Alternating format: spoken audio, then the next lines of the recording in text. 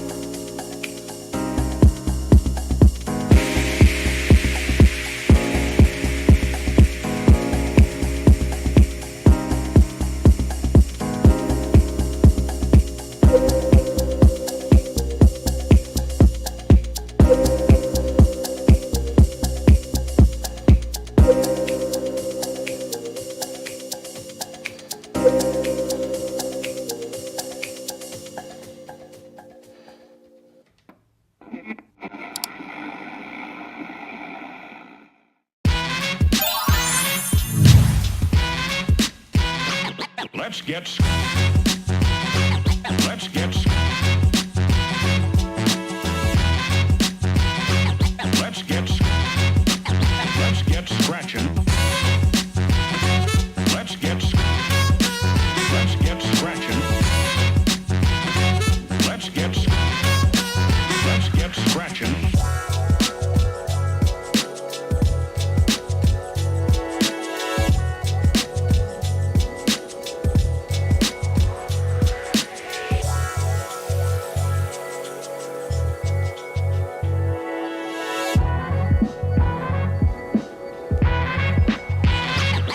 get scratching.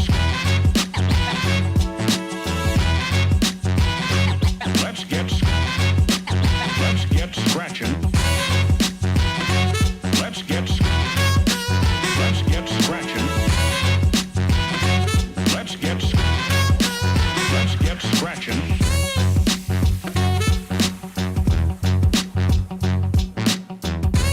scratching. Let's get scratching. Let's get scratching. Let's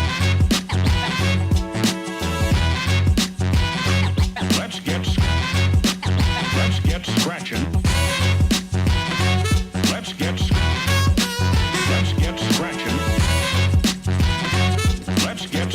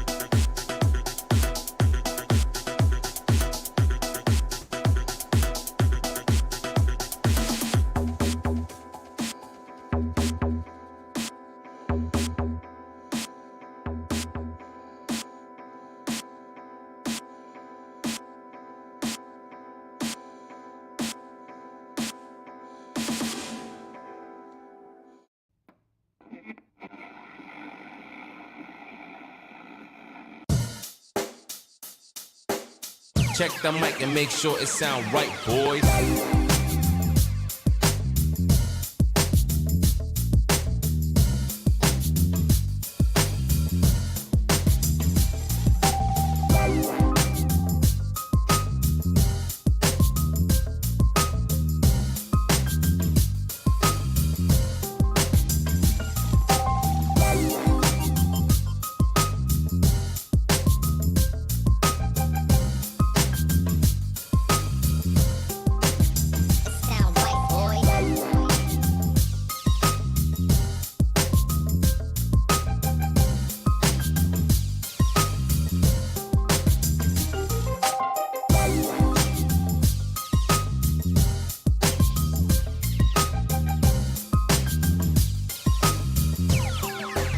It sound right, boys.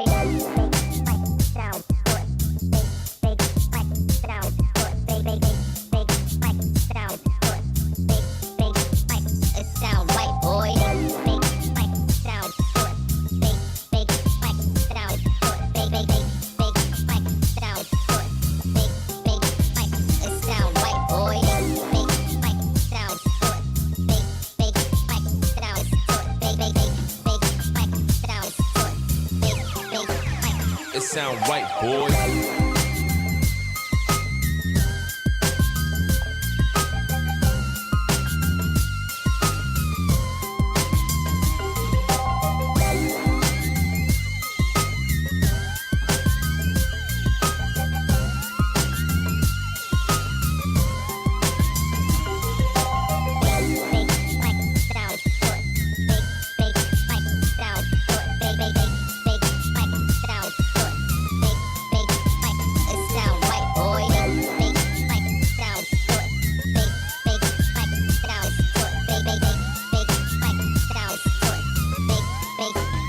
It sound right, boy.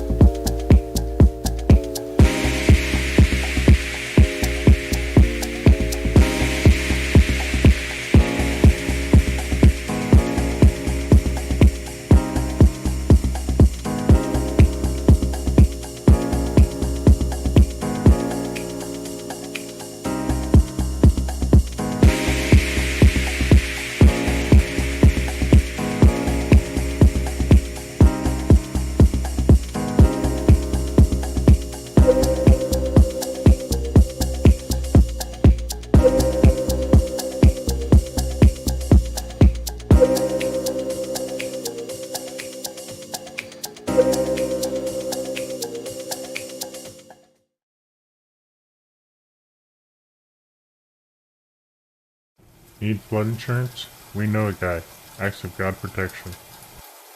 Your policy coverage depends on the value of your property and damage to livestock. Extended coverage? Look also for plagues, famine, drought, and holy wars. Policy coverage? Only 2 goats or a virgin daughter.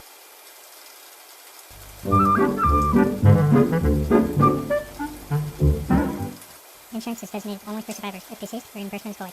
Slaves and women may not collect from policy nor be insured under policy. Our insurance covers flood damage. Additional costs for life insurance will incur. Infant and elderly deaths not covered under certain circumstances. Ask for details.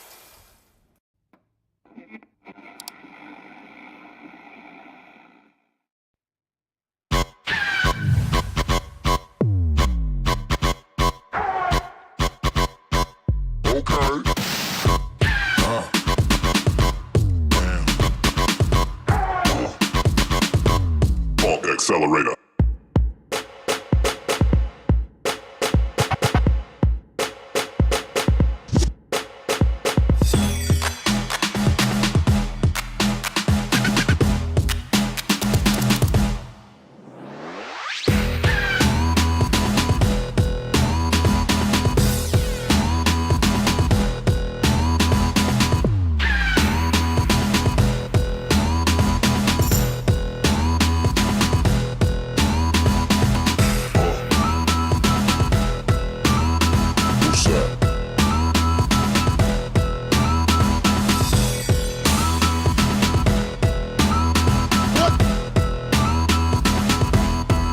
Break it down.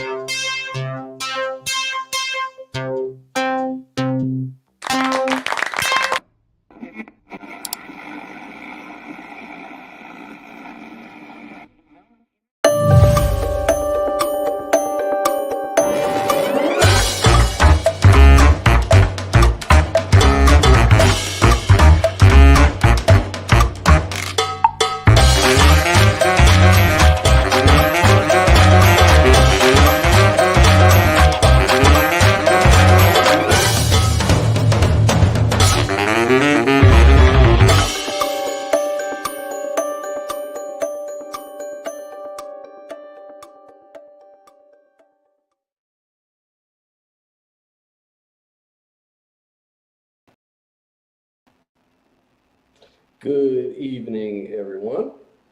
Man, sorry about the audio issue at the last part here, but we're gonna bring Cindy on to the stream, and we're still kind of waiting for Bryce, um, and we've got someone else coming on with him, Bryce and Mikey. Mike. Yep, Mike's coming on. So Hi, Scott. in the Good to see meantime, you. how you doing, Cindy? How's it going? Doing okay.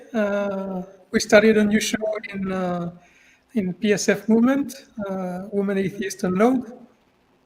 So yeah, Have you done would the be first great. show yet? Yeah, last week. Last week. Okay, okay. Awesome, man. What was it about? So it was the first show. So we introduced the future hosts.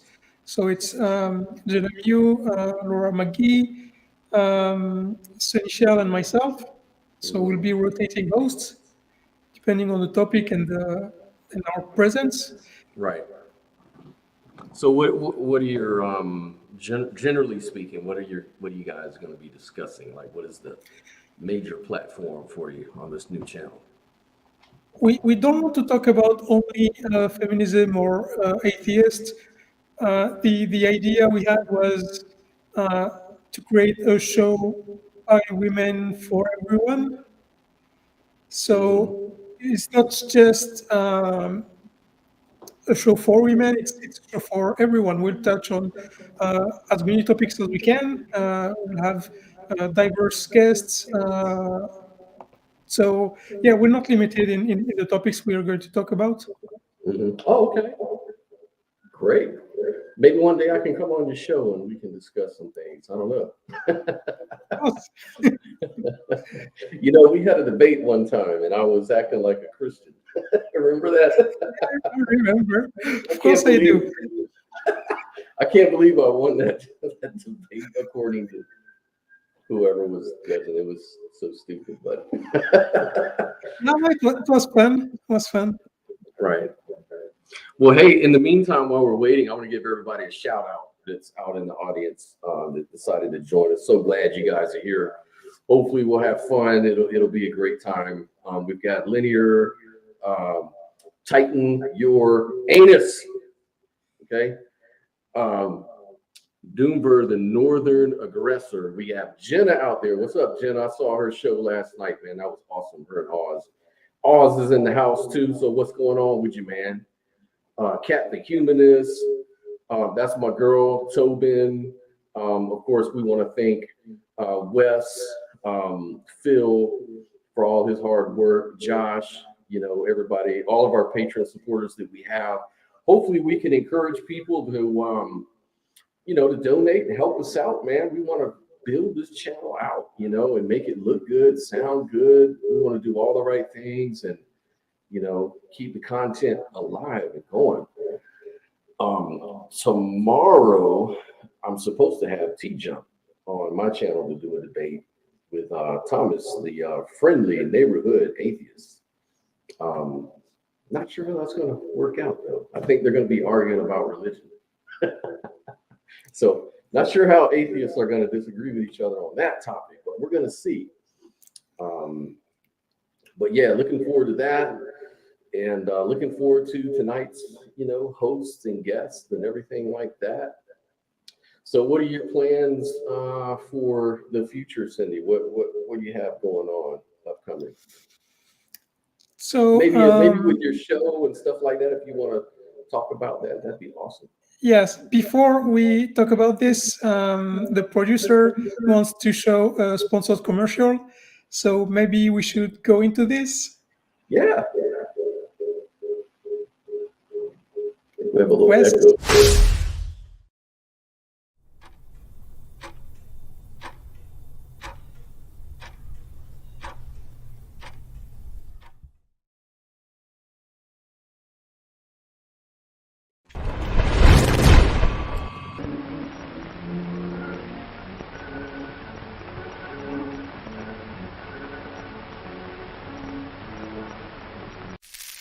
For all those awkward moments, try a smirk. packed with fresh roasted peanuts, peanut butter nougat, caramel, and milk chocolate. I'll get me through to lunchtime, no worries.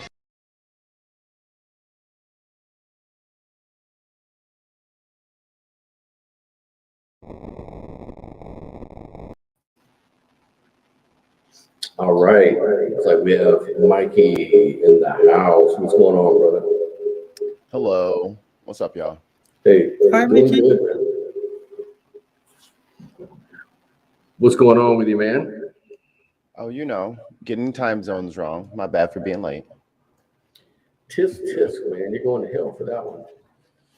Good thing it don't exist. It's my secret reason for being atheist. I can get away with all the sin, like being late for shit. Oh, man. Always and forever. It's like me, man. I get to murder and kill as many people as I want, Yeah, me too. But I don't have time, Right? And I've got a terrible echo going on, and people in the chat know it, and that's not good. Yeah, I think your us is coming through your speakers instead of your headphones. Yeah, that's weird. Hold on a second here. Hi, Cindy. Hi, Mikey. Nice to meet you. Yeah, what's up? We've never met before, so No. There we go. No. So you're a musician? Did I understand that correctly? that is true. No. I dabble, do a little something every once in a while. Yeah, I make music. I produce for, and that's me. No, too far. There's me for the Bin podcast. Tonight I have a show. It's called Dig on America, and producer for half of Nat One Hero stuff and Neil the 6'4" Atheist. I just be hanging out. I don't do much. What kind of music do you play most of the time? I like heavy stuff, but then I also make beats, so I try to put them together a lot. It sounds okay. It's pretty okay. Where can we hear your stuff, though? I am on Spotify, iTunes, all that stuff. My solo project is called The Deviants, and I'll write it in the chat here. Cool. Deviants. There you go. You guys can stream it 1,000,000 times each, and that would be great. And then at the end of the year, I'll get like 14, 15 cents. Tell me about it. Yeah. That's how it goes, man. The music industry has changed, man, so much so that, I don't even know if big companies really are trying to invest that much money in up and coming artists unless they're putting in all this money to do it, They're like, oh, cool. What's your social media following? Not, can you read and write music? How talented are you? Like, so what's your social media following? That's right. How many people can you get to a concert? Exactly. That's right. Bottom line is the numbers, man. Yep. Bottom line is the numbers. Cool. So we're just waiting on Bryce at this point, I guess. You guys are going to be having a conversation. Uh-oh. I don't know if I should talk about that yet or just let it go, or what's the deal? Oh, Mikey versus Bryce. Mikey versus Bryce. Yeah, man. Bum, bum, bum. So, what have you been doing lately as far as your shows and everything that's going on, Mikey? Last week we were off to do some production stuff. But season 2 of The Bin is kicking off tomorrow at 2 p.m. Central. And it's 2 p.m. because there's people in Sweden and the UK and California, and that is the best time to get everybody together. I know it sucks, everybody. You can rewatch the episodes on YouTube, but it'll be live on Twitch. We're having Landon Kurt Knoll come on to talk to us about the James Webb telescope that went up Christmas Day. Mm-hmm. It should be in Lagrangian point 2, which is about 1,000,000 miles past the Earth and the Moon. And it's just going to sit there and take awesome pictures of the beginning of the universe.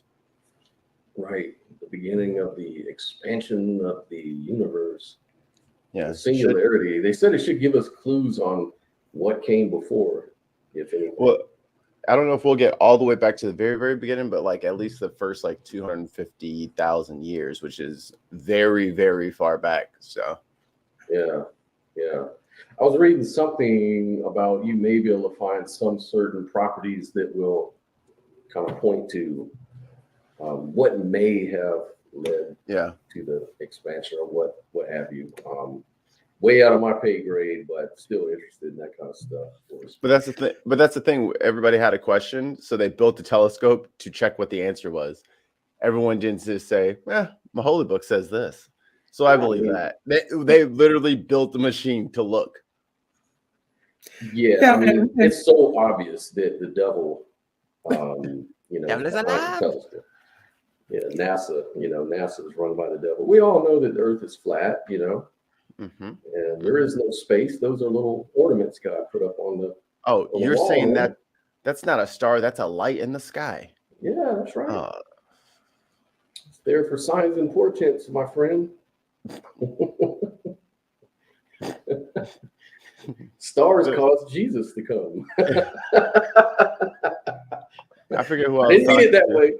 I forget who I was talking to. It was on Neil's show where they were doing their deconversion, and then like they were super into science, and then like I was like, so what's like some of the worst? Because he went to like a Seventh-day Adventist school, and they were young Earth creationists, and they were like, because I was like, so how did they explain like planets and like stuff being more than 6,000 light years away? Like how this was like, oh, they're that far away, but God snapped them into existence so that the light, they would intercept the light. I was like, oh my God. Yeah, that's right. I was like, if that is not literally moving the goalpost the size of the planet, I don't know what is. Well, heck yeah, man. Bryce is here, so the man has entered the building. Ladies and Bryce is going to start. Hi, Bryce. Fashionably late. Fashionably late. Hey, Bryce, how you doing, man? How's it going, guys? It's going. What's up? Sounds like you guys are talking about the creation of the universe or going back in time, or where did I come in on? Some sciencey stuff. We're proving the Earth was flat and that God created it. Yeah. I had I know a flat earther, and I've had this discussion, unfortunately, and I asked him why he thought the Earth was flat, and he said simply because that's the way that it looked. And that's right. When I pushed back on that, and asked him, what about all of the evidence? What about like when ships disappear over the horizon? That would only happen if there's some curvature, right? So how do you explain that? Do you know what his answer was? Wow. It was an optical illusion. Yeah. The Bible says. So on the one hand, he believes the Earth is flat because it looks that way, and you can just trust your eyes. And on the other hand, you can't trust that ships are disappearing over the horizon because it's an optical illusion. So that's those two arguments kind of cannibalize themselves. So that's when I realized the scriptures tell us that God spread the heavens out like a tent. Ooh, giggity. Yeah. So it didn't expand. There's no time that was needed for that. He just pulled his tent out together, and set it up out in the campground, man. But that's what's so crazy. His homeboy said, yeah, it was spreading it out, and then they would just plopped it in, and that's why the light looks like it's coming from so far away, because it was already on its way, and then they plopped. I was like, stop it. Did you ask him why God would do that? No, this was what he learned in school. So I didn't. Yeah, no, I know, but I guess like to me, if someone had tried to teach me that, the obvious question is, why would God do that? Why would God make it look like something other than what it is, other than to intentionally deceive us? To test your for the same faith. reason. Yes, for the same reason he put skeletons of dinosaurs that are 65 million years old. You need to trust your common sense, and you need to trust the scriptures. I mean, you've never seen a dog come from a non-dog, have you? You ever seen an elephant come from a pine tree? Thank you. Took the words right out of my mouth, man. Or Kent Hovind's mouth. Scott, what are you wearing? You look like you're wearing the chief engineer's uniform of the Starship Enterprise. Oh, that's who I am. That's Data. Put some dots on his lapel. That's Data. This is what it looks like. This is a nice sweater. Now I look like a damn character out of a TV show. Man, that's what makes it cool. That's the best part. Well, I'm going with it then, guys. Yeah, right. You gotta lean into the lean into it. That's right. Yeah. Turn Exactly. into that. That's right. I'm confident, man. What does our chat look like? It looks like it's pretty active with the regulars. It What really up, regulars? is, man. We got Shout some out to the cool- regulars. Shout them out. Yeah. Do we have any of our Patreons in here yet? Linear. I recognize that name. Who else? I think Kat the Humanist is probably somewhere. Yep, there she is. Yeah, she's here. Oh, yeah. What up? What up, Kat? Laura How you is guys here. doing?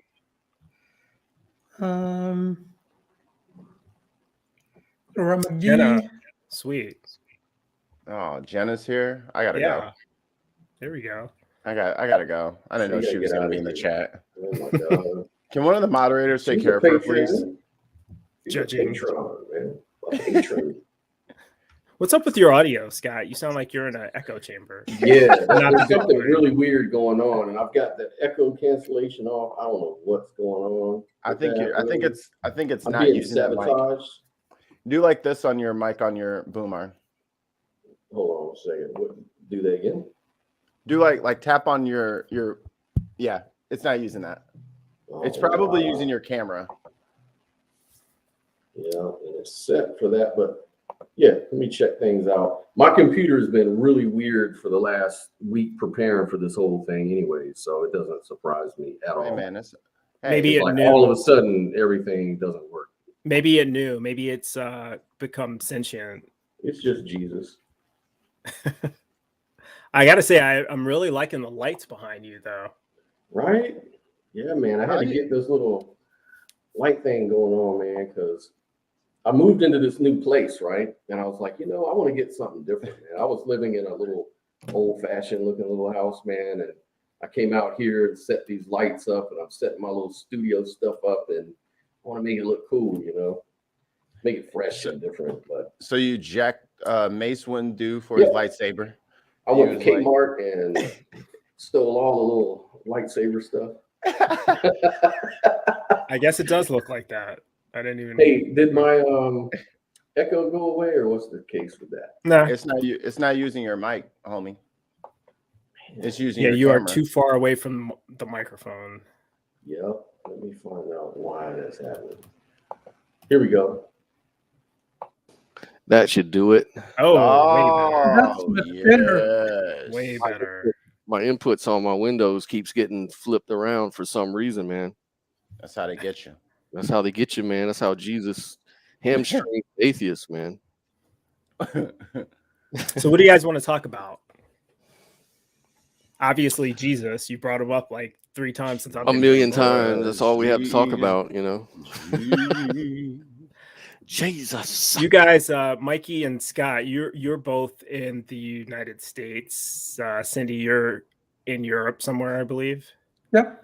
So Where? for you Americans, do we live in a Christian nation? How would you think answer so. that question?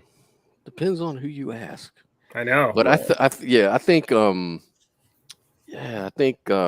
America was founded by a bunch of Puritans, but then more enlightened people came along and said, you know what? The reason you guys were escaping Europe was to flee from religious persecution. And so we're going to separate church and state. And I think that's been the going thing legally anyways. But like I said, if you talk to most people, they're going to say, this is a Christian nation, especially if you're down here in Florida where I'm at now. Florida. Florida. I guess it depends on how you define Christian nation, right? Does Christian nation mean nation with a predominant Christian population? Does it mean nation founded by Christians? Does it mean God's favorite country? I don't know. I don't really know what it means.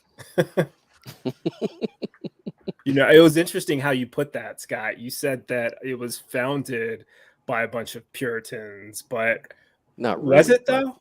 Like, not really. Who really founded the country? People looking for a difference. Maybe some people were fleeing persecution. I think that's kind of folklore, I guess. Well, I guess, but it wasn't. What I'm asking is, who was it though? Like, who would you say are the? Because we talk about the founding fathers, but then we talk about people who predate them too. So Exactly. who really founded the country? Like, can we Exactly. narrow it down Exactly. to specific people? I don't know. I don't know. That's kind of subjective too, right? Was the country founded when the Pilgrims landed, or was the country founded when the Constitution was ratified, or when the Declaration of Independence was signed? Like, when did the United States begin? Mm-hmm. Mm-hmm. Anyone? It's a really good question. I would Probably at the say beginning of the colonies. Yeah, beginning of the colonies. I think it was an evolving process like anything else, you know. Yeah. What do they teach you in France, Cindy? About U.S. history, or do they? Yeah, a little bit, but it's hard for me to distinguish what I learned since and what I learned at school, because school was a long time ago. So Yeah, I don't remember me exactly too. what I've You been and me taught both. at school. But I can tell you what we see today. I'm French. I've lived in France for 35 years, and now I've been in Belgium for 6-7 years. So both very secular country with a low religious population. So what I can tell is that from our perspective, it seems that the US is turning into a theocracy. That's interesting how you put that. You said turning into a theocracy. So is it your perspective that we used to be more secular in the past than we are today? Politically, yes. How about that, Scott? You agree with that, or repeat that one more time? Or do you think we're more secular? Do you think we're a more religious country today, or secular? Because Cindy was saying in Europe, from the perspective of someone living in Belgium, the United States appears to be getting more religious, at least in terms of politics. Right. I think that's kind of a misnomer. I think it's more secular, to be honest. I think there's more nuns in the country than ever before. I think that's the growing non-affiliated, demographic. you mean? Non-affiliated, yeah. So, but Not you know, nuns, it depends like on Catholic nuns, right? And you know, again, it depends on how we're defining religious, because a lot of nuns consider themselves Christians, and they vote, and they want to outlaw abortion, or they want to do other things that are motivated by religious ideals. But it's hard to say. It just depends on how we're defining these terms, I think. Yeah, religion, the way religion intersects with politics in our country is very bizarre.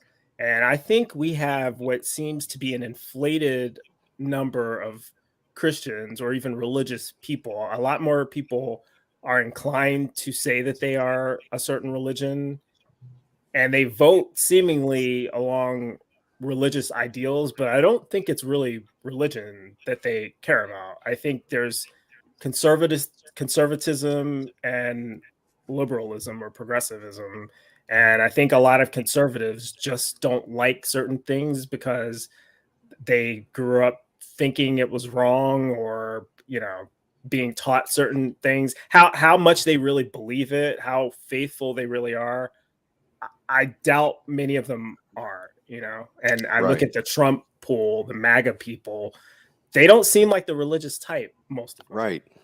They're very non-religious acting people, but yet they don't mention Jesus very often, but they do say things like abortion is wrong, gays are wrong, and don't let Mexicans come over, which I don't think Jesus said any of those things. Yeah, there are 2 points to what you're saying. First is, it looks like some states are more and more led by religious thinking, but not that much at the federal level. Right. On the other hand, then I lost what I was going to say. It's you were saying it's relative to the state.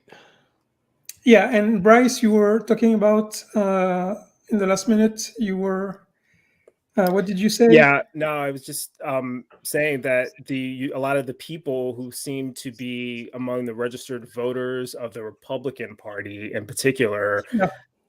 claim to be voting on religious grounds. They say they're aligned with the Christian right, but they don't seem to be Christian in any way other than them saying so for the benefit of politics. There's there are one very Oh, go ahead. yeah, just I'm finishing. There's one American concept that's alien to French or Belgian people is single issue voters. Oh yeah. That just doesn't exist here. So, what are the issues what distinguishes the right from the left in Belgium? I don't think we should. Should we not talk about that? No, but Belgium is very, very complicated. So, because of its geography, so the country is divided into three regions: the north, which speaks Dutch; the south speaks French, and then there's Brussels and the big city of Brussels. So each of them has a government. Then there's a federal government, and then there's also language communities which have a government as well. So it's like it's complicated. Everything is intersecting. Like, for example, education is the responsibility of language communities. Police is state region led, and so it's very complicated. And so because of this, the Belgian government has to make big coalitions to rule, and that's why sometimes Belgium stays like 2 years without any government, because unless they reach an agreement with all the different small groups, well, they can't make a government. Well, sometimes it seems like that's the way that our government operates, or lack thereof. But we won't spend the whole night talking about government. For those of you in the chat, hey, Randolph, I see you, and I see your question, wanting to know how long this event is, what's this party about, how long we're going to be up here. We're going to be up here for quite a while. This is our Patreon. What are we calling it? Our like a drive, Patreon drive, fun drive. Yeah, there you go. We're looking to get more people and more subscribers and more Patreons, and we think that these are really interesting conversations that a lot of people would want to participate in if they had the awareness of it. And so, hey, if you guys know people who seem to be part of the community, the secular community, mostly atheists, but we don't always talk about religion here, reach out to them and let them know. And thanks, Mikey, for being a new patron.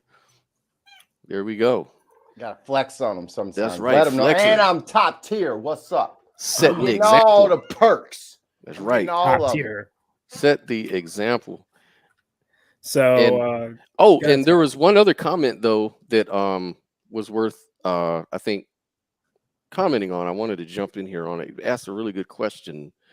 I think this came from Ghost Lovin, who said nuns exist because our knowledge has outpaced religion before we had a chance to properly cleanse our religious predilections. But here's an argument somebody may come up with about that, though. We're just I think that gay marriage, for example, just a few years ago, it was a hot topic. It was very contentious. Now it's not even anything that's contentious at all for the most part. And a lot of religious people go along with it and don't have a problem with it. Like, there's no big deal about it.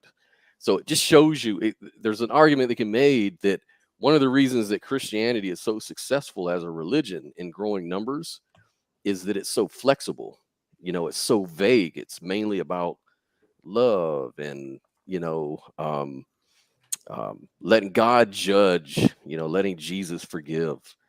And I love the idea of talking about judgment, especially when it comes to things like that, where society is shifting, where we seem to be moving towards more progressive goals. So let's definitely, if you guys are up to it, let's talk a little bit more about that on the flip side. But before we get to the flip side of what, right? Our producer has got some clips to show you guys. And basically, this is kind of our reach out, Promethean secular frontier. We are a secular community looking for more secular folks to talk about science, politics, religion, humanism, and pretty much all the things we've been talking about. So if you guys are unfamiliar with our material or you haven't watched our shows, check them out. And here's a little clip of what you can expect to see from us.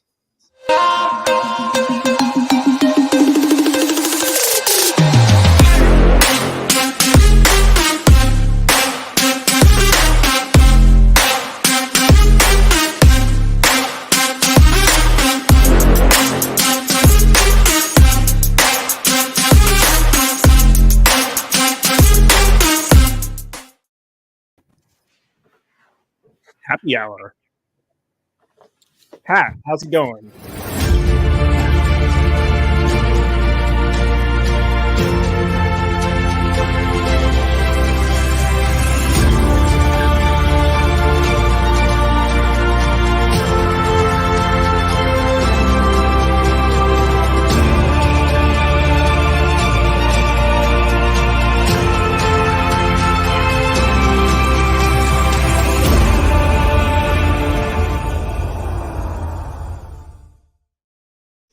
Did you know that your deity is totally for abortion?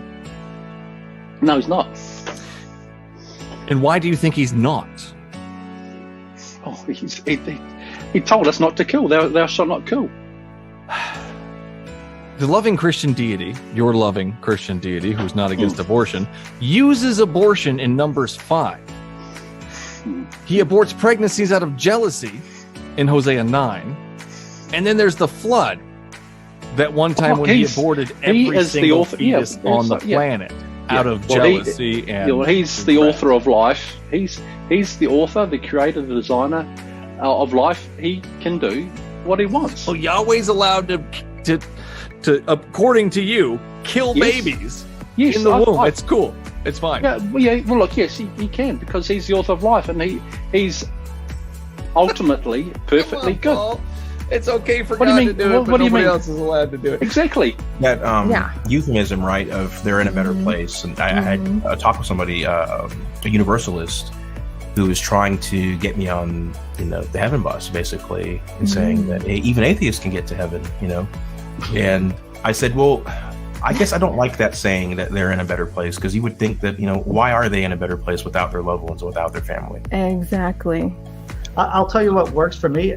On my bedside table next to my bed, I have a bottle of Rage, and I take a daily dose of that.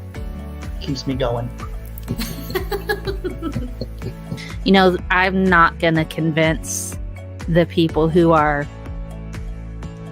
head first diving into that, the devil planted the fossils, that's why evolution is wrong kind of stuff. Right. I'm not going to convince them. But there might be people who ask questions like I did, and just kept asking questions and weren't satisfied until they got an acceptable answer. And I thought, well, I'll be that person to answer the questions for you. Now, Craig has explicitly said that the purpose of his apologetics is not like to get at truth or anything. It's to convince people to believe in Christ, and often more to the point, to stop people from leaving Christianity. So, and he's explicitly said in some cases that Christians should not, or most Christians at least, should not read atheist or other material, because they might be convinced by it. Like they might not be cognitively ready. So you became unconvinced once you started digging into the Bible a little bit more and comparing it to science, and realized that this just doesn't seem to add up. Yeah, well, like contrasting it with reality, basically. So then you start to learn, okay, well, Noah's flood didn't happen, and Moses most likely wasn't a person.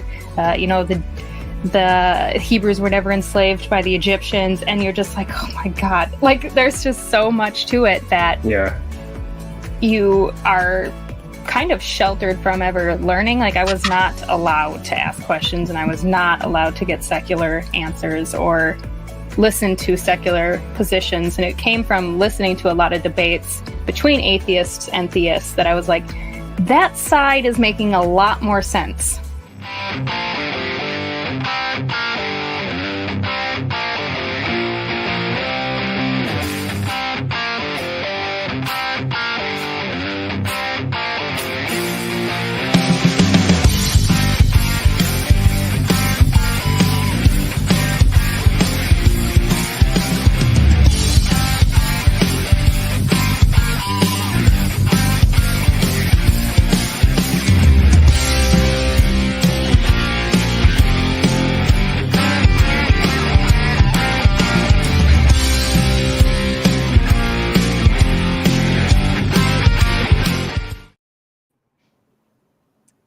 Guys, think about that. Got a Awesome. lot of and got an invisible cup. Pretty sweet. Until I get sponsorship from the beverage people, this is what you guys get. What are you drinking? What is your beverage of choice? It's right here. I'm not giving them no free plugs until they start sending out them cases. I am drinking a tangerine wheat ale that I've never tried before, but it's not half bad. And what are you guys drinking this happy hour? I don't see any drinks on Pat's table or Cindy's table. You guys, I'm drinking. Sydney, I'm gonna give a pass to. It's the time is different. What time is it there? It's 1 a.m. So it's dark early in the morning. What's your excuse, Pat? It's 4 o'clock in the afternoon on the West Coast. I mean, it's not even dinner yet. It doesn't have to be 5 o'clock to be drinking time. It's drinking time somewhere. Certainly it is for us here. You got to drive somewhere tonight, Pat? Probably around 7. Yeah. Never mind then. All right. I will stop the peer pressure. No pressure. Something you said earlier, Bryce, with the gay marriage thing, and this is how like religion can like ruin perfectly good people, because the Democrats could have done that a long time ago. They had several supermajorities where they could have pushed the legislation through, but they didn't because they're Christians and they didn't believe in gay marriage. But then the pressure from that they were seeing the right going, they're like, I've always thought gay marriage should have been a thing. And then they just hopped upon it and was like, you've been in office for 38,000 years. What do you mean just now is the only time you can get it through? So as much as I love railing on the right when they're wrong, phrasing, the Democrats aren't any better. And it's the same thing with a lot of civil issues too. Is like they're always for it after they see how bad the right steps in it, and then they try to capitalize on that, and then they act like that was their position from the beginning when it wasn't. It just wasn't.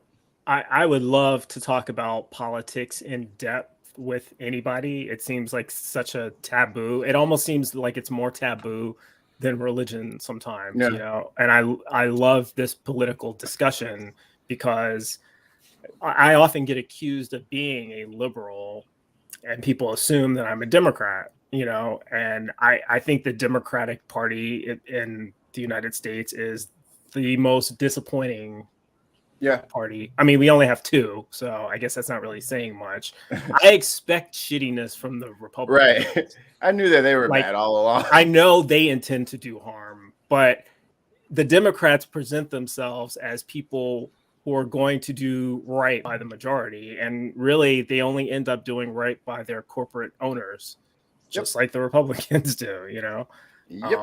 So yeah, they just say it in a nicer way. But it's just talking about how evil the other side is doesn't tell me what you're going to do for me. You know, that's what they spend so much time doing that. They spent so much time doing that over the last 4 or 5 years. Look how bad Trump is. Look how bad the Republicans are. Okay, what are you going to do for me? Are you going to increase our wages? Are you going to, erase student loan debt? Are you going to do anything that like we need? Well, we're not the Republicans. Well, that's not good enough, you know. And then they threw Hillary Clinton in our face, like, you better vote for her. It's like, bro, we're about to lose. Like, she's the worst. She's the heart and soul of the establishment Democratic Party, you know.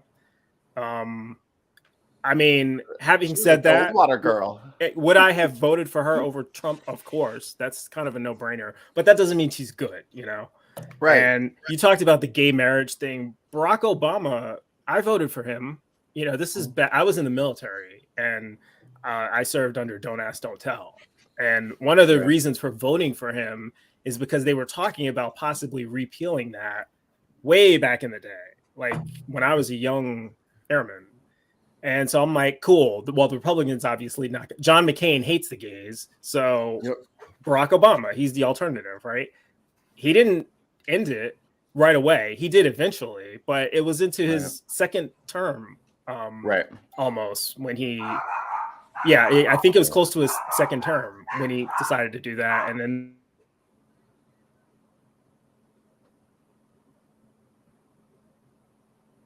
a Chacchoa? Is that what happened?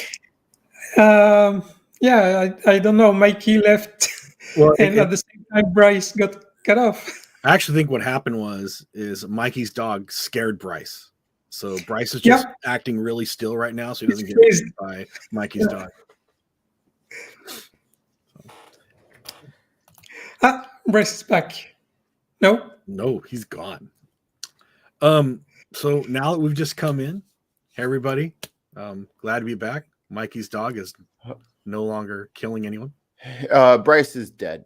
My dog just killed. I had to switch to Wi-Fi for some reason. My hard line went dead, so don't know what that was about. But I think I was saying about how, I was expecting kind of Obama to get with the program on gay marriage much quicker than he did, but he had to evolve, over a period of time, which tells you that Mikey's right. The Democrats literally just came on board with that. And I think it was largely out of convenience because they saw it as something that could galvanize the left and get them to vote for them. I don't think they really cared about letting gay people have rights or trans people have rights or anything like that. I think they just saw it as an opportunity. They knew the right was against it. So they're like, hey, we will pander to this side. That's a new voter block we could pick up if we just pander to the gays now. And then we'll still lose like half the elections.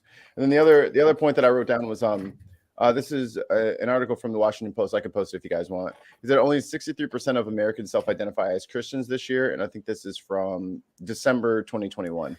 A marked drop from 75% 10 years ago.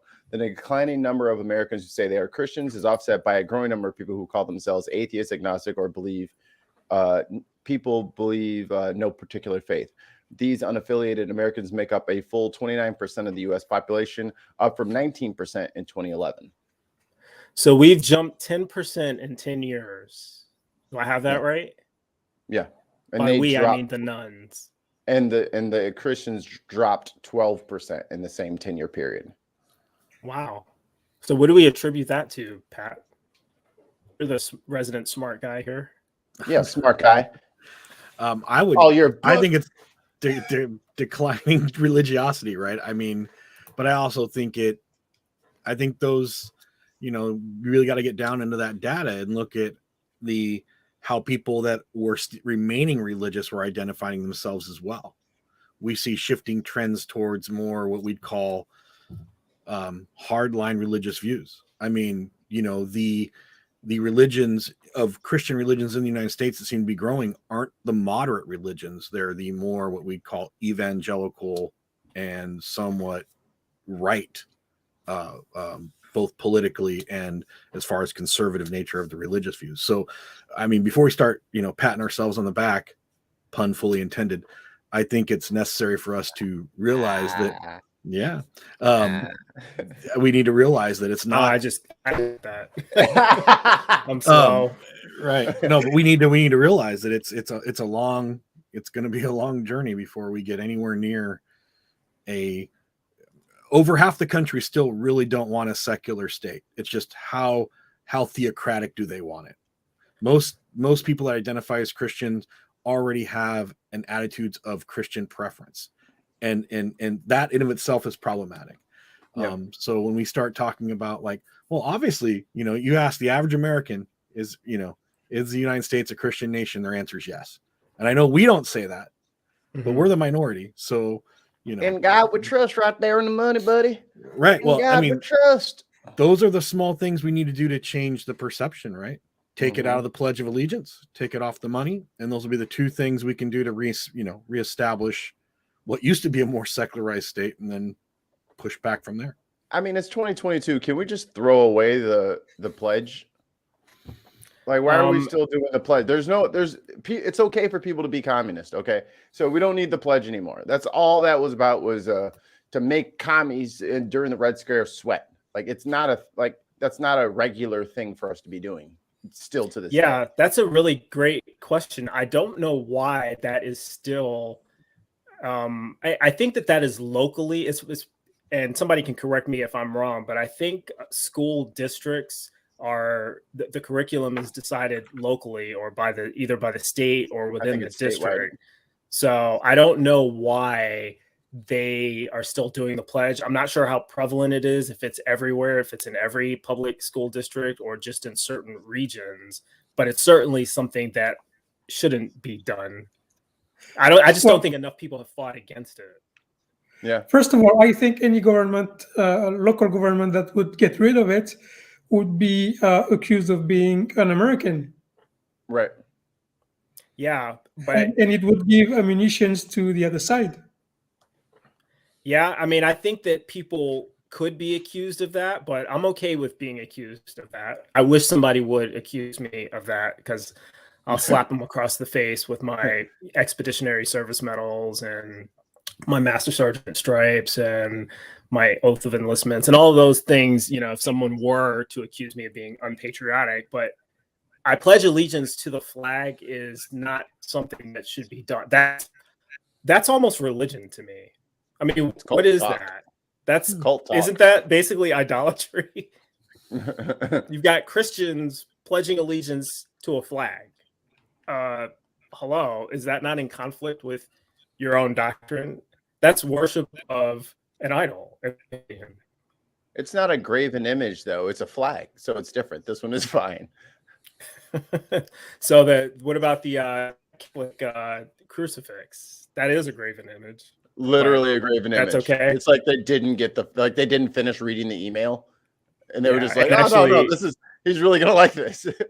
Randolph put a comment in the chat about the Catholic Church a few minutes ago, talking about how the Catholic Church has lost some of its membership when the child abuse epidemic was publicized.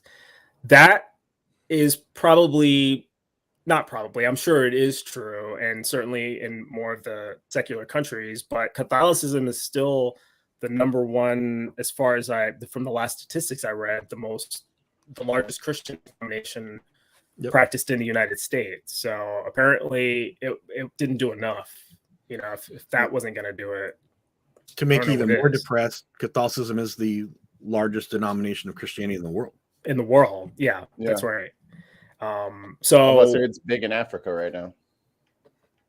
Yeah. Well, which is, it's such a, it has the appearance of being a very corrupt institution, not in the most obvious ways that we all know, like that, but just the way that it inserts itself into these poor countries and tries to become the dominant religion by taking advantage of the poor. I mean, I think Catholicism presents itself under the guise of being there to help the poor, but I think they're really taking advantage of the poor. Actually, I think all churches do that when they, when they have taxes exempt status, they're kind of taking advantage of. Do they really care about poor people, or do they just not want to pay taxes? You mean kind of like when the U.S. government pays for poor countries' infrastructure in order to elicit certain military and never mind. I never accused the U.S. government of being innocent of this. Oh, I didn't. It just seems that there's a lot of ways to manipulate that whole charity and good works thing, right? The thing is, there's enough people both inside of and outside of the U.S. government to call attention to the sins of the government. But within the Catholic Church, there's a history of cover-up and pretending that there's no corruption. Well, when you're given absolution by God, by the same people that are committing the sins, I mean, it is a kind of win-win system. You know what I'm saying? Laura has a comment in the chat here. Let's see if we can get that up. Can I not be loyal to my? Oh, I didn't see the first one. The pledge, is religious nationalism, and then the second one there. Can I not be loyal to my country without pledging to a flag? Yeah. The answer is yes, you can. And then the second part, how far should that loyalty extend when there are legitimate concerns to be addressed? And this kind of touches on what Pat was saying. I think, was it Mark Twain had a quote about patriotism, and I don't recall it exactly, and I don't want to butcher it, but basically it was, the point he was making was that the patriotism means supporting your country when it deserves, but criticizing it when it deserves. And that's not the exact quote, but the point he was trying to make is patriotism doesn't mean supporting your government when it's wrong. Blindly. Yeah, just blind support, pledging, no matter what. America's the greatest country in the world for all reasons. It does no wrong. I don't think anybody really makes that argument, but it sounds like people say that sometimes. I think some people do feel that way, though. I feel like they really think that America hasn't made any mistakes. It is perfect. It is ordained. It's perfect. And if you don't like it, you can leave. Like that is their day-to-day But you know what? thinking. You know what, Mikey? I agree with you. There are people who say that, but I don't think that before somebody clips it up. Well, here's the thing. Neither do they. The people who say that are lying to you. They're saying it as a way to kind of further whatever their agenda is, but they only think that until the government does something they don't like. And the reason they need AR-15s is to rise up against the government that's coming to take their guns, which is kind of a circular argument, but they don't trust the government. They hate the government. The government's evil, small government. But yeah, America is and I guess maybe I should distinguish between America and the government because they do, right? To them, America means the Christian nation, I guess, but not the U.S. government of our elected officials or any of our institutions. I wish they knew what they were talking about so I could argue against them more accurately because they don't know. They blur everything together, and love of country is love of police. Love of country is love of the right wing, but love of country is not advocating for people's rights. Being patriotic doesn't mean that you don't cheat your taxes, like a lot of church people that I'm finding out. Like by following the rules of the land and paying your dues and helping out your neighbor, that is American. Even if your neighbor is trans, even if your neighbor is gay, that doesn't matter. As long as you're helping your fellow citizens, you're doing your part as far as I'm concerned. Yeah, and those first things that they talk about where they say, you said, loving police. They only love police until the police actually try to prevent an insurrection. And then they hate the police and throw fire extinguishers at their heads and try to kill them. They only love the right until the right votes against Donald Trump. And then Liz Cheney gets ejected from all of her things. So they don't even really love those things. It's fake. They're lying. And they're just talking. And they want a theocracy just as long as it's their specific brand of religion in power. It's always the same. Well, yeah. The good one. I mean, almost as a political experiment, I want to see the fundamentalist evangelical right, how they'd react to a Catholic theocracy where we instill hierarchical control by a pope. They'd lose their minds. like they want a fundamentalist evangelical system. I mean, that's really, but you start going, well, what about the Presbyterians? They'd be like, no. Like they definitely, they want a fundamentalist, So no Presbyterians, no Catholics, no Episcopalians, no Methodists, only Southern Baptists or Pentecostals or those kind, right? Those Seventh Day Adventists don't stand a chance if they have to give up their Saturday afternoons. They ain't going for it. No, and they definitely don't want those moderate Christians either, right? And I'm using the scare quotes because moderate Christianity is kind of like tall, short people. It's not really a thing. So. Yeah, It's not a short man. and I guess maybe transitioning to that a little bit, just to navigate. We never really navigated away from Christianity, but I don't know about you guys. I am a former theist. I used to be a Christian. I was more of the liberal leaning. I guess you would call me a moderate Christian, but I considered myself on the left. So I don't know. Is that a moderate Christian? Maybe, Pat. I don't Sure. really know what that would be called, but I was certainly not fundamentalist. And I thought that was the most reasonable position to be as a Christian at the time. And now as an atheist, I have almost flipped on that. I think that they are more ridiculous. I like them more, and I'm happy that they are there to kind of talk Jesus sense into the other kind of Christians, but they're the most ridiculous in the sense that I don't know why they are pretending that Christianity is what they think it is. Ding, ding, ding. Winner, winner right there. Because I'm actually the same viewpoint as you.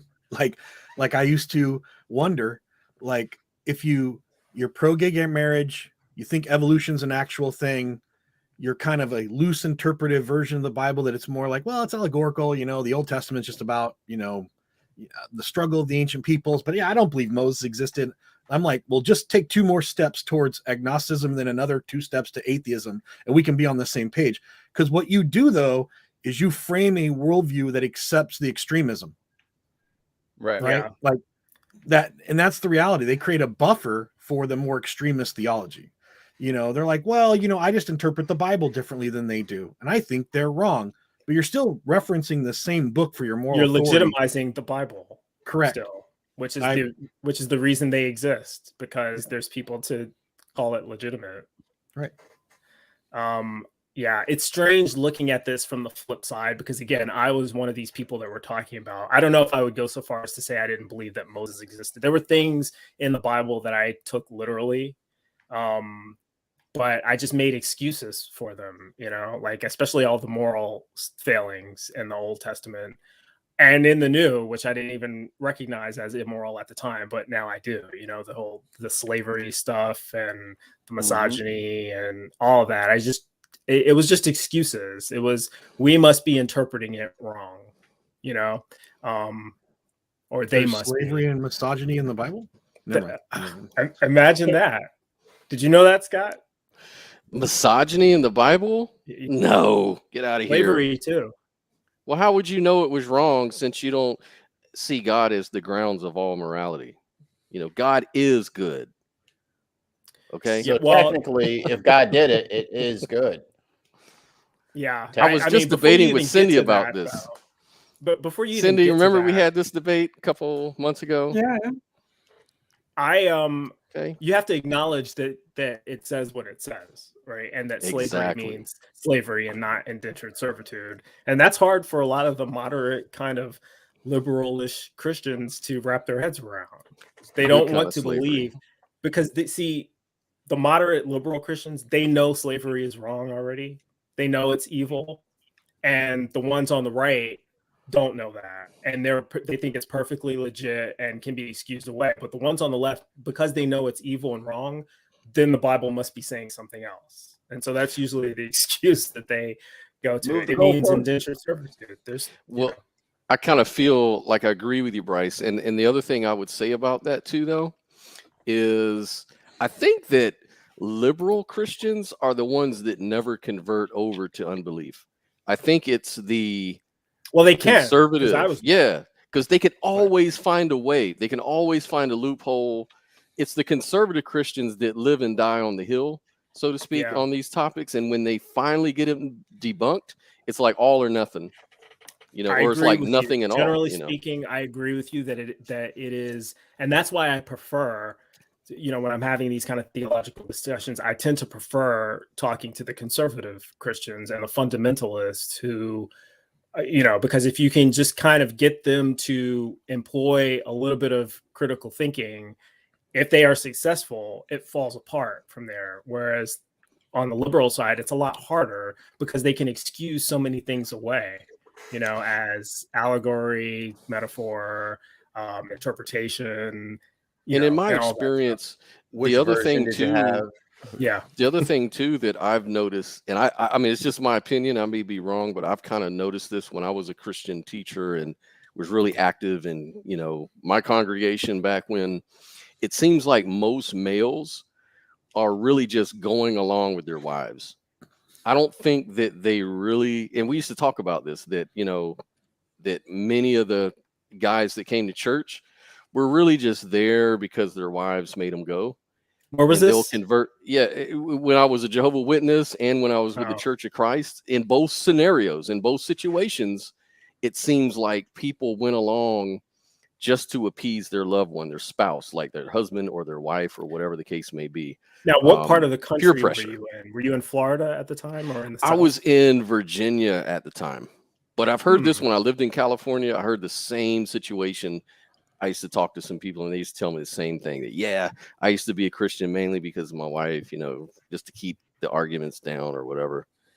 See, I believe that Strange. from the California people, and I mean, I believe you regardless. I believe your story. I don't. It seems more plausible to me that the people who are not in the Bible Belt would be doing that. They would be kind of just going along. And I don't know if this is kind of just me like stereotyping or whatever, but I feel like in the Bible Belt it would be more the opposite.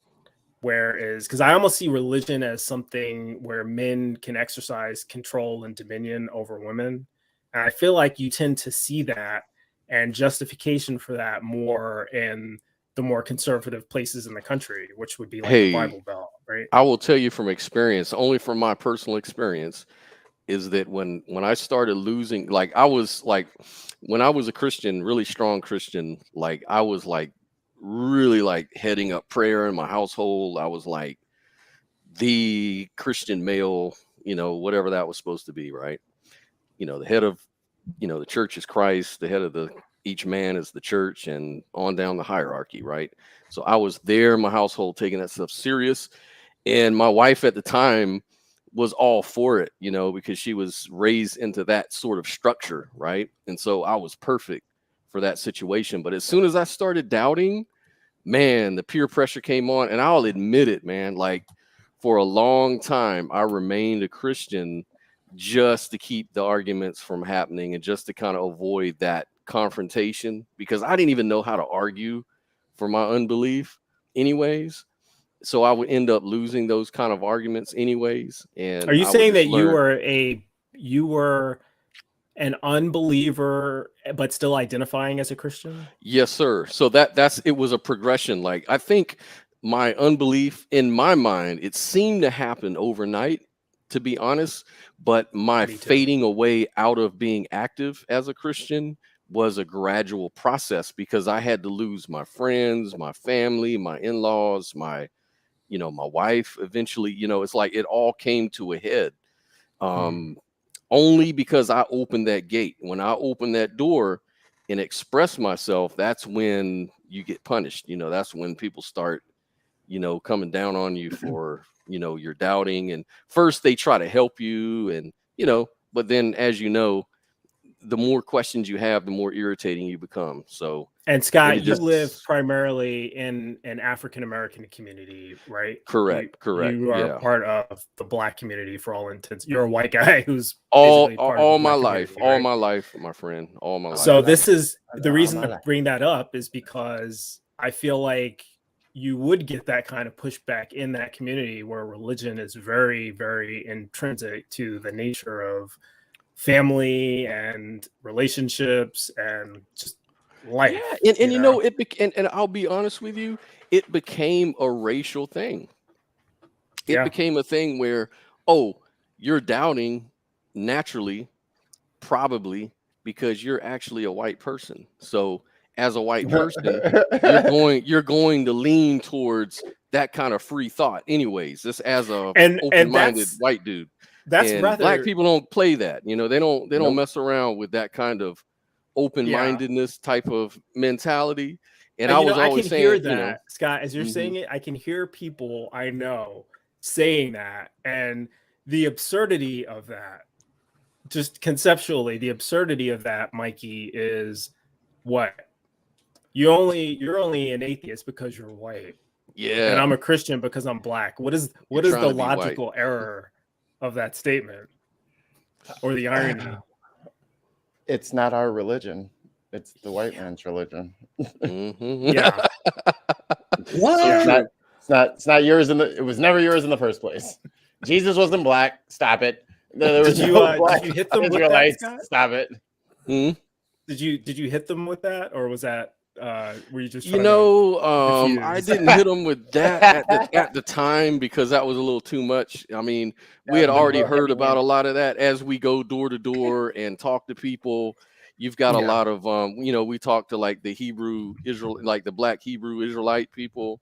Don't let They the would hit Hoteps you with get a hold that, of you. or we would you would hear that stuff from certain Baptist church members that would say, I believe in black Jesus, blah, blah, blah. And that stuff, we never took it serious because it's like God is a spirit. He doesn't have a color. He's not a human being like me and you. He's transcendent, so that kind of argument would never take off anyways. But, I just want to point out that the black Jesus issue was fully covered on an episode of Good Times. So yeah, if you remember. Was it covered as the comedy? Damn. Yeah, the comedy it ought to be. Yeah, JJ got in trouble because he put up a picture of black Jesus, and his mom and dad were very upset about it. But then even his dad came around because white Jesus wasn't working for him, but black Jesus, a lot of good stuff started happening. Okay, I remember that episode.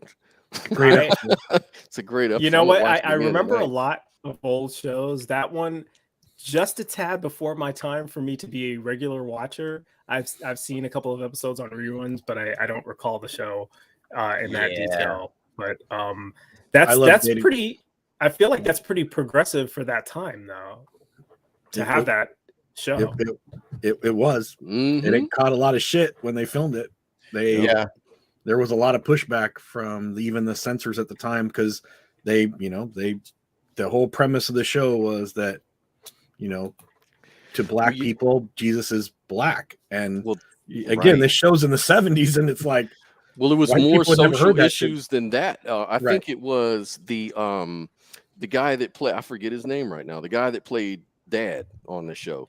Right. Oh, John Amos. Yeah, John Amos. He always pushed to make the show more conscious, and he was the driving force because they had other episodes like regarding like black white issues, not just the Jesus is black issue, but other black white issues too.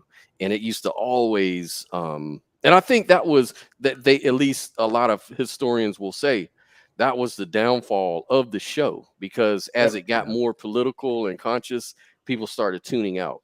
Right. That's I'm here to interesting laugh because at- I'm waiting on the what's happening. I ain't trying to hear all this. Mm-hmm.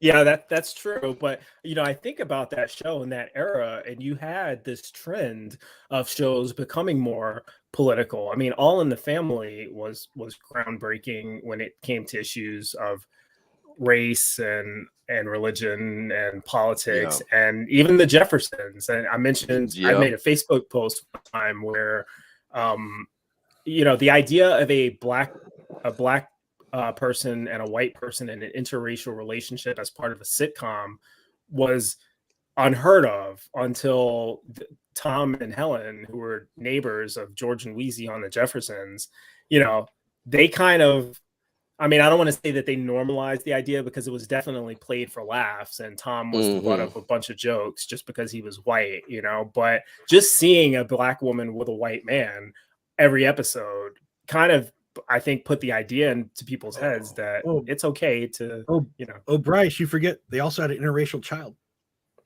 I didn't remember that. I they sure did. Been watching at that point, And their daughter was considered black, but had to navigate being biracial when she wasn't accepted by the Jeffersons. In particular, George didn't want his son initially dating her because she was a biracial child. Even on Archie Bunker, when I think Archie Bunker himself was going in a shop. I remember this episode a long time ago. He was with a black woman, and they were shopping together and doing stuff together. And then one of his friends were like, "Hey, what you doing with this Yeah. You know, and it remember was that. like, yeah, it was really bad. Yeah. Laura McGee. Hello. Yeah, y'all were just Hey. chatting about TV shows, and then, like suddenly I'm on. We were as part of All our, shows that I never watched, so I have zero to contribute to that conversation. Yeah, they may have been. Well, I don't know. Are you my age? I can't remember how old you are. I don't know if they may have been before your. I mentioned some of them were a little bit before my time, but I watched a lot of reruns, so I got to see them. But yeah, they're definitely shows, and I didn't even remember that episode that Pat was just referring to. I do know what he's talking about because I saw the YouTube clip of it very recently, where Archie Bunker walks into that store with the black woman. I can't remember what her relationship is to him, but they're friends. And then this racist, comes up to her and it's like, hey, you shouldn't be messing around with, the colors. He didn't use that language, but that's what he was saying. But it was clearly offensive. It was clearly, and he took offense to it, which is interesting because he's supposed to be the racist of the show, but not really, But he changes. The show is about his progression, about his, especially after the death of his wife and, Meathead leaving, but Meathead having had all this positive influence on him, his daughter kind of rejecting him. And then remember, for a season of the show, he's alone. Mm-hmm. And he's I never got that learning. far. Yeah. I mean, He missed that voice. Yeah, and then he starts changing, right? And he realizes he's been a curmudgeon and a kind of an a-hole his whole life, and he starts coming around. That's really interesting. I mean, I'm not gonna say he's a good guy at the end of the show, but he's definitely in a better place he was than when he started. Hey, Phil. So I never knew. Oh, hey, Phil. Hello and welcome. I think you're muted. You're muted. Okay. Hey, everyone. I'm going to do a little bit of a turnover here. If you don't mind me interrupting you for a second. We've got some people to bring in, and some people to say goodbye to for now. Yeah, it's dinner time for Mikey. Yeah, so I was about Mikey, to say, thank you all you. had your moment. Bye-bye. No.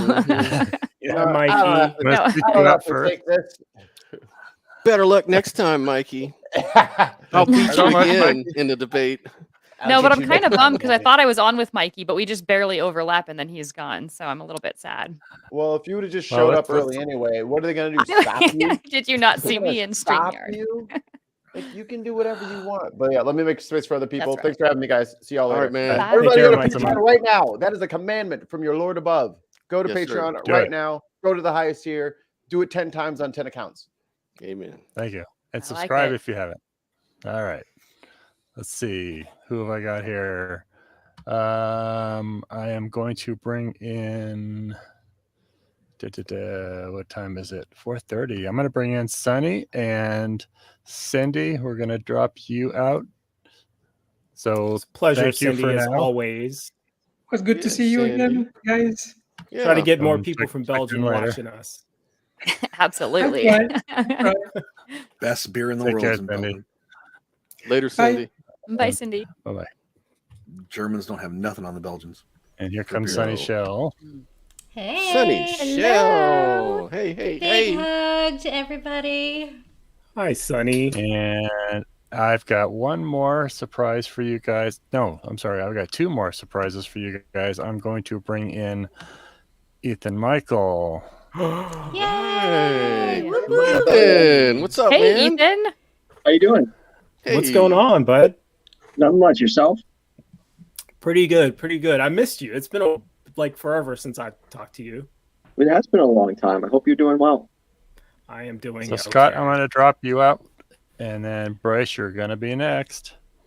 Okay? Hey, I'm going to absorb whatever few minutes I have with Ethan Micheal, and then you guys can transition and go in whatever direction you want. Don't kick him off quite All right. yet. They're having a bro moment. Okay, well, don't do that.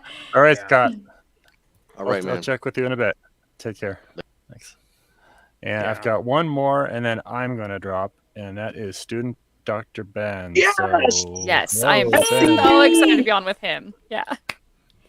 So Yay. Good to everybody- me. I think this is my first Go. time ever on with student Dr. Ben. All right. I'll see you in a bit. I'm still waiting for student Dr. Ben to change their name to second year clinical residency rotation number 4. Dr. Ben. Ben, I think you're muted. All right. I don't hear your sorry. audio. Yeah, my mic's working now. We're good. There you no, go. I have a year and a half left until residency, so we'll get there. How old are you, student doctor? 27. Are you? Oh, okay. My eyes deceive me. Man, I feel so old. Well, I Me look too. young because I'm trans and I'm only 7 months on T. So fair enough. That's You look great. Yeah, I always felt like that was kind of an unfair advantage that trans men had, because when they transition, they can look. It's like, you know. It's like a I mean, I second guess puberty. I look young for my age, so to speak. So I guess I don't really have much room to complain. Ethan looks young for his age, so he doesn't have much room to complain. But I do feel like it's kind of a cool advantage to, you know, if you've lived 20 years or something, and then you transition, and then you look like you're 15. So, you know, you can kind of fool people. It's clearly not an advantage worth having, given all the struggles that are involved with that. But in terms of just looking young, I just want to point out, Bryce said he, Ethan, and Ben all look young and left me out. Oh, Well, don't take it too personally, Pat. Yeah. You look Bryce is like, distinguished. you look He didn't fucking include me or old, Sunny bro. either, so we can we can all be we offended were together. left out in the heap, but I guess we're like old people, sagging, looking terrible. No, it's we've gone over the that. issue with Sunny and Laura, and they know this because I've said this many times, is that I know how old Sunny is because she's told me, but I've told both of them they look, and I can't remember how old Laura is, but I think she said older than what I was expecting. And so, yeah, they obviously look young for their age as well. Pat, you look distinguished to me, and Thank you. seasoned, Thank you. and I'll take it. intelligent, and like an educator. You've And reached distinguished. If I were to say that you looked young, I almost feel like it's an insult to you, because you're someone who is I really would take it. No, I'd really. You would take it? Yeah. I don't know how old you are, actually. Is your age a 52. secret? No, 52. Look, you look just fine. Yeah. You don't look 52. Yeah, I don't think you look There you go, 52. Ethan. Thank you. Ethan is now top of my list. Ethan, I've copied your style in recent months. I should say since last summer. I have a lot of my style? summer wardrobe has been tie-dye option. So The bright nice. shirts. yeah, inspired by Ethan Michael. Well, Yeah, thank you're a you. trendsetter. And you're not wearing it today, so Well, I'm wearing this cool like hoodie. Does that I mean, it's count? got character. It just doesn't That have is many cool. colors. Yeah, that is Ethan pretty does- cool. Ethan does have a tendency to wear loud shirts. I like my clothes to reflect my personality. Nothing wrong with that. I You like have a bright and sunny, colorful personality. Thank you. You have a bright and me personality. Yeah, I was gonna say, like, Sunny also There you has a go. bright and sunny personality.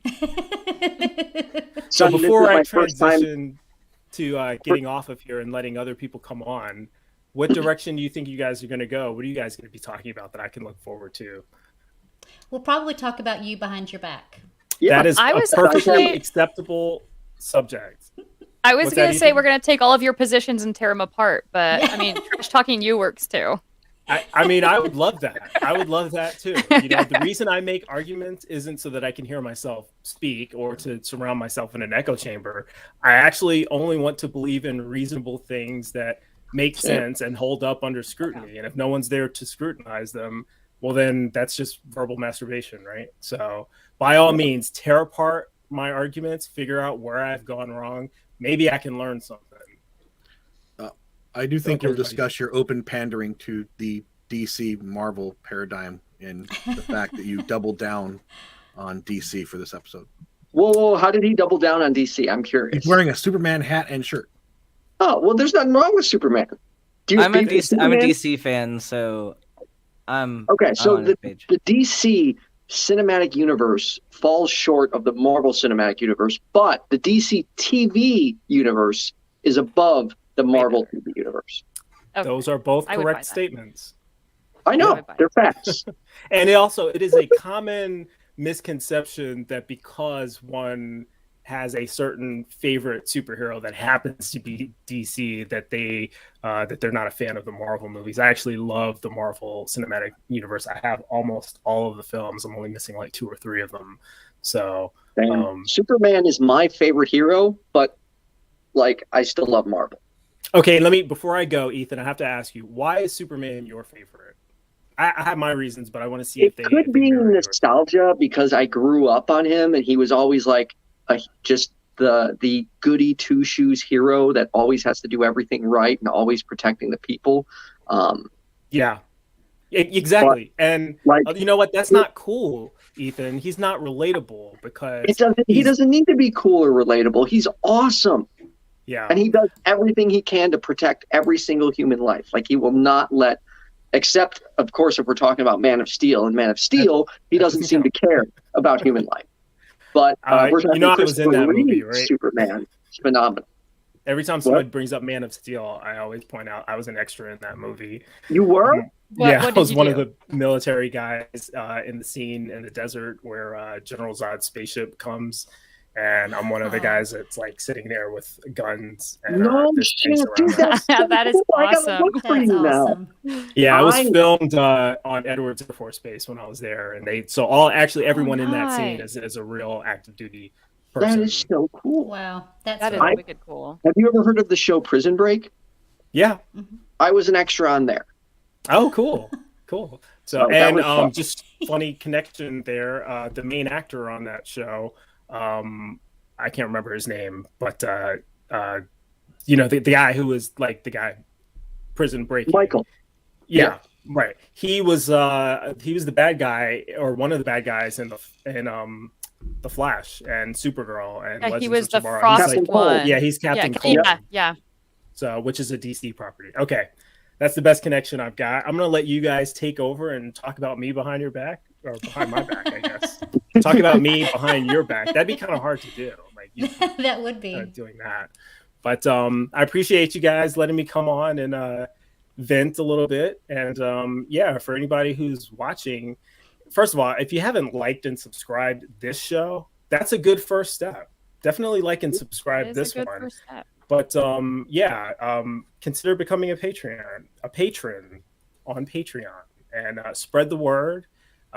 We talk about all kinds of stuff: religion, politics, race, pretty much all the stuff you heard in the last 10 minutes when I was ranting. So if any of that stuff is of interest of you, we get cool guests like Ethan Micheal and student Dr. Ben, and we have great hosts. So Promethean Secular Frontier. While you're here, guys, while you're here, I got to extend an official invitation. I would love to have you on The Perspective sometime. That would be so good. I would love to be on The Perspective.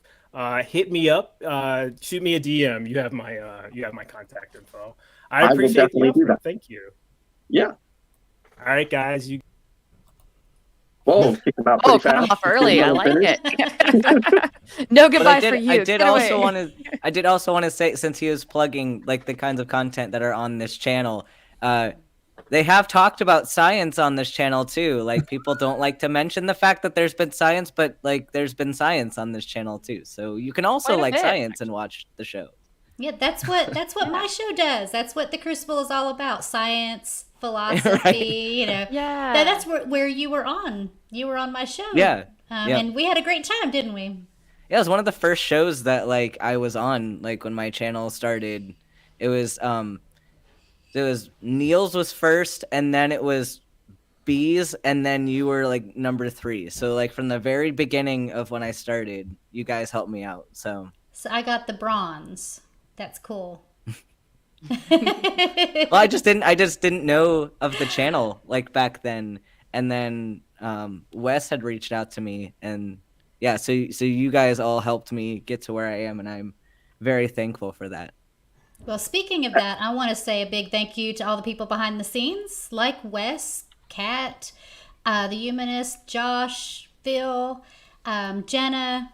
All of the people behind the scenes are really what make us able to do this show. So as you guys are supporting us, which we hope you do, keep in mind there's a lot of people behind the scenes that are doing some amazing work, making sure we get great people on.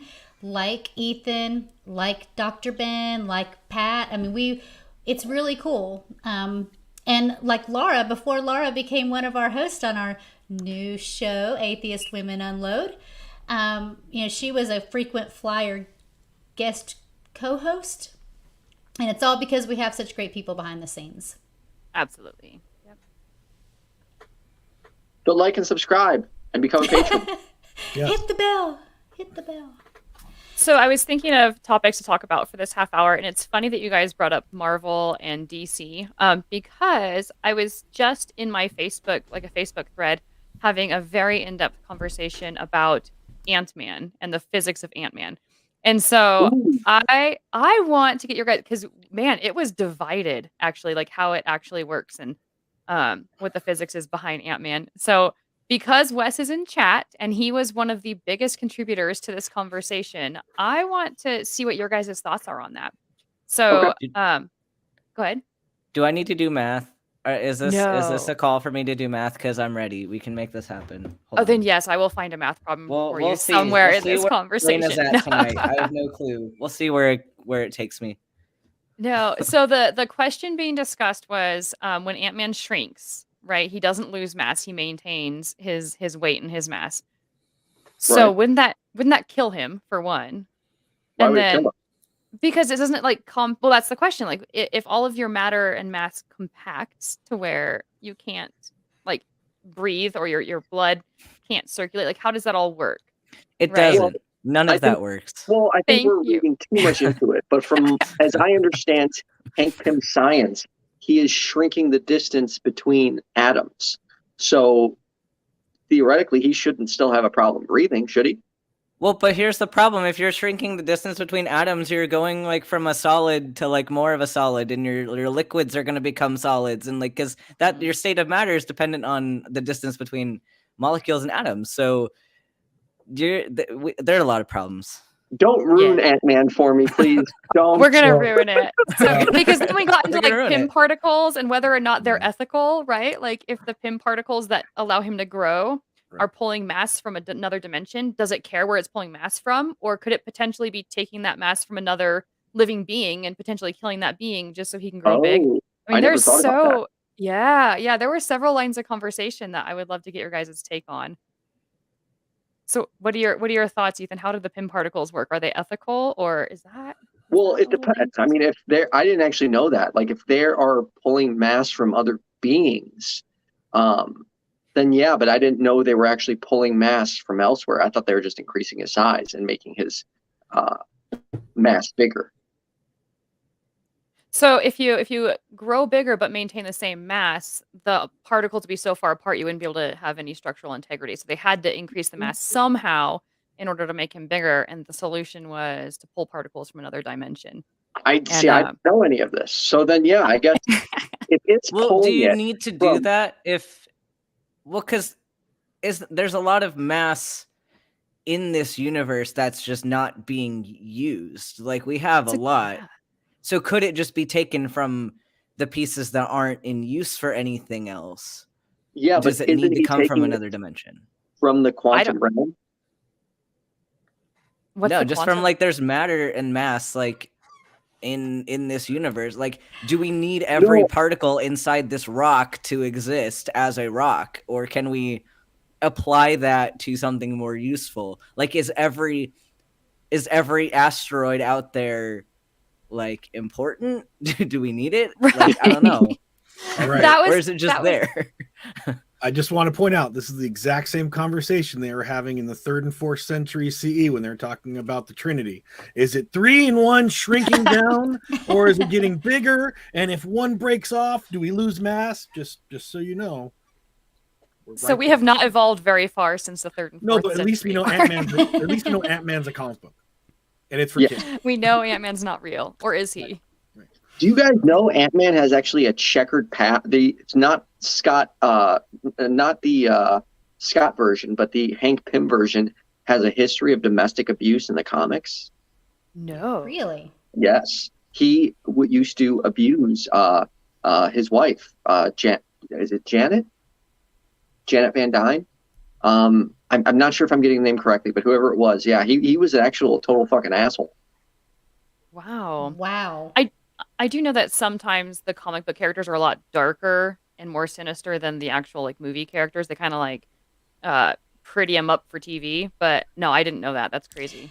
Now, was this back in, say, the 40s and 50s when domestic violence was not seen as it is today? I mean, there were news articles this was that I a found. long time ago. I don't know specifically when, but it was many, many years ago. Okay. Because I had found some really old newspaper articles, and some of the articles were like an article from a reporter who had talked to several men about how they discipline their wives. And, what do you do if your wife gets out of hand a little bit? And it was a discussion on, do you smack them around, or, at what point do you start smacking? And that was in, a regular newspaper. It was just considered like, Wow. that's how your wife should be submissive to you.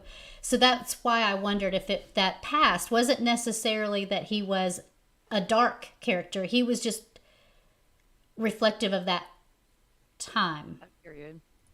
But he didn't age. I don't know. I'm going to have to look into this more now. I'm curious of the specific time period where he was like this. Which I do need to have a caveat to that. There is, even if the time period made that seem acceptable, it's never not okay. acceptable. It was never acceptable, never good. That reminds me of when I had a conversation with, and I hope I don't get called an Islamophobe for this, but I had a conversation with a Muslim, and they were justifying Muhammad's pedophilia by saying it was okay in its time. And it's like, no, it's never, sorry, I should have said trigger warning, but it's never acceptable to be with a child ever in any scenario. Mm-hmm. Yeah, no. So as a former Muslim, I hate that argument. I think it's effing ridiculous. The argument that I bought into is just that she wasn't as young as everyone says she was, and I was like, oh, okay, right. Well, that's cool. At least she wasn't 9, right? I'm like, oh, she was really 16 or 17. Okay, but no, I think that there's no excuse for continuing to do it today. I think that there would be a historical context in which to explain the behavior. That doesn't mean that the behavior is okay. So to say, yes, the Quran contains this, and yes, the Hadiths contain these, and at the time that was normal, that doesn't mean, oh, therefore it's okay, right? Right. And that's what a lot of people struggle with. That conversation, it seems to really go south really fast. Right, yeah. And I think that there's a difference between Islamophobe and pointing out the horrible nature of some of the beliefs. It's just like when we talk about Christianity, which we do a lot. We're not Christianophobics. I don't know what that word would be. But you know what I'm saying? It's okay to criticize the belief. It doesn't mean that you are against everyone who believes that. Exactly. And I think we need to recognize that. I think it's a hot button issue in the United States, because of, our history since 9/11. And no one wants to sound like we're, all Islam people are bad, or Islamic people are bad, but we need to question these things, and we need to bring up beliefs that are, that oppress other people and are not good. After I say things, like all of a sudden it gets really quiet. Like I'm always waiting for someone else to respond, because I feel like if I jump in too much, I'm like taking the spot of their 30 minutes. I think we're all trying to be polite and not talk over each other, which is totally okay. Mm-hmm. I love it. But yeah, so you guys were sitting there talking about Ant-Man and all of that, and I was sitting here being really quiet because I'm not a big DC and all of that fan. I'm a Trekkie. So I'm like, are we going to talk about anything like Trekkie? That would be really cool. Or The Expanse. I love The Expanse, and I'm very sad that it's... I don't know what The Expanse is. I am a fan of Star Trek. I'm not a Trekkie, but I'm a fan. But I don't know what The Expanse is. We can segue into Star Trek, because that actually came up in the conversation when you talk about mass and like adding mass or subtracting mass. The conversation of the teleporter came up. So there's a lot that can be overlapped. Or warp drives. What's that? Or let's talk about warp drives and how or cool warp that would drives. Yeah, but like, how does it work in actuality? Like the teleporter, and this was like the whole ethics of the PIM particle went into the ethics of the teleporter. Are you committing suicide every time you use a teleporter? Right? So is someone murdering you every time because your particles are dissolved, and then they use other particles at the other location to rebuild you, right? That's an interesting concept. Then we have to define some terms of murder. Like, does murder require it to for you to stay permanently dead? Because I feel like if you were to, even if you were to inflict a fatal wound on somebody, if somehow they survive, it's not murder, right? If they don't die, it would be like a severe injury, right? But it wouldn't be murder until they died and didn't come back. But if you are teleported, you are no longer the actual matter. Like, you are completely new matter in a sense. It's, or not matter. That's probably the wrong Well, you're word. saying you're a clone, right? A clone. Yeah, you're a clone. Are you saying you're a copy? Yeah, it's like a fax machine. Yeah. Okay, so if that's the case, then if you are a copy, you wouldn't retain any of your memories because they're just copying the matter. They're not. How would they copy the memories with that? Because memories are just basically neurochemical connections in your brain. They're just synapses connecting together. That's true. So if you can basically clone a person, take a snapshot, a genetic atomic snapshot of a person, and reconfigure everything in the exact same order, then you have the same memories. That new clone thinks that it is you. So theoretically. So technically, I would actually, if I teleported right now, this version of me would be dead. Is that correct? You would die. Yeah. So you would dissolve and die, but then a copy of you that thinks it's you would continue. Right. And here's the trick too, is that you could actually make, once you have the imprint of you in the teleporter, you could just make, I think this is what could happen. As long as you have the basic material, you could just make a bunch of yous. And each one would think that they're the real you. I don't think the world needs more than one of me. That's for sure. I was trying to look it up. They actually had this whole. They dealt with this in the show, and I was trying to remember which one it was. Someone teleported, and I can't believe I can't think of who it is. In the Next Generation, someone teleported, and their clone or whatever, they actually became two separate people. That is a classic Trek episode. Yeah, yes. Which episode is it? It's the Good Kirk, Bad Kirk. Oh yes, no. yes. Well, they also did one on the Next Generation. It wasn't just on that. It was on who was it that had it? Riker. It was Riker. Riker. Also, he ended up seeing. It was like a separate person. He was a darker person. So you have the Riker that's like the usual Riker, and then you have the bad Riker, who had ended up going on a whole different stream. But yes, I forgot that Kirk had done that too. And Kirk neither Kirk was the full Kirk. Right. Which was the problem. And they had to try to figure out how to integrate that. But in Next Generation, they didn't. They were actually they lived separate lives as clones. So did they have the same memories from the point prior? I mean, I don't know. I think from the time they start having separate experiences, they start having separate memories. Yeah. Yeah. But I'm terrified of the idea that just because I want to be located somewhere else, that I would have to die, and then another version of me would continue on and keep living. But it's not going to be me. I'm not going to continue to have those experiences. Like that to me brings it's scary. It brings a new ethical element into it. Like, yeah, it's just sci-fi, it's just make-believe. But what are the ramifications of that? That's right. I still want to keep existing. I don't want to cease to exist. Mm-hmm. I don't want to cease to know. That's the perfect time to bring them on. Cease to Hey, everyone. Thanks for having me on. I appreciate it. How are you guys doing? So good. So Cease wanted to come on a little bit early because we were talking earlier about Islamophobia, and he really wanted to touch on that, which I think is a great topic to go back to if you guys are cool with that. Oh, absolutely. Definitely. Yeah, I just wanted to address, because what Sonia was saying really rang true to me. I find that term is really being used to kind of shut down conversation. Yes. Fair criticisms against ideas is being kind of twisted to be synonymous with bigotry, and it's incredibly intellectually dishonest. And the problem is that we're in a situation now where there's so much white guilt in this country, in the U.S. precisely, where as a way to kind of not seem racist, the left, and I'm politically I'm on the left, okay, but I see a lot of people on that side of the spectrum kind of really not work towards supporting the voices of secular Muslims and non-believers in those regions out of fear of being called an Islamophobe.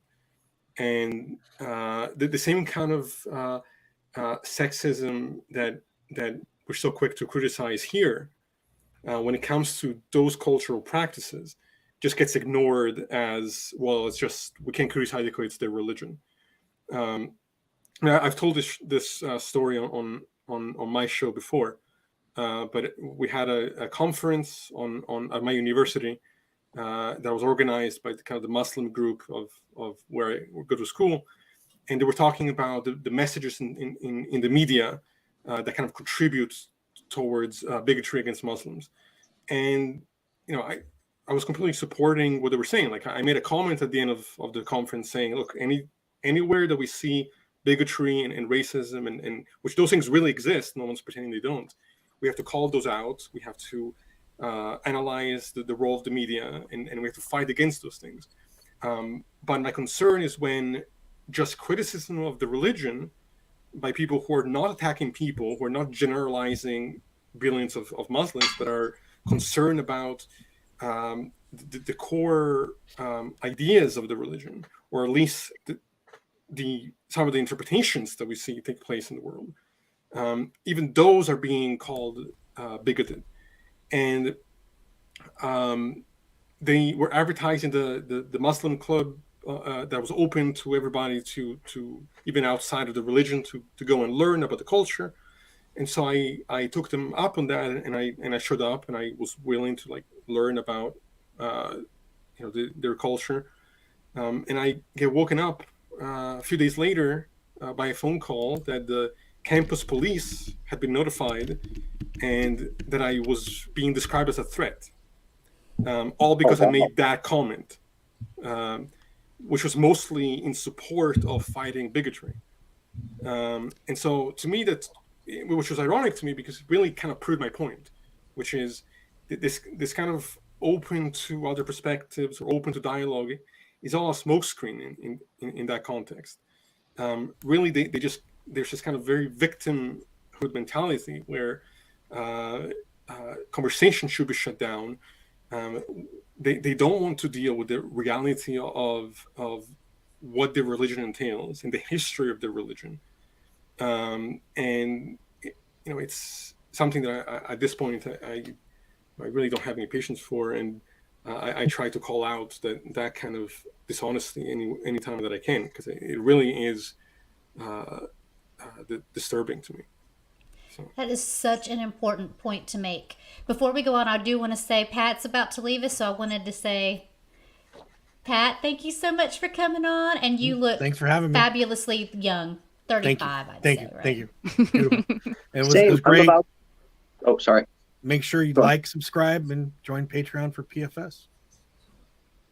Yay, PSF. yeah. Awesome. I'm going to echo that. Thanks for having me, Wes, and everyone. It's been an enjoyable conversation. Make sure you like and subscribe. If you're not a patron, please consider becoming a patron for as low as $1 a month. These shows take an incredible amount of work and time, and there are so many people behind the scenes. Believe it or not, that $1 makes a difference. And if you can't donate just $1 or more, please share the stream. Share it on your Facebook. Share it on your Twitter. Do everything you can to help the channel out. Every share makes a difference. So thanks again for having me. It was nice talking with all of you, and I hope everyone has a good stream. Awesome. Thank you, Ethan. Good to see you, Great. Ethan. Thanks. Yeah, I can't wait to work with you again. This is the only time we've been able to work. So Can I just say that I want to be Ethan when I grow up? There are far worse people to emulate. I love his personality and his charm and his ability to communicate. So yeah, it's a good goal, good life goal. Absolutely. Yeah, my Now- time is up here too, so I gotta head out here as well. It's like the mass Aw. exodus. Aw, Matt, yeah, everybody's leaving. Well, it was really good to see you again, and I can't wait to have you back on the show.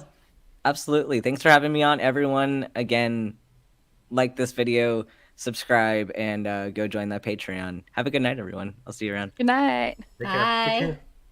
All right, let's get back to Cease to Know. I wanted to explore this just a little bit more. I wanted to give them a chance to go, but I didn't want to minimize what you have to say, because that's extremely important and prescient is what you're saying, because we deal with this a lot, and the left. I'm also a leftist. I'm a far leftist probably, but that is one thing that really frustrates me is that we tend to silence people based on what we think, or what many people think is being progressive, when it's actually not. It's being oppressive, and it's not really listening to the important topics that are being said. It's saying we're hurting a person when we're not. We're hurting an idea. We're not challenging. We're challenging an idea, not trying to hurt a person. Right. It's performative virtue signaling. It's kind of a yeah. racism of low expectation. And we see that take place in all kinds of forms. And I mean, this is a little bit different, but kind of reminded of, I recently started a TikTok account where I'm posting short things there. And, I got one of the, the usual type of Christian comments where I was told that, I'm doing the devil's work and I'm going to hell and all that. And my response was actually, I thought fairly diplomatic. I was like, look, I support your freedom to believe what you want to believe, but I think that you're unwell. And these kind of comments are the reasons why I'm doing what I'm doing. And their response was, you're so rude and you're so arrogant and pompous. And I'm like, you're coming on my page telling me I'm going to burn in hell. All I said was, I think you're unwell, and now I'm suddenly like this horrible person. There's this victimhood mentality where theists don't want their ideas criticized. They want to go around and try to take people's rights away, and cause trauma and instill the fear of hell onto kids. But if you just tell them, I think that you're detached from reality, and here's why. Now you're Suddenly like you're the bad guy. You're a bigot and you're the devil and all this nonsense. So I do try on my show as well. Like I try to find common ground with people who see the world differently than I do, and I try to find their humanity.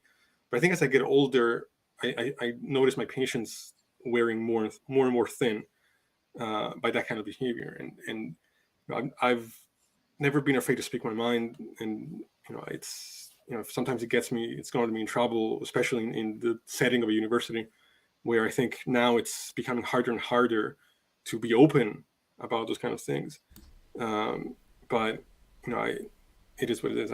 I'm still going to say what I think. So I applaud that very much. I really think that there's something to be said for like multiple groups and it's not just religious groups, although it is definitely predominant religious groups, where you can't challenge my idea or a belief that I hold, or else you're challenging me as a person, right? I think that that's very, very widespread. I think it's very problematic. But I think one thing that makes it worse is our willingness to acquiesce to that. And I know it sounds like harsh and it sounds kind of shitty, like I'm being like kind of a jerk, or I want to be able to deliberately insult someone or say whatever I want to them.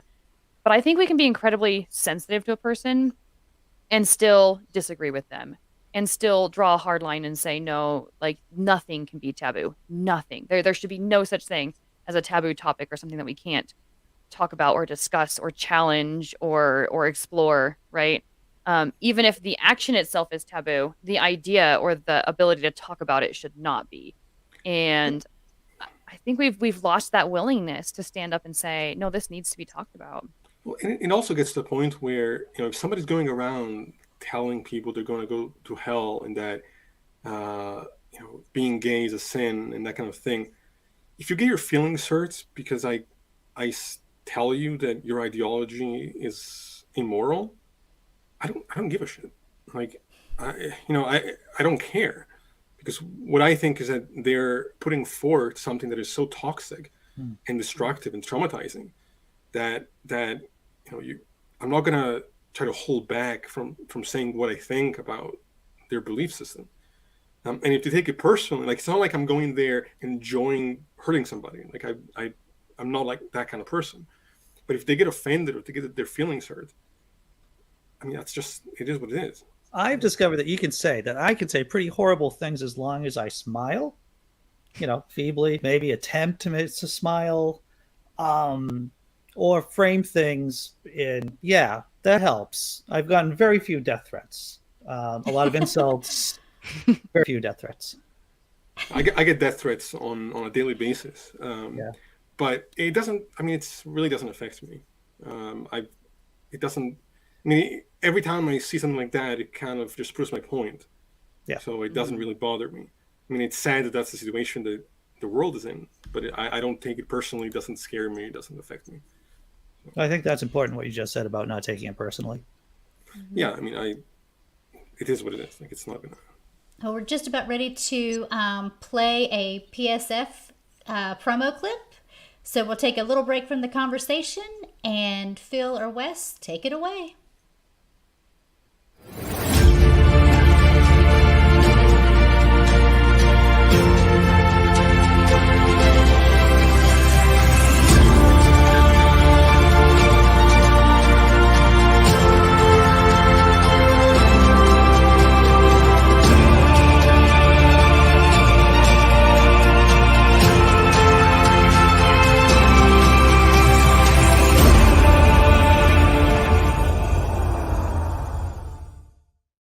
What would you say if you were a Christian and you were confronted with the three of you talking to yourself about failed prophecies?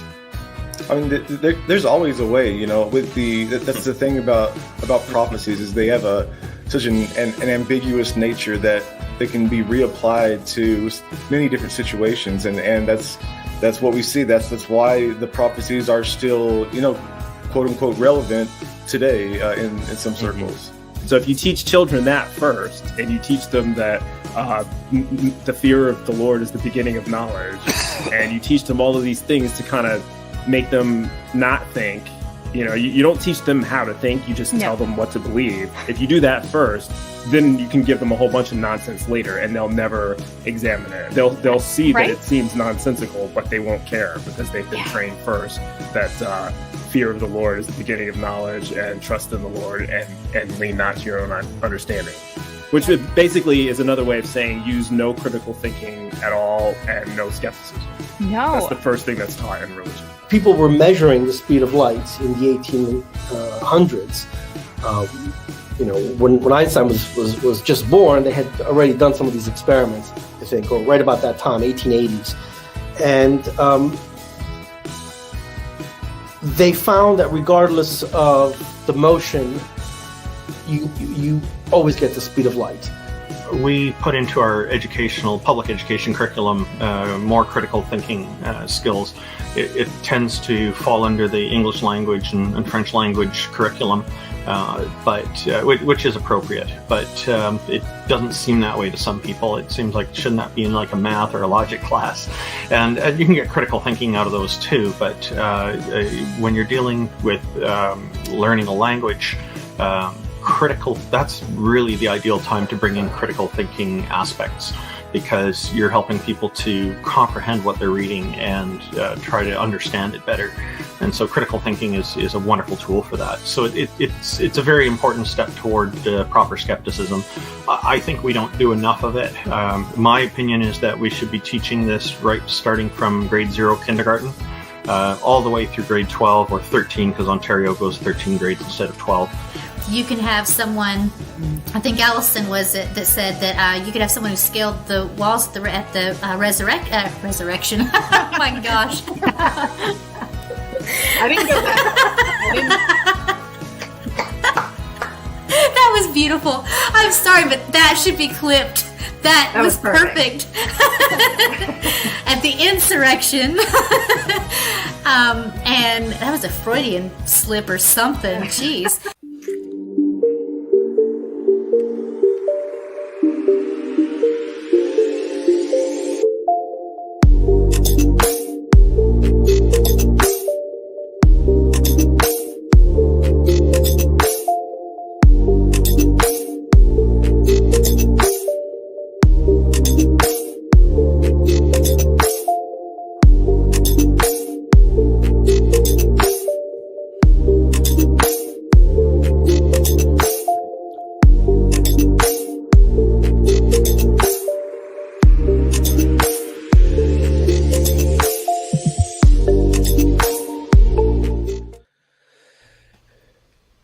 Wow, that was perfect. Thank you for the clip. I love the clip. Yeah.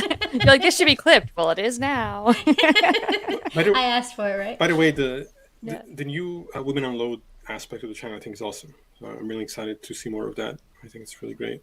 Thank you. Yeah, we are really excited about the Atheist Women Unload. We have so many cool topics. And meanwhile, welcome Atheist Edge. How are you? What's going on? That's the first time I saw that promo. Am I correct? Is there like at least 7 people helping out, hosting, producing this show? I counted 7.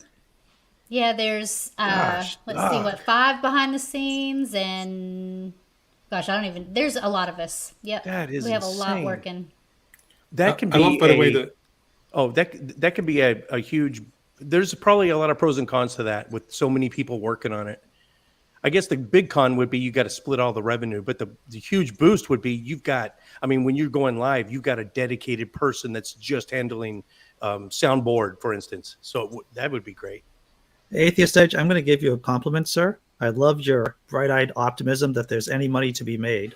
I was about to say, wait, what? I'm a volunteer. Isn't that what we're doing right now? Out on me.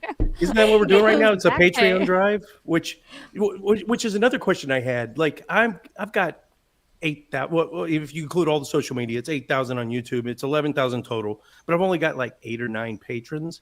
What would you all rather have? That or like PSF with 500 subs and way more than I don't know how many patrons you've got. I'm totally assuming you got more than that. I've got 9. I don't know where we're at yet. I don't really. The producers keep track of that. I just come on and do my show. That is such a great way to look at it. I love that. You're just the talent, honey. That's what you are. You're the talent. I know. I say that in the closing of every show I do. I'm like, I just show up here and talk. They do all the hard work. They do And all it's the so hard work. true. For me, it's like if I can make money on the side, that would be amazing. But like I do it because I love it. I think it's an important message to share. The fact that anybody's even watching what I do is mind-boggling to me. That's exactly how I feel. In that clip, I loved. My brother was actually on the clip that you guys showed, so that was a great surprise. So that made me happy. He was the one talking about the speed of light or whatever. Like, oh yeah, okay. Yeah. See, Snow, I've never met you before, but the last segment, I was hanging on every word. Oh my gosh. That was probably the most eloquent way I've ever heard someone describing Islamophobia and attacking the ideas, not the person. That was just, I just want to say that I really enjoyed that. well, thank you so much. I appreciate that. Yeah. Thank you. Awesome. So we are at 507 subs, and our goal is to get patrons to help cover the monthly cost. So we're not necessarily looking at making any money from it. We just want to not have to go into the red. So the more that people contribute, the better our content can be. It can help with all kinds of different cool things. And if some of our producers could get better equipment and stuff like that, it can just get better and better. So that's what we're here for. We want to get the message out more so than making money, right? Yeah, exactly. Now, you guys, I just looked at your stats, your analytics, and so is this right? The show started in 2013, so it's like 9 years old. You guys haven't been actively producing content that entire time, have you? Yeah, no. I'm trying to think of. I don't know exactly. I know of us being around much sooner than that, so I don't know. I don't know how far back it goes. I thought we started pretty, as far as I know, we haven't been doing this all that long. But I don't know. I could be wrong on that. I haven't been doing it all that long, maybe.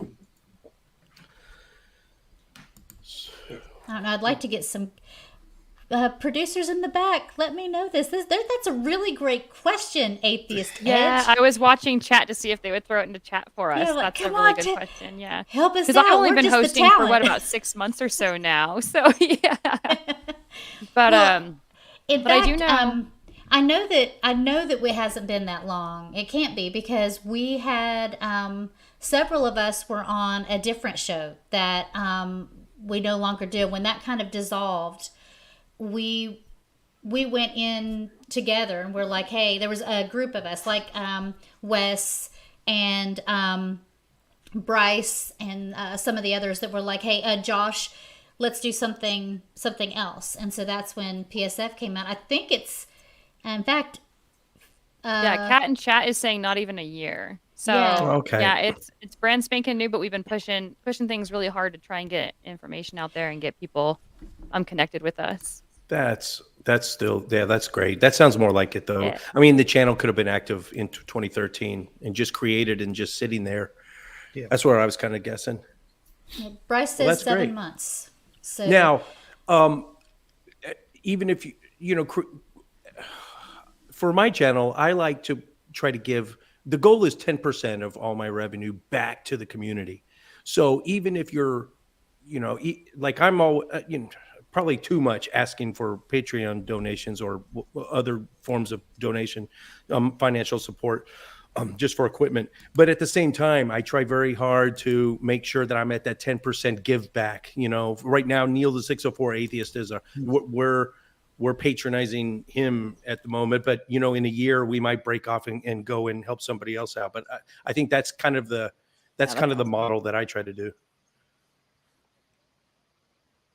I was Yeah, muted. I'm sorry. No, go ahead. Oh no, you go ahead, Laura. I was just gonna say I kind of try to do the same thing. Like if there is content that we frequent, my husband and I, whether it's a podcast or a YouTube channel or whatever, we try to always. So at any given time, we might have like 10 or 15 different patron things going, and sometimes it's a really low amount, like $1 or $2. But if it's one where we're just really devouring their content, or like if we know them and we're trying to help them out a little bit, it might be a little bit higher. But I think that's a good way to go. Is like if you're enjoying the content, just know that like equipment can be really expensive and programs can be really expensive. I asked the producers what it is that our first goals are. So our tier 1 goal for this Patreon drive is to upgrade StreamYard so that we'll be able to cast in 1080p instead of 720p. And that's a pretty significant difference. Yeah, so that will really, really up our YouTube game quite a bit. And then if we do happen to hit that tier and go into the next tier, the next set of the next chunk of money would go towards licensing for music, which would also be really, really cool and give this channel a lot of opportunities to use different copyrighted material that we can now pay and have access to. So That next tier up for me, I'm at the free level. I think the first paying tier gets you you can have up to 10 on the show, which I don't always do. I mean, six is more than enough. But one of the other advantages it gives you is you can stream to like multiple platforms at the same time. That's awesome. I find that to be useful. Yeah. By the way, if you guys ever need any recorded music, let me know, because Jim, Mike, and I are musicians and we're recording different stuff here and there. Oh, okay. So we'll send it your way. That is fantastic. I wanted to say something really quickly about what Laura said about the small donations giving $1 or $2 a month. You know, in this, we all know that people are struggling right now. There's a lot of people struggling. And it's easy for people to give $1 or $2 a month than it is to say give $20 a month. When you have, 20 people giving $1 or $2, that's that $20 a month right there. Whereas if you have someone giving 20 and then they go through a hard time and they have to stop supporting, that hurts a lot more than if you have someone who gives $1 or $2 and then they can't do it for some reason. Absolutely. So you want to have a whole bunch of the smaller donations that carry you through, that you can always count on. It's we love the big donations. We love those. But you can't always count on those because people go through different experiences and have different things, and your priorities change. And, you're going to feed your kids before you're going to, give to a YouTube channel. So please know that those $1 or $2 donations are huge. They're like the bread and butter of what we do. So I just wanted to piggyback on that. I just bought 2 books for a video project I'm doing. This is the early, I don't know if you can see that, the early history of God. It's the video project is going to be kind of provocative. It's probably going to ruffle some believers' feathers, but it's looking before the Israelites were Israelites. You know, the proto Hebrew, the Canaanite origins. So I bought 2 books at, let's say, $20 each, right? So that's $40. And then how many patrons would that be? How much in donations and ad revenue on, YouTube ads? That's over. That's over a month of revenue for me, so I've got to be very sparingly on how I use it. Put that book up again. What? So Yeah, we I was can about see to it. say, Okay. I am very interested in reading that book myself. Well, there's another Early one. History of God. Yeah, there's another one. A history of God. I forget. There's another one, and then I've got Daniel J. Levitin's Field Guide to Lies. So I had to buy that one is for a lecture. I'm working on a slideshow for an actual in-person lecture at a Universalist Unitarian Church on February 6th here locally. So yeah, just juggling a bunch of stuff. But what I'm saying is, like this Yeti microphone, I like it. It's okay. It's a condenser mic. It's not an XLR cable, and there's no soundboard or mixer. It does what I need to do. But the downside is it's cheap, and now the connection's jacked up, and I got it, jerry rigged with duct tape. So I'm going to need a new Yeti. What, $160? But how many months of revenue is that? So every little bit helps. And if you like the show, if you don't like the show, go give it to another show. Or if you don't have any money to give, that's all right. There's a million other ways besides giving money. If you leave at least one comment letting us know how we did on that video to help the algorithm and maybe give it a little thumb, that goes a long way too. Absolutely. Absolutely. Well, I don't think I've worked with you before, Atheist Edge. So it's really nice to have you on screen. I've seen your avatar. You're ubiquitous on social media, and I didn't know that. I love it. Until now. I didn't even know that you were a part of this show. I think this is only the second time I've ever been on PSF. So yeah, it's an honor. Thank you. Yeah, I have definitely seen you all over the place. So I'm really glad to be on screen with you. Just wanted to say that. And I've had Andy on before. And Cease, I know you've been on PSF, but I don't remember if you've been on my show. It seems like you were on at one point. I think when Trent was on. Yeah, I think I was on once, yes. That's right, yeah. So I knew we had spoken before. I just didn't remember if it was on Crucible or, I've been on the Secular Soapbox a few times with Bryce. So I wasn't quite sure which one, but... Well, thanks again for having me and inviting me on the show. It's a pleasure. You were phenomenal. The discussion that you had, it was very much needed. So I really appreciate that. Thank you. And I think Laura and I, we are going to let you guys take over. It's our time to mosey on down. Yeah, which is glad that you're because drinking. Bible says what pops on, and I'm like, I want to stay for a longer conversation. But we do have lots and lots of people coming on and off, and so we can't hog all of the airtime. Exactly. But I'm gonna stay in chat. So if you guys see Laura chatting with her little, blue wrench, just tell her to shut up. That's me. And I will be on and off. I'm going to go eat my dinner, and then I'll see y'all in chat. So take care. All right. See you, Sonny. Thanks, guys. So, at what patron level do I get the material, the stories of Tales from the Beard? That's what I want to know. I don't even know what go to buymeacoffee.com and get me a beer. Oh, okay. Oh, yeah. All kinds of ways. But I really want a good story from Tales of the Beard. That's what I want. Well, let's see what I can dig out. Hold on. What's up, Andy? Long time, man. Dude, it's always good talking to you. It has been a long time. Yeah, for sure. Yeah, You're too early in the morning for me, man. I get these notifications that I'm like, oh my god. This is the grind, and I'm sure all of us know this, right? You get up early, or you do your thing when you do your thing, whenever you can do it. And right now, I'm doing it super early. It's between that and doing my Only Sky stuff. I've like literally, I do my early morning stuff. I go to work. I come back here. I do the typity type thing. Yeah. And I guess now I'm here drinking with you. Yeah. With you all. Hey, cheers, guys. Atheist Edge, Scott. Hey, Guys, how's it going? what's up, man? Hey. Andy, you know, you do have that early morning time slot that market cornered, I think. You know, It's like the reverse late show. Yes, you know, all the atheist community. There's a bottleneck around that Saturday night and Sunday afternoon from 1600 until maybe, I don't know, 2200. I mean, you're fighting. This is a big community. We can, the more the merrier. But it's certain time slots getting bottlenecked. That's not to say I'm not trying to discourage anyone that wants to. We need all the YouTubers we can. All compared to religious YouTubers, we are tiny microscopic fish in the ocean still. So we need all we can get. It's just, I think, you know, Godless Granny and some others and Purple Rhymes with Orange, they have taken steps in the past to say, hey, we got a lot of shows planned for this Sunday. Is anyone can take a different time slot? So we kind of stagger them, which I think is a good idea. Absolutely. Definitely. What is that, Scott? What is going on in the background there? I know. I went to Kmart and stole some lightsabers. I thought it was a blue light special. That's another way to put it. They still got Kmart's? Oh, man. I don't know. The blue light special. I love that growing up. Those were the best, man. Blue lights. They were. Special. And Yeah, wasn't there like a whoop light. You whoop can sound change it. too? What's that?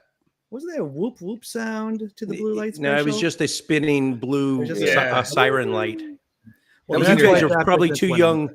You guys are all probably too young to remember Kmart when the blue laws were still in effect. And that's if you were in a state that had the blue laws. But I remember as a kid on Sundays before noon, there were certain sections of hardware stores and Kmart that had bed sheets over them. You couldn't buy from those aisles if they had anything to do with working on the Sabbath. I'm not joking. This is not my lifetime. I'm too young for all that, man. I've never that. Wow. Yep. Oh, hardware stores. Even as a little guy, I was like 8 or 10 years old, and Dad had to go get something, and I saw the aisles for nails were open. You could buy nails all day. You couldn't buy a hammer because that's working on the Sabbath. And even as like a 10-year-old, I was thinking, how ridiculous is that? Yeah. Sabbath. Well, that's just where Jesus draws the line. You can have the nails. Yeah. You But if you're using the hammer to help somebody out of a ditch, isn't that different though? Is Jesus scared of the hammer or is Jesus scared of the nails? Oh, good question. Yeah. Good question. I think Well, his hand Aquinas modeling wrote career about is just, that. his hand modeling career is just out of the window. It's gone. That's- It's ruined. Yeah. Never be a hand model. Or a We can foot see model. that. Yeah. Magic trick. Look what I can do. Another miracle. Check out my feet. Yeah. Look what I can do with my toes now. Oh, I thought that was a weird part too in the Bible. Feel my hands. Put your hands in there. What? No, Like, why would I want gross, to do man. that? Nasty. I'm cool with that. I'm cool with Yeah. that. Stick it in my guts. And he's like, let me in on some of that. Let me touch I've got a that. hole in my kidney. Would you like to check it out? Right. They stab me right here, man. Put your hand in it. Yeah. He was just showing his street cred. That's all. That's what he's too cool for school, man. That's right, man. Oh, Lord. Oh, Wes, who wants to read that? Can we read that? Is that allowed? Can I'll anybody read see it. that? This is great seeing all these people that I love working with and having on the show. All these content creators are awesome. Go to the links in the description and sub. Yes, sir. Yeah. I've never worked with you guys, so that would be Same. great if I could meet you guys and work with you one day or whatever. You know, These telethons, trying to expand. These telethons are also as a residual side product. I mean, byproduct. It's always interesting because I see a lot of networking going on, and at conventions like the Faithless Forum was in Austin just last November, and in between the lectures, the talks, it's all the just small YouTubers, medium, huge. Talking together, collaboration ideas. man. Everyone's writing down network contact information. It's awesome. More special than a Jerry Lewis telethon, that's for sure. I didn't say that. It's almost as good. We need a piano. That's what we need. We're missing a piano. Yeah.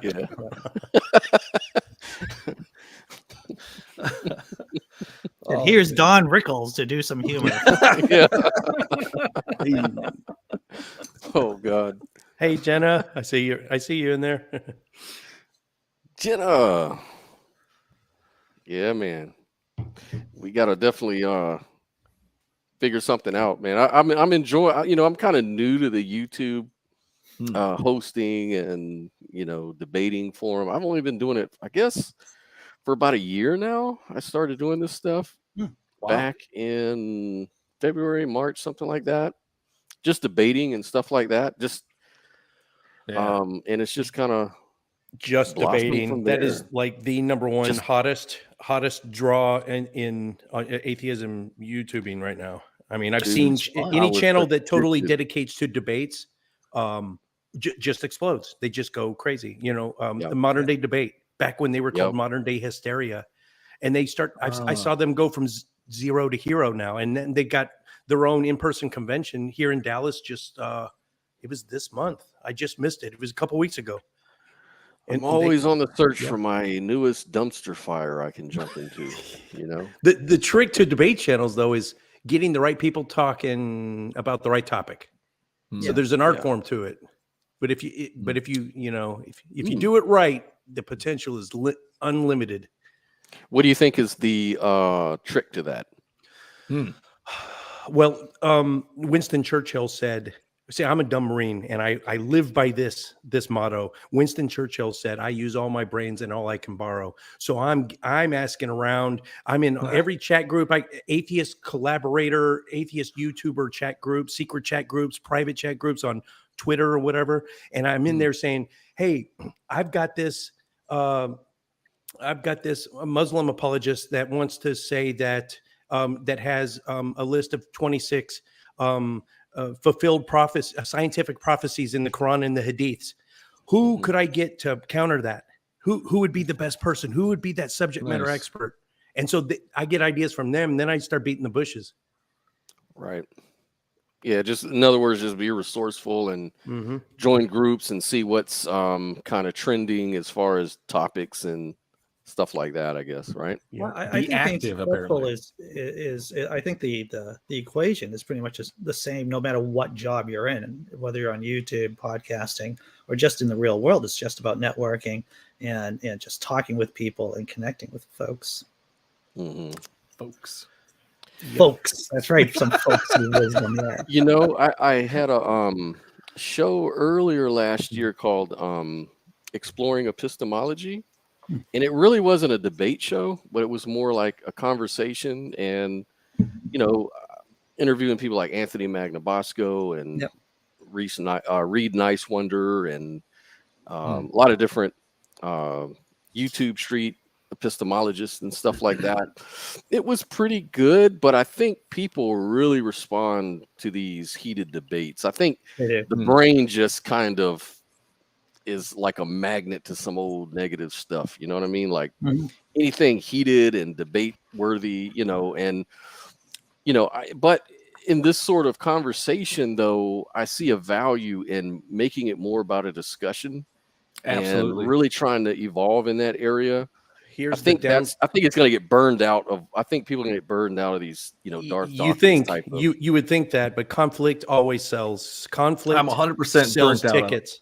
All but debates, it's easy to burn. It's easy to burn out of a conflict, confrontation heavy channel. You're going to get burned out faster. But the upside is you're going to draw a lot of eyeballs, like Andy's show, like Daily Atheist. That his predecessor burned out in less than a year. I mean, that's hard to keep up, that kind of daily schedule, and it's current events, but it draws eyeballs. Right. Yeah, it gets a lot of attention. That and of course, the more provocative it is in any sort of way, it's going to do the trick. I agree with you. My show is here lately. It's just been finding an atheist or a believer, going to a disc golf course, eating some edibles and playing disc golf and talking about the Bible. And it's so non-confrontational, even with the believers. And that's why I've got like no views right now. But you know what? I'm doing what I like. Sounds like a wonderful afternoon. Oh, it's you wondrous. had me at edibles. It's wondrous. Yeah, right. I like to eat edibles and think about Jesus. I think the conversation is underappreciated. You know, the debate, the back and forth, the real, tough. Yeah, I think the conversation's way better. It's more personal. I mean, of course, with less personal attacks, there's some people that like to personally attack others while they're having a conversation with them. Right. But I think civil conversations, we can have them. I've had conversations with Greg Locke, for instance, and it was a civil conversation. He's a complete piece of shit, but I still had a conversation with him and discussed his beliefs. Right. There's a lot of people that, some people push my nerves more than others, but I can actually have a civil conversation with these people. And instead of that formal debate and that just back and forth and wait your turn. Oh, you talked over your turn. It's not your time. You passed your time. It's like, fuck, man, I just want to talk. Just let me have a conversation. Right. So that's what I do. I talk to all these crazy people and I have that conversation. And I think it works out much better that way. I think it's better approach than that full-on debate style. Yeah, I agree, because it gets so formalized that it's not interesting anymore. You want to hear what the other guy is trying to say, or you want to really see the arguments in action. That's why, like in the in like where I have a debate show, it's kind of semi-formal. But the real juicy stuff comes in at the open discussion part. That's when you can exactly really the see. Q&A. I always skip forward to the Q&A, man. That's where everything's at, because they touch on everything in the conversation or the debate beforehand anyway. So it's like just skip over to that part, and then it's like, well, stop. It's not your turn anymore. It's like, just let them talk. And and then too, you have a lot of people, especially people that are willing to step up and even have the conversation with a stranger. They're people that are probably real familiar with the philosophical arguments for God and stuff like that, right? I find those very boring. And what I'm trying to do is I want to talk about the things that your average Joe on the street is interested in hearing. Like, I have to tell you, Richard, who is it? Richard Feynman, the physicist. He said if you can't explain something simply, then you do not understand what you don't understand it. Exactly. You don't understand it. And if you're on YouTube or if you're in a classroom and you have some kind of degree and you're trying to explain some kind of epistemological principle, and if you can't make a fart joke out of it, then I say you do not understand that principle. He's out. Get him out of there. Out. Sure. We'll say what you will about normal. Tom Jump. I think this is Tom Jump. T Jump. A lot of people find his show dry but he gets way down in the philosophical weeds. But there is an audience. There is a niche audience for that too. Absolutely. As a niche. I'm a nerd. I'm a geek for that stuff. I admit it. But the little old ladies at the church, or the blue collar worker that's at the church, they don't care about that kind of stuff. They don't, if it's that hard, then it's probably not true, because God, why would God require people understand some deep philosophical arguments for God? It's not about that. It's about your faith, man. You just got to have faith. You just got to have belief. Things happen, the other day, a bird came and landed on my shoulder. It was Jesus, because my mom just died and she loved birds or whatever. That's the kind of stuff that people resonate with. Unfortunately, anecdotal evidence. How do you talk about argument from incredulity? Yeah, argument from bird. Yeah, argument from bird. Birds are the real. word. They're NSA drones. Yeah, that's what I've heard. Right. Birds are not real. Burns are the primary metaphysical grounding of all reality, Oh. Just look in their eyes. Yeah, just look at you see through the soul. The soul of a bird. A Boyd's a Boyd.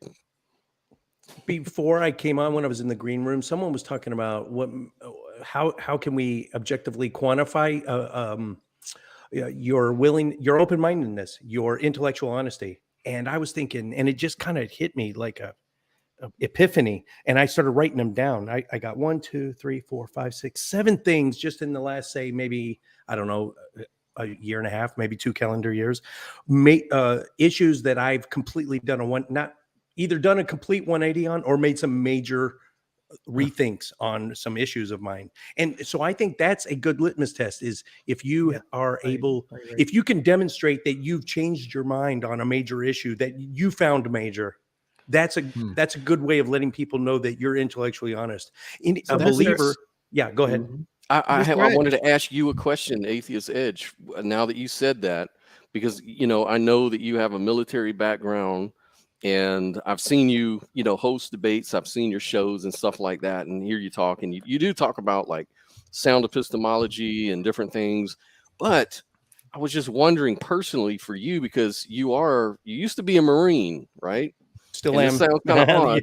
You're always a Marine. Understand that. Right. So that being the case, a lot of people are wired up for belief differently. Like some people love authority. They respect authority. They respect a chain of command. They respect, people to be subservient and be the team player. They love that kind of scenario in life.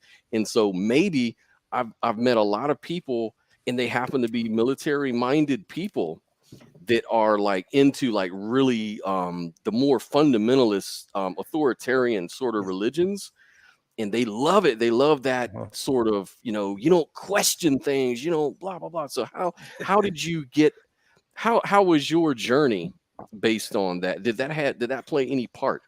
There's an entrance exam for the military, and I think the Army is the minimum to get in is a 31 on this entrance. It's called the ASVAB, and I think it might be right around in the high 30s for Marine Corps, which I was in.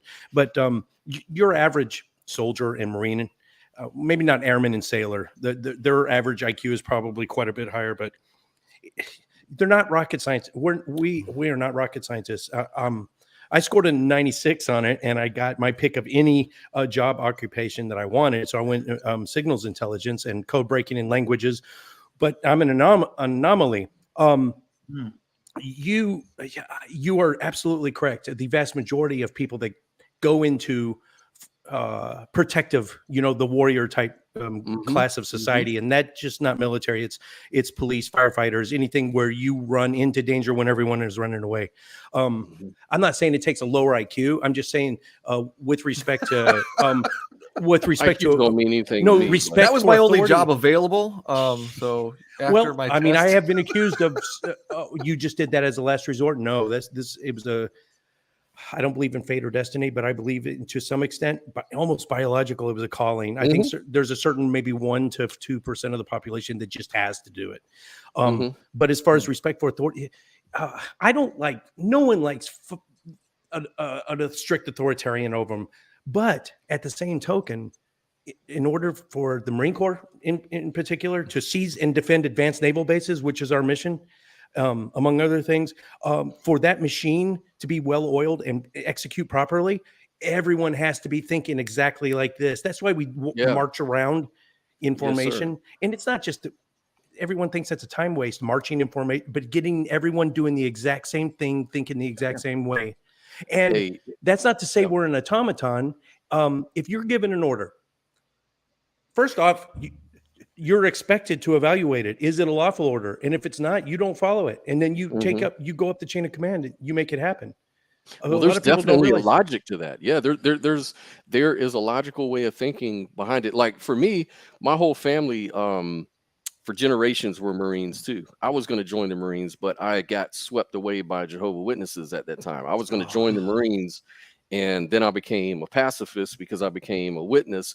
But I took that same authoritarian, and it worked perfect for me because that's one of those fundamentalist kind of offshoot religions that is all about, the man is the head of his household, and you play your position, man, and you're a team player in the congregation and in God's organization and kingdom, and it's all about structure. It's all about God is a God of order, not confusion, all of this kind of stuff, and it played into that sort of militaristic mindset, ironically enough, because they are pacifists, but that's what kept me out of it. And I see that with my son. He wants to be a Marine. He's got that same mind. It's almost genetic, like you were just saying. Some people are just kind of, they have to go down a certain path because maybe genetically they're wired up a certain way to be drawn into that sort of way of thinking. Maybe, I don't know, I'm not a psychologist, but just a theory. And with JW, I just want to point out that go ASVAB ahead. test is nothing but crap, to tell you the truth. Oh, the Because I ASVAB? took it, and they told me that I was good at everything, and it's like that is a sheer lie. It's like the game of life, you know. When you go to college, you get to pick all the cards. That's Yeah. what it's like. Come Here, you can on. have any of these jobs. That's These are the ones you can have. true. I think there are a fair amount of dominatrixes out there who want to say that some people really do like life under the heel. See, that's a pun. I'm sorry for that. I'm And the sorry other for thing that. about a strict authoritarianism, you are given in fact, it's encouraged. When you're given an order, they demand strict, immediate, willful obedience to orders. Gotcha. But after the mission is completed, you are well within your right. In fact, if you're a good leader, will encourage it of his subordinates to come and if you have any problems with what I ordered you to do, you got to complete it right then. But afterwards, you can second guess him, sir. What was this all about? Ask questions. So after the fact, you can't ask questions when you're given the order. Of course, some things are very time sensitive. You can imagine. But were you very religious? No, at I'm all? I'm a cradle atheist. My parents let Okay. me decide for myself, which is if more families were like that, we could solve a lot of problems, I think. But what were you talking about? The JWs and you gravitated towards that authoritarian, and that I think Jehovah's Witnesses is probably one of the with the Watchtower and in any organization that puts out updated newsletters, they want to keep a close eye on you, on your behavior and actions. Oh yeah, I was a leader at a leadership position eventually there, and it was all about that. It was all about keeping people in line and shepherding, what they call it, shepherding people, members of the congregation, especially baptized members, always doing house visits, making sure if you hear any rumors of problems or doubts or, hey, it would be a typical thing to go to somebody's house and say, look, man, I've heard you're kind of questioning certain doctrines. I mean, what's going on here, man? Can you explain yourself? Yeah, And then they'll try to explain it, and you're just there to just knock it down, man. As I understand Jehovah's Witnesses, is that they're real monotheists. They're not like these fake Trinitarian monotheists. You know what I'm talking about, Bible, Tripolar right? disorder, I call it. Right. I like that, and I like it a lot, and I'm going to steal it probably at some point. Take it, as long as you put little, Bible says what, Mike Wiseman in there. Right. Because Jehovah's Witnesses, they just I'm believe in writing God that down. as being one substance, I guess, right? Oh man, Yeah, I guess tripolar someone in disorder. the chat man. wants It's so this crazy. light turned off, so I'm going to do that because I don't want to distract people. So hold on, Or just cause a moment. seizure. I mean, Cause a seizure, exactly. Let me not do Yeah, that. seizure, you're right. One didn't even second. think about that. I'm going to have to get going pretty soon. I actually have to get some more work done. And that was Bible says Never what? ends. Tripolar disorder. It never ends, brother. It never ends. Dude, They put me in a ran in small here. They put me in a small position of authority over at Only Sky on the comedy nice. section. Yeah. And so now I want to abuse it as much as humanly possible. As long as they keep letting me be in this position of power, it's like I got to really run this. That's awesome, as man. far as I can. Congrats. I What gotta is have that? you on. Only I- Sky. so you can do like little before show for me. Oh We yeah, can do dude. a little interview. I'm in. Yeah. What is that, definitely Andy? needs to happen. Only Sky is the world's largest secular site. That we just you don't launched. know about. Now, why am I saying it's the world's largest secular site? Because Patheos non-religious channel was the world's largest secular site, and now I can say this: they basically kicked us off the effing channel of Patheos. They basically kicked us off, and they said that we couldn't critique religion and we couldn't be political. Oh. And so we basically got shown the door at Patheos. And so we made up our own freaking site. And so that's Only Sky. So you have Hemet Mehta over there. You have Jonathan M.S. Pierce. You have Phil Zuckerman over there. You get a lot of like legitimate bloggers. And then you have the comedy folks, the comedy people. Those early So morning Hammett is not with Patheos anymore. He jumped ship. Yeah, all of us did, to tell you the truth. And so what's Patheos doing if there's no confrontation with challenging beliefs anymore? What are they doing over there? Well, you might find this surprising, but some Christians value their belief system more than the bottom line, because we always brought in the views and we always brought in the money for the channel, and they were just not interested in keeping us around. Wow. Wow, man. We brought in a majority of the views and that means the majority of the money. And they're like, not interested. Jesus is more important. My invisible friend means more to me than money. Yeah. I always thought Atheist Republic was the largest secular site. Were they once, or did you surpass them? Or I don't know. I listen to I listen to the people above me about our views, and yeah. Huh. If you look at the content over on Only Sky, it's pretty impressive. And I'm dragging it down. I'm not going to lie to you all. But yeah, I there's doubt some good that. people over there. Sounds too much like OnlyFans, though. But okay, I'm going to give it a shot. Well, they're going for that John Lennon vibe, right? Oh, I see. I got it. Yeah, you see? Yeah. In my defense, I didn't make up the name. I just kind of signed on. This guy seems a little Firefly to me. Only Sky. That must have hurt when Hemant Mehta left. I mean, because he was the flagship, as far as I could tell. Well, dude, they didn't want him. They just didn't want him. I mean, and the thing is, and this is something that we all know, right? As atheists, is that tribe is more important than the bottom line many times, right? So people will just give up their health, give up their money, give up their livelihood for whatever tribe they're in. Yeah, this goes back to the driver for beliefs and actions is feelings. People get wrapped up in your feelings and emotions, and it overrides logic, and it overrides a lot of decisions that could actually help you in the long run in some kind of way. But very common, it seems. Oh yeah, we are treading on controversial waters right now. That's right. And I'm going to try to keep my mouth shut a little bit. Hey, I'm susceptible to it as well, and every day is a challenge for me to keep myself in check. Epistemology again. Why do I believe what I do? Why do I make decisions? Why do I behave a certain way? Is it because of feelings, or is there some kind of rationale? Because usually with me, and I know with a lot of people, you make decisions and then you try really hard to make it seem like it makes a lot of sense after the fact, like you rationalize it. Yeah, well, that's the thing. I think it would be really honest when someone says that they're skeptical, right? For you to ask them, and this is more of an a-hole thing, to tell you the truth, would be, what are you skeptical about on a grade 1 to 10? Let's say, like, I could be really skeptical about God belief, while being totally non-skeptical about how I view women view me. Right, that could be totally two different. I of course I'm a very attractive person, and that has no basis in reality whatsoever.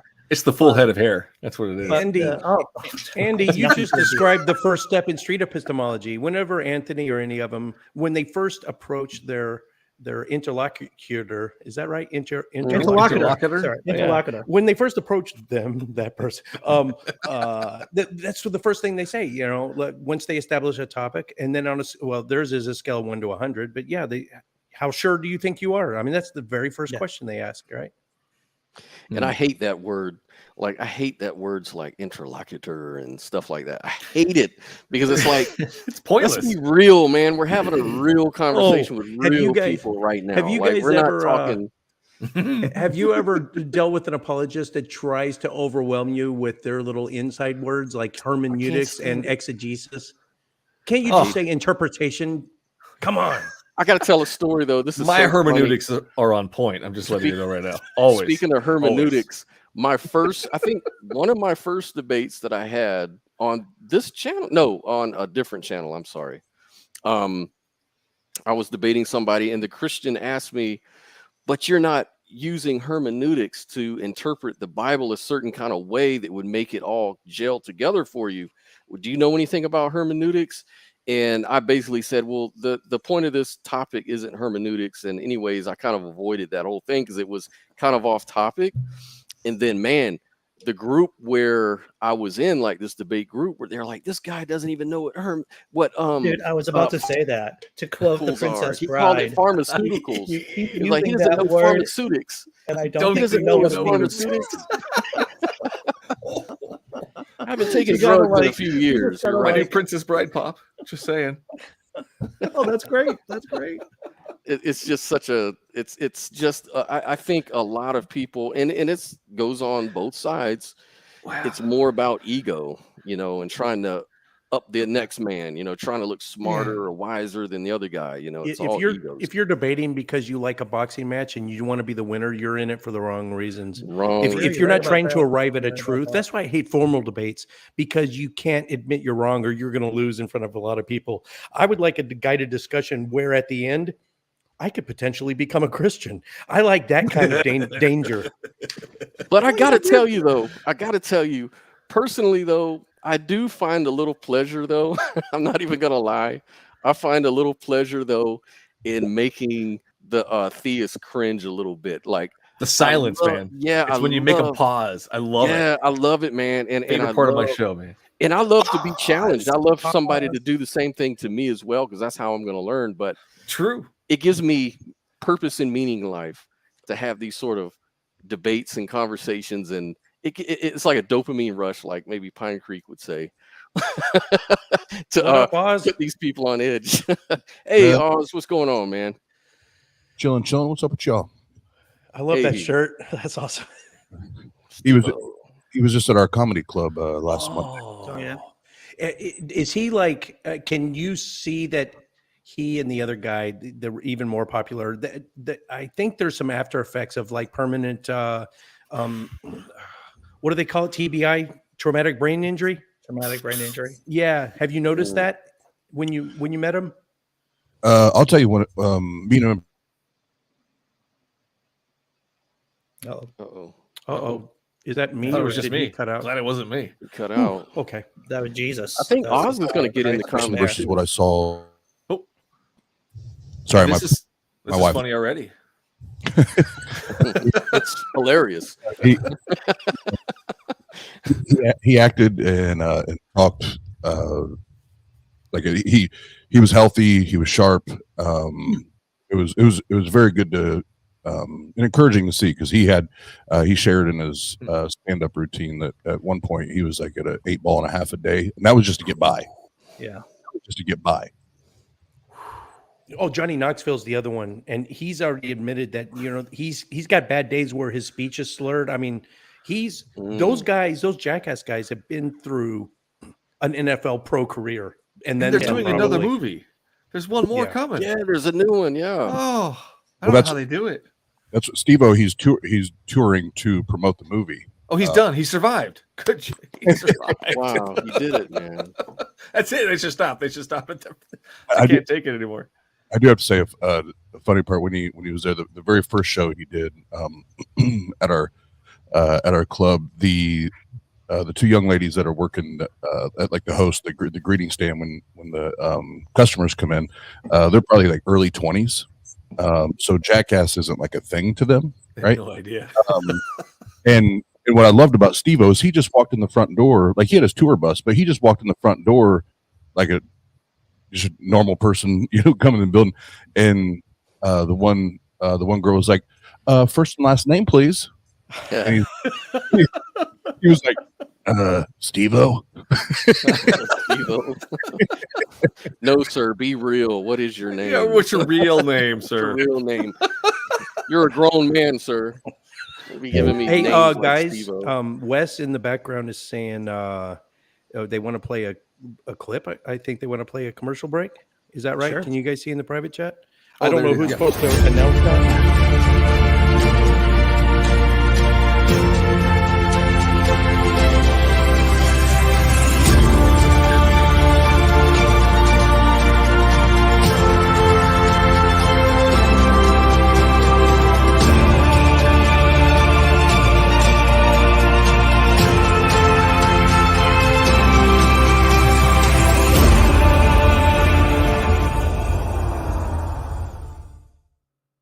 Yahweh himself will scatter you among the nations and will draw out his swords and pursue you. Your land will be laid waste and your cities will lie in ruin. First off, how can anyone find this thin-skinned, vengeful being loving or worthy of praise? Second, many people in 2021 worship or follow other invisible wizards, and yet have not seen the Christian deity step in and exact his over-the-top pointless wrath? My first experience at an in-person event, I know you were talking about the internet, was actually a group called PSF, but that was Pittsburgh Secular Free Thinkers, where it was my first meeting there. I was all hyped up, just like Biddy said. I thought it was going to be a great time. And a guy asked me, what's the difference between an atheist and agnostic? And I started talking, and he went, "You're wrong," and put his hand in my face. Oh. When I was coming up, we did have a little bit of sex education, not much, but our science was very secular. I mean, we just didn't even talk about the religious aspect of it necessarily. However, since I have kids who are now grown and out of the house. While they've been coming up and my two youngest are still in high school, it's totally different. We have seen, especially in my area, kind of a regression. So now it's been abstinence only. That's it. There is no talk about anything other than abstinence. There's very little talk about even, I remember when I was young, we talked about, they took the girls into one section and talked about your changing body, and what to expect, and you're going to start a period, and here's what this means. They don't even do that anymore. And our science, my kids come home and they're like, "Okay, Mom, take a deep breath. We're going to tell you what the teacher said today," because they know I will call the school and I'm going to raise Cain about it, because I refuse to allow religious dogma to be foisted onto my kids. It's funny, I had a conversation with a friend earlier today where we talked about like truth in general, where it's like once you learn a truth or you uncover a truth, it's like you can't like unthink it, you can't unbelieve it. It seems like they're in the mindset that this is a type of violence, and I use that word very specifically. Why do you think that they would hone in on abortion and not, I don't know, spanking children, for example? Because they're not as morally consistent as I am. So in my view, yes, I understand it as... I understand that clearly killing someone is wrong. Any kind of violence is wrong. Fantastic. We are going to have such fun tonight.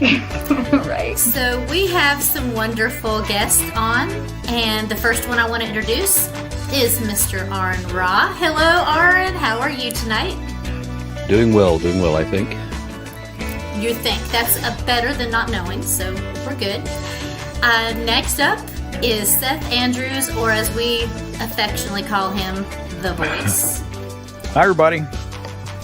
Or greetings, my brothers and sisters in the Lord. It is a beauty. It's wonderful to fellowship with you tonight. So, Whew, I had just had PTSD right there. Oh dear.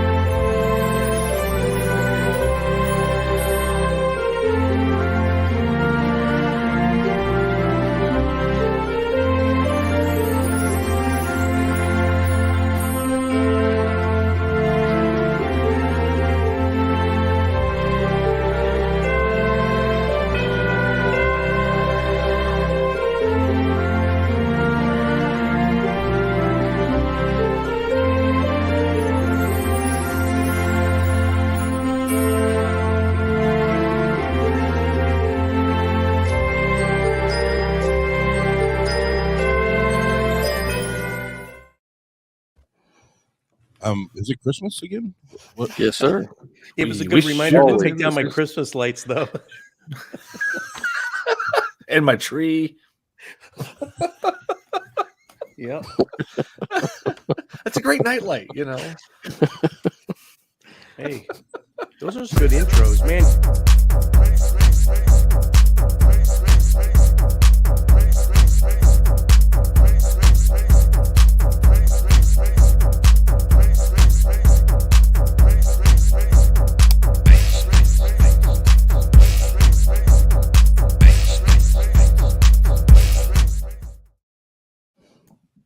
Oh, that was awesome. That was great. Great break. Congratulations on the new patron. Yeah. Woo! How close are we to 1080p?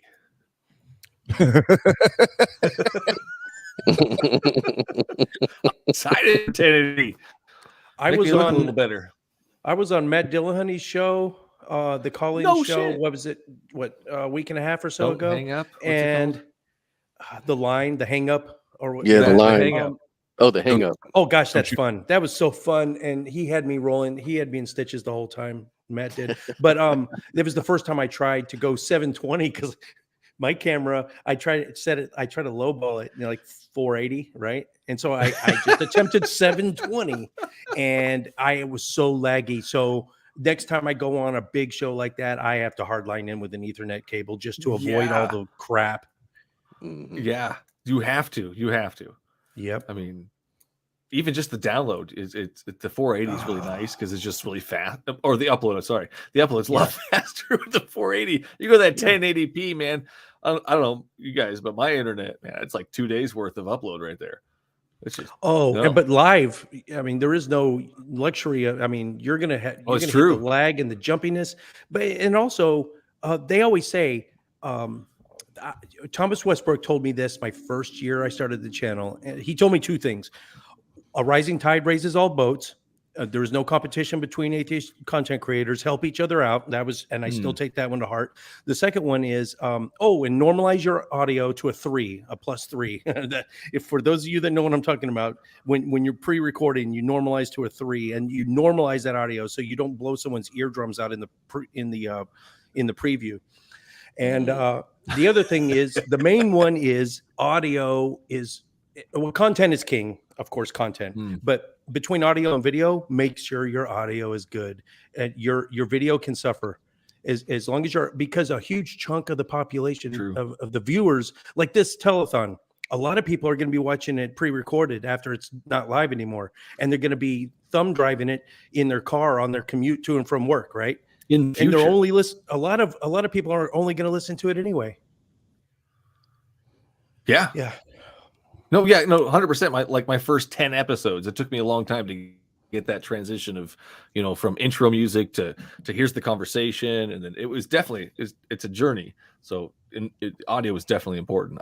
One of my first bad reviews is actually, hey, learn to use a mic. Okay, thanks for that tip.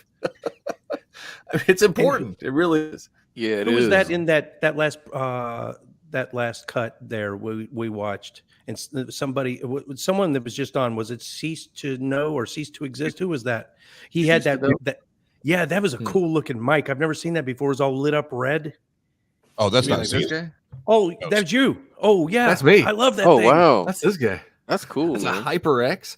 I also have the headphones these are older, but But Is that a USB? I love this thing. Is that a condenser or XLR cables? You're using condenser mic. words It goes USB, I've right? heard, but I don't know. It's just USB that goes right into the computer. Yeah. It's USB. Oh, wow. Yeah. That's just a plain old condenser mic. The audio is just the tits. I love it. Yeah, it's super cool. I love this thing. I mean, and with the backdrop, it kind of muffles the sound a little bit, so everything just kind of. I had the Yetis before, that Blue Yeti. I had it, but like the wire in the back started popping every time. It was just like, why are you popping? I'm not touching you. That's a tap it mic. Yeah, right here, ready? You tap it. Oh my goodness! It's like the kids' toy. You tap it, twist it, shift it. See, Oz has XLR cable, and that's going to a mixer, I'm sure. He's super cool. That's pro. But that costs money. If you're on a budget and you just want to do a USB condenser, the Yetis. Well, they're not the way to go because they break so quickly. Very easily. I mean, I had it lasted a year though. I mean, it was good quality for a year, but after that, the cord, it just, I didn't move it around a lot. But I've tried to put this out there as much as I can. Obviously, I can't talk to everybody all the time, but I have a very, very, very good friend that works at Sweetwater Sound. If you need top-notch equipment and a good discount, holla at your boy. I get all my stuff from Sweetwater, matter of fact. No way. So I might holler at you, man. Oh my Get some discounts. Yeah, and he's an atheist, so he loves helping us out. Oh, cool. Yes. If I can stop giving away a free T-shirt every Bible trivia contest, I would actually have enough saved up to get something. That's a lot. How often do you do those? Here lately we've been doing abductive reasoning, and abductive reasoning is different from inductive or deductive, and it's what actually Sherlock Holmes does. So we've done 2 of them now, and I give away a T-shirt at the end. We vote on who's contributed the most or who got the most hits. So people will throw photos of the inside of their house, and we just like the Zapruder tape. We blow up the photo, and we say, okay, and he's right-handed. He makes $35,000 a year. He has 3 roommates. And so whoever does the best at that abductive reasoning, they gets a free T-shirt. But that's $28 a pop. And then my Patreon, make your own. I make my own. I really. Do you have a press or a silk screen? I have a press. A press. I got a press. Yeah, 100%. That is the way to do it. It's super awesome. Yeah, stickers, shirts. I mean, yeah, man. That's the best way to do it. Is really in house. If you're going to do small scale, I don't sell Cut that the middleman out. So That's what I say. Exactly. I don't even do Etsy anymore. I just do my own website. BibleSaysWhat.com. Hey, really? Okay. Yeah, absolutely. So much better that way. Look at all this networking. Oz with the audio equipment. We got Bible Says What with the cutting out the Teespring middleman. Do it yourself. Mm-hmm. Do it yourself. How do you get your background so awesome? Because when I do a background, it's all like gross, and I can like see half lighting. How do you do it? Here's how. You gotta light this bitch up. I have one right there. Just that same you have exact to light one. your bitch. You got a up. lot though. It's all about lighting, big lighting. If Damn, you gotta cut out all the shadows. Aaron Raw's son, Ulfhurst, just started his channel. He's got like 100 subscribers. I don't want to plug him. This is a telethon for PSF, but Ulfhurst, so Aaron Raw's son, and I offered help, and he took me up on it, and I helped fix his chroma key and his green screen situation. It was just all about lighting. Nice. Listen, look, Jim from Atheist Edge, he knows lighting. Yeah. He knows, like nobody knows lighting. Nobody. I wish I learned makeup too, because look how so much lighting. I look way paler. I see that than all usual. the time, man. I need a makeup artist and a beard artist. My wife's kind of my beard artist, but a nice foundation of base. No one goes on CNN without just heavily. I could see like Shannon Q or Ethan Michael probably doing that. Some people that really or Jim Majors, someone who really takes really care of their appearance. But guys like me, I don't give 2 craps. No.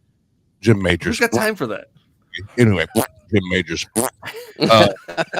Ethan Michael, Shannon Q, Jim Majors, those types that really rely on their charisma, their actual physical appearance. Yeah. They're rare. Yeah. Did you guys know that Jim Majors, and I don't say doctor because he got his supposed educational certificate that hangs on his wall from the same institution that Kent Hovind did. Did you know that? Where do you get one of those? I need one. He didn't get it from Liberty. It'll help my show.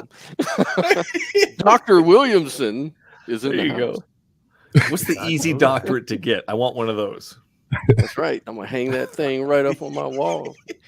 Sir, everywhere I go. Excuse me, sir. You see this? I'm a doctor. Oh gosh, it's the bottom of the hour. I think I need to bounce. Wes in the back. I think it's time for Atheist Edge to pop smoke. So just pull me whenever. I'm having fun though, but if there's any others waiting. Yes.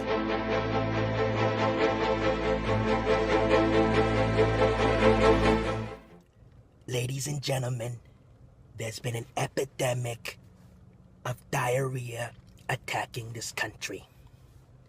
One particular family reached out to the White House staff and informed us of their dire situation. Now let me tell you, ladies and gentlemen, I've had diarrhea, my wife's had diarrhea, I've been shit on, I know diarrhea. This wasn't diarrhea, let me tell you. This was a nightmare. When Air Force One touched down on the tarmac, I could smell it. What happened to this family What happened to this man was a miracle. It was nothing short of a miracle. Huh? True stuff. Huh. Huh? Huh. There we What's go. up, Mike and Caleb? Mike, what's going on with Scotty? What's going What's on, up, man? Oz? Mike, you by the guys way, you're still doing? muted. I don't know if you knew that or not. But Oz, man, brother, I feel guilty. I just realized like 5 minutes ago, I had during the meetings while we were discussing what was going to be happening with this thing. I had thrown out the idea that I was going to try to like collab with you because we're like neighbors.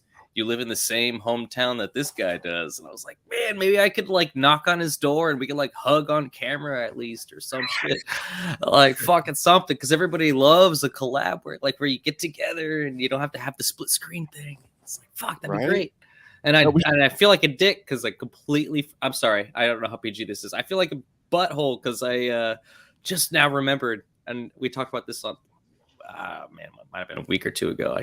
Anyway, Steve Oz, I'm sorry, man. I missed out on an opportunity, but I love your work and I love you. And I honestly, I was really excited to ask, and then I had an emergency at home. But damn, what would you have said? I'm kind of curious. If I'd have been like, "Hey, man, can I knock on your door and be like, can we hug on camera?" What would you say? Oh, yes, we could have hugged on camera. Absolutely. Oh man, you're the guy. You're the man. I love you, man. Absolutely. Mike. Appreciate that. Hey, Mike, real quick. I bought that Snoop Dogg wine, man. What? The one with the cork. What you told me? With the cork, not the top. The one I was talking about, it wasn't Snoop Dogg. It was Stella Rosa Black. No, that's the one. Okay. Yeah. Well, this was pretty good too. Somebody told me to get the Snoop Dogg wine. Yeah, I think it was Mikey that brought up the Snoop Dogg. What is? Yeah, I was thinking of trying it. I hadn't tried it. So you actually Yes, sir. I just had some this evening. Hey, Mike. And now I don't know if it's your monitor or your lighting. Like I literally can't see you. You're ghosting out on us. Yeah, man. You're the lightest person in this room. Story of my life. You're roboting. You're roboting. What are you guys talking about, though, by the way? It kind of sounds like you're talking about strains to me. I'm not really sure where you... Oh, yeah. We're talking about wine. Like, I went to the... Oh, wine. Oh, I wasn't far off. Okay. I went to the store the other day and I saw Snoop Dogg. Like, I actually met Snoop Dogg and when I lived in LA. You know, my wife used to work with him on video projects and stuff like that. My ex-wife. Anyways, I saw he had a wine. I'm here and I'm in Florida, and I was in the Winn-Dixie, and I saw Snoop Dogg's got a wine, and so I brought it up the other night, and somebody was telling me I should try it. It's really good. I think it was Mike was telling me that, and I tried it tonight, and didn't disappoint. Hey, speaking of strains, I don't know what Dr. Jim Majors is rolling, but looks delicious. How you doing, Doctor? This is tobacco. Oh, it still looks delicious. Yeah, it looks delicious nonetheless. It looks like a good time. No, this is some tangerine cookies. Yeah, we like that perfectly legal tobacco in this house. Wink. I'm just kidding. It's perfectly legal here. Wacky tobacco. What's up, Timothy? It's not legal down here. That's what sucks. Yeah. Nobody asked you. I know. What's up? That's how it goes. That's what my dad always told me. Now that I'm feeling pretty proper here, I just wanted to say, hey, what's up, Oz, man? I haven't seen you in a minute, bro. I know it's been, back and forth over the net and everything, man. It's just awesome to see you in the flesh again. I'm loving the drip you got going on right now. You got the Logic and Steve-O counterintuitive. I love it. I love it. Oh, man. I want to ask you so much. You've been doing too much, man. You're doing so much. I wouldn't say too much. You're doing a lot, and I haven't seen anything yet, but I can't wait. You got to keep me updated. So you're going to do, I remember something you had posted. You were going to do a show on, I think, hip hop stuff, because I know you're a hip hop fan or you're a hip hop artist. I'm not really sure. I'm just kind of learning about you. But then you're also doing stand-up comedy. I figured that out last night too. Man, that's awesome stuff, man. Yeah, Oz likes doing things that he's no good at. Hey, I like Dr. Jim Majors, man. I like Dr. Jim. Yeah, he was just shitting No, on you a minute ago. I give Oz shit all the time, so it's I know, it's all in love. Yeah, Jimothy and I go back and forth. Dr. Jimothy. Jimothy. No, I got mad. I got mad love for Dr. Jimothy. He said you got your doctorate degree from Kent Hovind. Something like that. No, mine is actually credentialed. Yeah, Okay. I'm gonna get one too, man. Oh man, I hear they're only like $1,500. Perfect. Yeah. That's all Shit, I you wish mine was need. only $1,500. Shit, Does that that's mean way. I can buy a huge house and stuff too? That's way more than Jimothy paid for his. Yeah, I've still got about I don't know about Stupid. at least 10 man. times that much left to pay. What?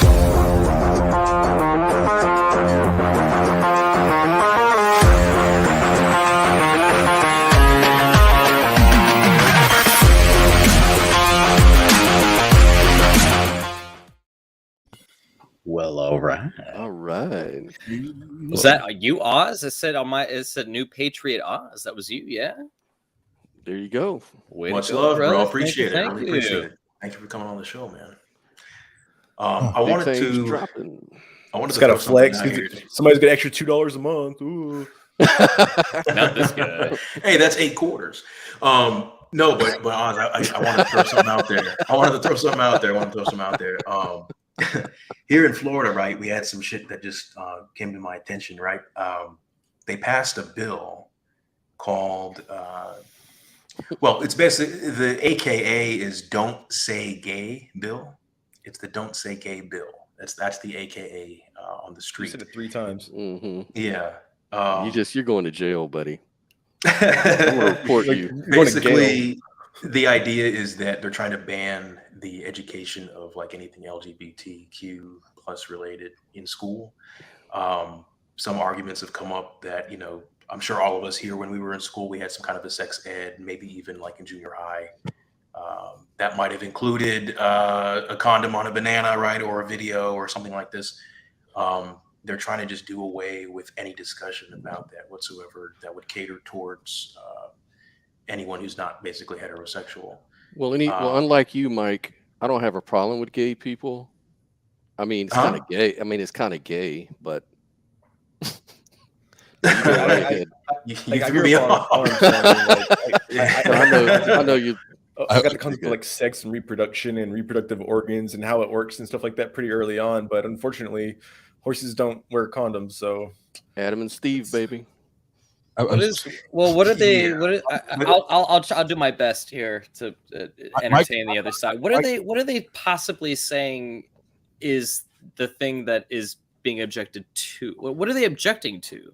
Well, that's what exactly. Like teaching like alternative forms of sexuality, like alternative expressions of sexuality, other than the hetero one man, one woman. Well, let me reiterate. All right, I don't know. You all seem at least as old as this guy, right? And I never once through my sex ed had a discussion about hetero versus homosexuality versus bisexuality. It was all just the facts of reproduction and the human anatomy.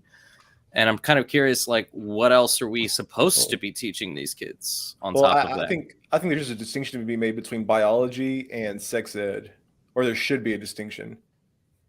Correct. Yeah, I think that's a good idea. What they're trying to do is essentially pull the plug on any type of sex talk whatsoever, without batting an eye to obviously the history of sex ed classes, you know, in general for what they assumed everyone to be heterosexual. Is that more of a PC thing, like a politically correct sort of? Here, can I jump in? They said, here, I have a quote. The bill is about defending the most awesome responsibility a person can have, being a parent. Paying your taxes. Florida State Representative Joe Harding, Republican, stated, who first introduced the bill. He stated that that job can only be given to you by the above. So he's referring to, so the official name is the Parental Rights in Education Bill. So he's a political figure He's a political figure in Florida. Has this particular individual visited Miami Beach? Apparently not. Or Key West, or but yeah, it says the House Committee in Florida on Thursday passed a bill which aims to ban discussions of sexual orientation and gender identity in schools. The bill would bar educators from talking about LGBTQ plus topics that are not, quote, age appropriate or developmentally appropriate for students, end quote. An identical bill has also been introduced in Florida's state Senate. Last point here, according to a recent report from the Trevor Project, LGBTQ plus youth who learned about aforementioned topics or issues in school had a 23% lower odds, or 23% lower odds of reporting a suicide attempt in the last year than those who did not. So we actually have maybe shaky evidence that this actually helps decrease the suicide rate among those a part of the community, and they're just basically gutting it altogether. So. The one thing I will say, having 4 children of my own, the only little bit of pushback that I would have on this type of conversation is there are particular subjects, topics, matters that it's my responsibility as dad. It's my responsibility as the father to have that conversation with my children, not yours, teacher, not yours, principal, not yours, whomever. That's my responsibility, and that would be the only caveat. Other than that, like, talk about sex, talk about internet, but there's some of the other subjects that I want to be the first one. And Yeah, I mean, yeah, I can see what you're talking, but I guess their argument is, they're not old enough to, talk about Steve fitting Patrick and Patrick fitting Steve, kind of a thing. Well, I mean, you kind of it's kind of like choice. At what age? Now or never. At what age is it appropriate? I guess. To have that education? I think as early as possible is important to talk about it. It's like my kids. Like I have 4 as well. If my youngest were to ask me why is the sky blue, I'll be like, I don't know. That's a really good question, because there's not really a good way to explain it. He's not ready for it yet, right? He can't process that concept. But my older kid, I might be like, oh, well, that's just the scattering of light once it hits the molecules in Earth's atmosphere, and this is what you're seeing, and like explain it to him, break it down on that level. And I feel the same way about sex or science or math or anything. You have to meet them at their level. I don't agree with just going and shoving something in their face that they're not ready to process, much less have a need to be worried about. I would rather them learn it at a time whenever it's important and they can process and they can understand it. But my question with Florida is, at what age do they feel like it's appropriate? Because I mean, seeing all the Republicans in office, so many of them have LGBTQ children, so many of them. So at what age do they feel like it's important for them to teach safe sex practices? Because regardless, like, you can't expect them to take home proper proper and safe sex practices just by watching the demonstration of heterosexual activity.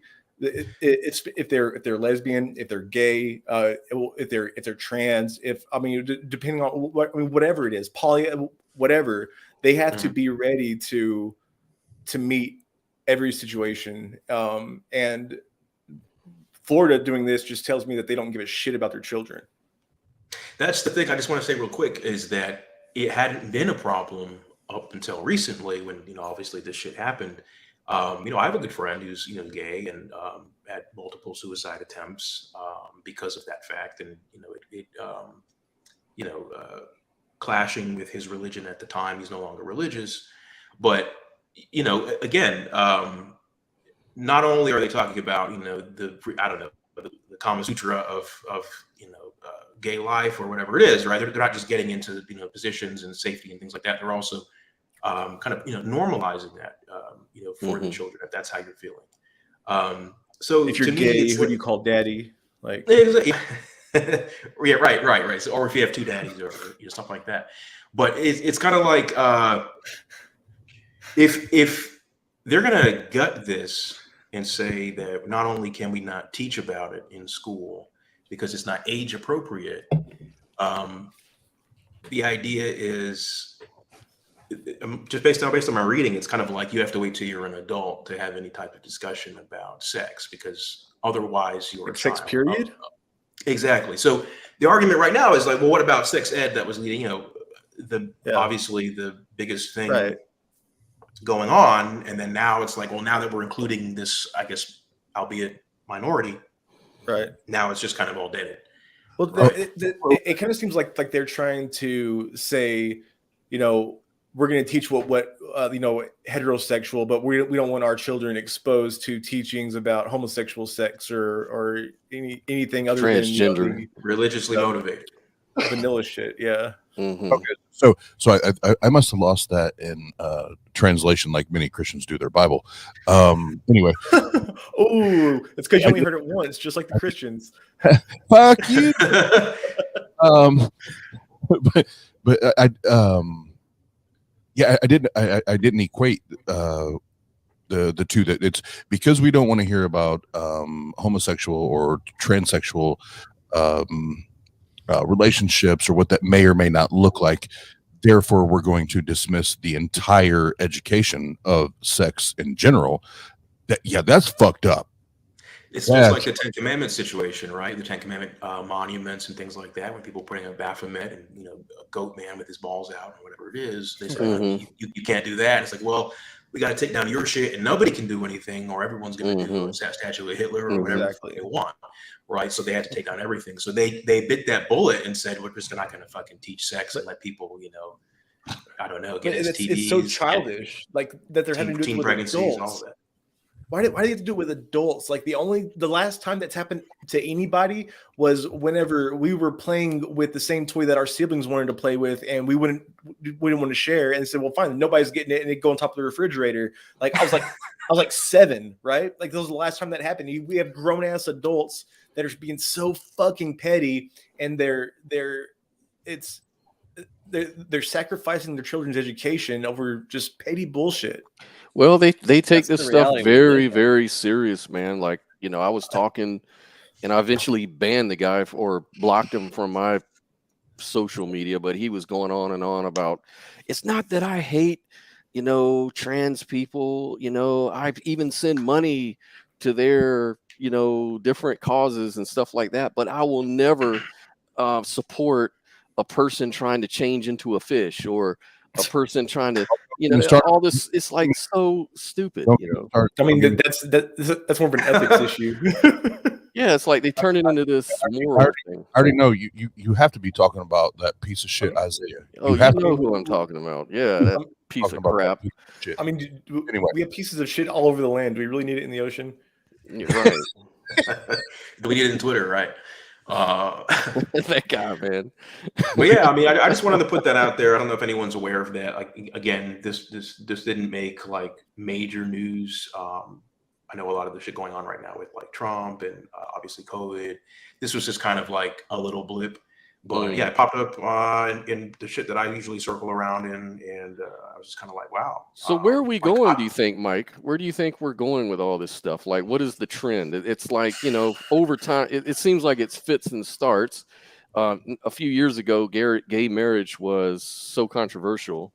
We kind of talked about this earlier in the show, but now all of a sudden, it's not even an issue anymore. Even within the religious community, it seems like for the most part, it's just accepted. I would say everything's up for grabs, man. I mean, I really, I had this conversation, I think 2 years ago, or similar conversation 2 years ago.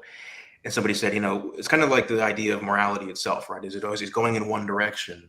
And, I have an unpopular view, but I say that, something like slavery, for example, could come back just because, we can only teach what we don't forget, right? And it's possible for those same tropes and those same ideas and stereotypes and things and whatever to resurface. But if logic and reason and rationality work, in the way that they do, then eventually we would come back to a point where we abolished it, right? So I don't think it's constantly going in one direction. I think it's. So you don't believe in moral progress? The concept of moral progress? Not indefinitely. I still think, I think there is. Obviously, if everyone were to all the adults, right, were to die right now, right, and they were just the children, if they were to grow, they would be left to their own devices, right? So it's there's a possibility there. But anyway, the reason I say that is, I mean, look at the Roe v. Wade, right? In Texas, right? They just kind of pulled the cord there on that. So it's possible, dude. It's possible. So stuff like this, to me, is it really is in the same camp as pulling Roe v. Wade, right, in Texas, or hey, Texas, or this little town in Texas is allowing slavery, right? Or and it just kind of starts as these little trickle effect. Well, on my show for the last few weeks, we've been going over this objective morality, like moral realism versus moral anti-realism, and we just beat that horse to death. I mean, it's like we're like so over talking about it, but it still always comes up to me. I'm still so torn about that idea that is there moral progress? Is morality objective? And objective means, a lot of people think it means outside of mind, but I think philosophically it means outside of opinion. Is there moral, ethical things you ought to do that are outside of opinion? Does that exist? And that's always such a weird thing. I think our moral progress is merely just an extension of our ability to facilitate the have-nots. The more ability that we have to facilitate them, the better our morality gets. The less we have the ability to facilitate them, the worse and more barbaric we tend to get. Hey guys, I think that's kind of the gist of it. I know what Wes did here. I'm totally aware. I'm totally aware of what Wes did. So I'm the dumb guy in the room, and he does this to kind of hide me behind you guys. But can we bring this conversation to a level where I can comprehend what the fuck you're talking about? Today's letter is T. Thank you. Basically, Scott, feel free to jump in if I'm mischaracterizing the conversation. But we're getting into a little bit of, is there something that is good regardless of what any of us say about it, right? We don't have any discussion. There's no democracy outside involved. of opinion. This is the good thing to do, and whether you're in alignment with that or not is on you, basically. Like, is slavery objectively wrong? Like, is it not up for opinion? It's wrong. It's not up for opinion. That's easy. Is slavery wrong? Like ownership of a person? Right. Yes. Is that not up for opinion? Yeah. So because if you go down that road, then you have to consider, you have to be consistent, right? So we have to start talking about general stuff, like, is it right and wrong to, pick your topic? And a lot of people, and I've heard a lot of consensual cannibalism. I've heard a lot of people say, hey, morality is subjective. It just depends on how you feel. And that's where I ground my, but then when it comes to a topic like slavery, they'll say, well, no, that's different though. And so there'll be a little special pleading going on in there. So, well, let's see if I do any special pleading. Technically, right, in the law in America anyway, right, the prisoners, right, the way that it's written in our Constitution, right, they're basically slaves. They're property of the government, right, the prisoners. Most of us are in agreement with separating those people from the general populace due to either violent behavior. We're assuming crimes that victims, right? Wait, are you saying they're slaves by virtue of being prisoner? Because I think they're I disagree with that. Being imprisoned and enslaved are two different things. Like, I mean, now maybe if they're like on a chain gang, and they're not getting paid, like that's one thing. Yeah. But just being locked up, I think that's more like just being a ward of the state. It's kind of like being an orphan, right? Like you're under their care, but it's like you can't escape. You eat when they tell you to. You sleep when they tell you to. You wear the clothes that they tell you to. A lot of the times you're referred to as a number. So does my child, but my child. So you retain human rights. As far as the public is able to ascertain, I mean, obviously what goes on behind closed doors, there's a number of things that transpire from rape to murder to, but Is it, well, would it be ownership or would it be renting? ooh, leasing the human. So you're on lease for 10 to 20. So, well, with the ignorance of how long the property will biologically last, right? Putting a lease of 10 to 20 years on that individual may very well say that you're owning them outright, but I digress. So the concept, right, of is slavery wrong? I'm hesitant to say yes or no, right? Just because I'm prone to be contrarian, right? But the idea is that you can't, in my opinion, you can't get an ought from an is. Right, you can get an ought from an if, right? Indigo Frank, right? If. So if we value survival, then we ought to value cooperation. And this is where the theists are going to jump on you. To survival plus, right? Cooperation gets you to survival plus, right? Because if you say, well, I value survival, but I don't value cooperation, then you don't get to object when the rest of us steal your things and, you know. Right. But this is where this is where the Christians come in, and they're just going to try to eat your lunch on that one. Well, I think it's important, like, whenever you consider, like, if we can see that slaves are property, then I mean, then property assumes that you have certain certain privileges and certain access, and like you can use it in certain ways because it's yours. Like, sure, it might be regulated, like, you know, like firearms or cars or something like that. But so I mean, what would bridges and railroads and housing and whatever else? But yeah, I mean, I completely disagree with slavery. I personally, I obviously, I disagree with slavery. But to say, is it objectively the case that? Shouldn't have kept. It's nothing's objective. What do you think, Oz? Do you think slavery is objectively wrong, or is it just up to our opinion? This is when I hate. Well, if we value, this is when I hate. This is when I hate philosophy. This is when I fucking hate philosophy. I agree. I don't see the value in objective morality. Like, philosophy left alone, all by itself, it doesn't answer questions. It doesn't fix anything. It doesn't cure any issues or cure any problems. And and then you get into all these fucking weeds, and we get into the salads, and we do all this shit. No, fucking owning people as property is fucking wrong. It's that simple. It's that problem. The problem is when you say there's no value in philosophy, that isn't a way of a philosophical argument. Right. I didn't say that. I did not say that. Right. Odds like you believe that. I believe that. Mike believes that. Caleb believes that. Scott believes that. Wes believes that. We all believe that. Everybody watching this believes that.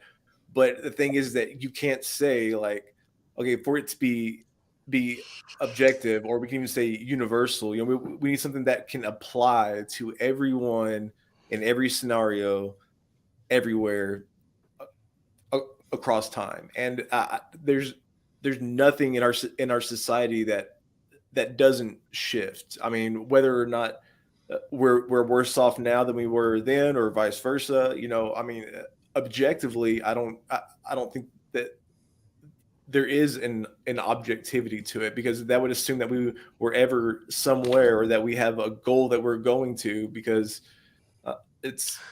Well, look at it like this. It's so relative. I know what you're saying, and Jim, I'm not necessarily disagreeing. But even though it's relative, we still can all say that it's wrong and agree that it's wrong, and make laws surrounding it saying, "Don't do this, you piece of shit." I was going to say, look at it like a sadomasochist relationship. You know, if that's what their love is about, and that's what gives them the most feelings of self-esteem and gratification between the two of them, that one is the master and the other is the slave. And, you know, who are you to say that this is wrong for them to do that, right? Now, that, I don't want to have a false equivalency here, right? Obviously, on a larger scale, where other individuals are forced into this, and they're not, you know, having a 50 Shades of Grey contract or something like this, right? They're just minding their business, and they're kidnapped, and then they're forced to. there's a difference. I totally get that. But because of the outlier, right, you can't objectively say across the board that, it's For me, it seems like such a useless. I'm kind of with Oz, like in this philosophical thing. It's like it does you no good. It's like if you're going to know to yourself something is wrong and you hold that opinion, it doesn't matter how you arrive there.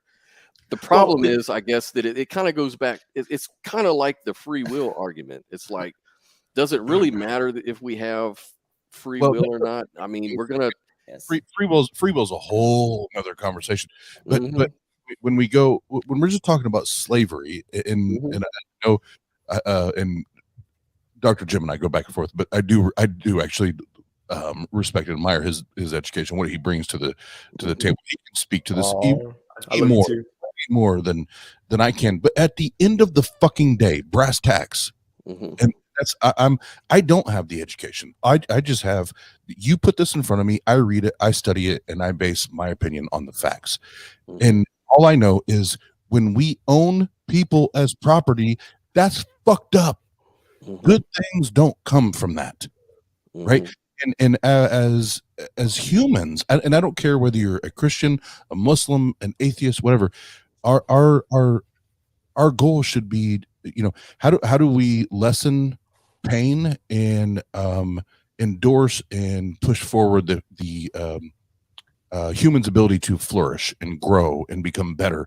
And if we can't agree on that, then you're fucked up, not me. And that's my whole thing with that whole argument is owning people as property has never pushed a person forward. Like that's never happened. Godless Granny, how's it going? Hello. How are you? Hey. Doing well. Hey, Gigi. Hello. Godless Granny, thank you for saying. What's cooking? Yeah, Oz was cooking there. So I'm just going to say this, and I guess we can change the subject. Go ahead. I was just going to say, I kind of got into it a little bit earlier. I was saying my view, right, is just basically that we have a map of survival, cooperation, well-being, right, in that order, right? Nobody's obligated to survive, right? Nobody's obligated to be alive. No, you can't force you to exist other than birthing you to begin with, right? But once you're here, right, you can, once you're of cognitive functioning, right, and you're able to ascertain what's going on around you, you can decide to continue on or to discontinue, right? So if you value survival, we're all breathing, so I assume we do, then you ought to value cooperation, right? And cooperation gets you survival plus, right? Because now you're wanting to working survive. Is wanting to survive an objective fact of human nature? Generally, it's not, and even wanting to die might require cooperation. I know plenty of people who, well, I've heard of rather plenty of people who requested assisted suicide, for example. So I don't like this at all. Like it falls apart when we pull the antithesis. Well, I mean, it has biological support, but it's possible that we can out-evolve it one day. I mean, well, I mean, someone would argue that gravity is an objective fact, but no one has to decide to not jump off a mountain. Doesn't mean that gravity doesn't objectively exist as a fact of nature. Right. That's the argument, the kickback on that one. But I'd say that's a law, though. I think laws and facts are two different things. I think laws are regularities, patterns. Things, yeah. Things like physics. Even though physics can break down, well, that's the argument. And it will again. Then morality, ethics. The argument is that it's a kind of like a law, kind of like it's fact. Sufficient enough to be a standard. It's sufficient enough to be an axiom. Right, because we're not talking about, obviously things exist out of human minds, but we're talking about opinions. It's kind of like health. I think Cease to Know was bringing up about that. It's kind of, because he's a moral realist, so he believes in objective morality. And his argument was that it's kind of like health. Like we can objectively measure what is healthy.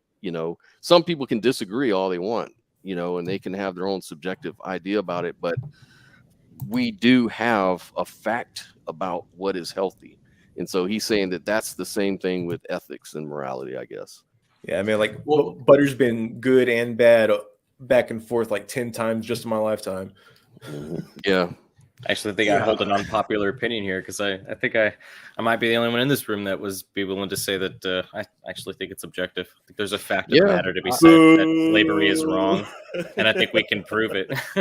Well, not prove it, but I think we can show that it's more likely than not, given what we're actually talking about. I actually agree. I agree with you. Fuck what these guys say. Yeah, so there's an objectivity to every moral claim, or do you think it's just like certain morals that are objective? Yeah, there's certain morals, like a certain thing. I think that this really, I hate to do this, but I'm going to go all T-jump on you. And I think he really does hit the nail on the head, where everything that we've discussed up to this point is a consideration of whether or not we're considering a person would consent to a thing or not. So like with the assisted suicide, I mean, is it murder? No, it's assisted suicide. Why? Because the person wanted you to help facilitate that process. It was a matter of compliance. It was a matter of actually wanting this to happen. That's the distinguishing factor between theft and giving shit away. Harm. Right. Right. Well, how is that in conflict with what I was saying? You guys, real quick. I just want to jump in and say, Godless Granny in the comments said she just came off of this conversation on her stream. Oh, literally. Okay. You have anything to add? Then maybe she's fresh with some ideas. Well, the biggest thing is I'd want to bring in Danny, who was in my stream, and he was extremely helpful because philosophy is not my strong suit, and it really was an educational stream for me. But one thing I would bring in is something that Scott and Jim were just talking about a minute ago, as far as laws go. Not all laws are descriptive. Physical laws are descriptive, but moral laws are sometimes prescriptive, and I think that I think we need to separate those, and so it's very difficult to discuss morality in terms of laws because I don't think there really are any moral laws. There are prescriptive concepts upon which we base moral laws, but moral laws themselves are not descriptive. Mm-hmm. Right. Right, because in order to be prescriptive, you have to have a prescriber, and in order to be a prescriber, then the audience is being prescribed to has to recognize that authority. So if you don't recognize that authority, it doesn't mean anything. It's like the FDA and the CDC. If they didn't have the authority that they did, then the stuff that they told us, their prescriptions, if you will, would be they would just fall on deaf ears. It just would be irrelevant. Mm-hmm. Yeah, you have needs and wants. The needs typically, right, supersede or take more precedence, I should say, over the wants, right? So Caleb, what I was getting at earlier with the survival and cooperation part, all I was saying is if you're professing that you do value your own survival, it would be in your best interest to seek cooperation with those in society. Mm-hmm. If you distance yourself from cooperation, then you're opening yourself up to transgressions against yourself, right? Mm-hmm. Which is antithetical to your original point that you value survival. So Mm-hmm. once you get survival and then cooperation, I'm making T-shirts, you're making cars, Scott's making my favorite booze, and vice versa, and we're trading. Yeah, no, my objection we're wasn't to all of that. My objection was to the point that this is what we're actually talking about when we're discussing morality. Mm-hmm. I forgot what we were talking about. We were talking about, are they gonna start, massively removing gay education, LGBTQ plus education through the rest of the country? And then Scott kind of said, how do you feel? Where are we going, right? As morality, is it a bullet shooting in one direction? And that's kind of where I would put the kibosh on that. And I was kind of saying, I feel like it can oscillate. I feel like what we think is good now, we actually deem to be bad later. Yeah. And the vice versa can take place, just like Roe v. Wade taking place and being pulled in Texas. And look at this happening now in Florida. Slavery could happen again, in my opinion. Mm-hmm. I think in Florida, it's going to look a lot like these after-school programs did, where they ended up having to just pull everything and not allow anything. They're going to have to do that with the curriculum. Like the Satanic Temple started doing an after-school program in some schools. I believe in Indiana. Maybe it was Ohio. or I could be totally wrong on both of those, but it's some state in the United States, and Florida. it was No. in response to these Christian-based after-school programs that were school-sponsored, and they just ended up having to pull everything because the parents were like, well, no, if it can't just be Bible time, then it's not going to be anything. It's just like I said before, just immature. Can't share your toys. I'm gonna take my ball and go home. Yes, I was thinking that. We don't have to share. Everybody has their own toys. Just play with your fucking toy. Godless Granny, what are your thoughts on that? I don't know if you caught the very first part of the conversation before we went off into slavery world, but we were talking about in Florida, they've passed it. They're banning any LGBTQ plus sex education in school to include irregular sex ed. Yeah, I because really of age think, appropriateness. There are some good arguments for age appropriateness, but to exclude all sex education because it is inappropriate for certain people is stupid. I mean, that would be like banning history because kindergartners can't understand history, or banning physics because kindergartners can't understand physics. Because they won't teach flat Earth.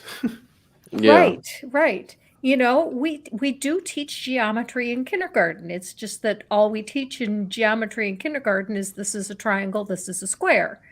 And so every subject you teach has to be age appropriate. And sex education is no different.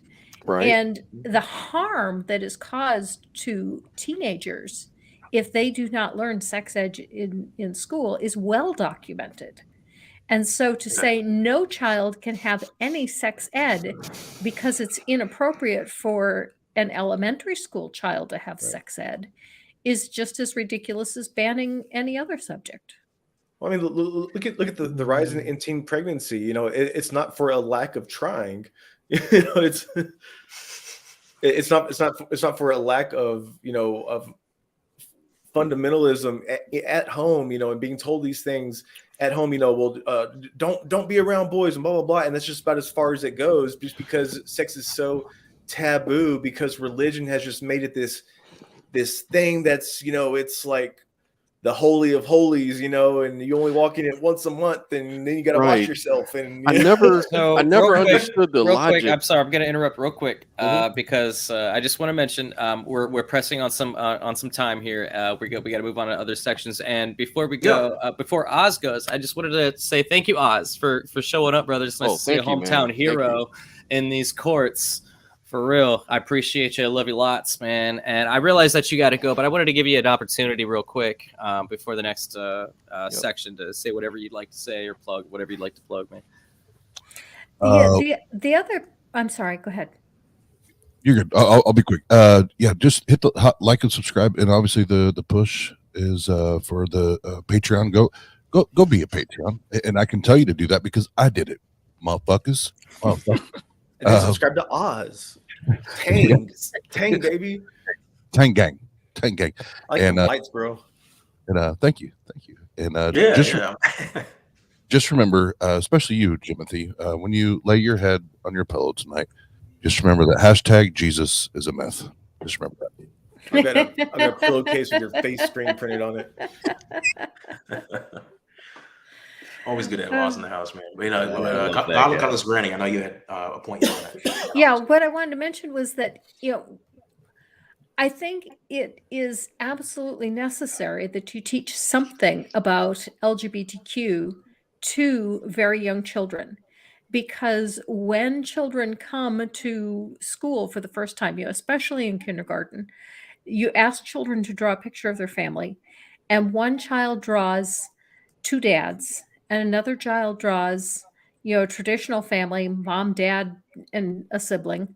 And another child draws two moms, and another child draws a grandma. And the child that was raised in the evangelical home that says, mom, dad, two children, that's the only way to go, everything else is sin, now thinks that his classmates are all a bunch of sinners because one of them lives with their grandmother, one of them has 2 moms, and one has 2 dads. And I think we need to promote the idea that that is not the way we think of our fellow classmates. And if that's the way your parents want to teach you at home, that's fine. That's what your parents can teach you at home. But that is not the way we do things here.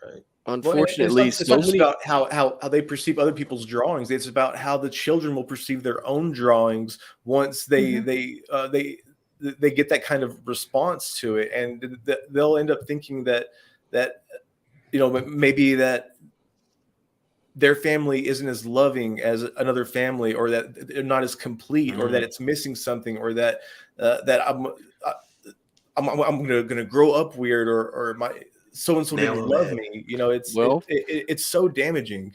Well, see, for example, today there's a lady I met back in California, and she was going off on her Facebook thing today about, my son was at school and he got in trouble because he didn't use the right pronoun when talking to someone who identified, as something different than what their biological sex is, gender-wise.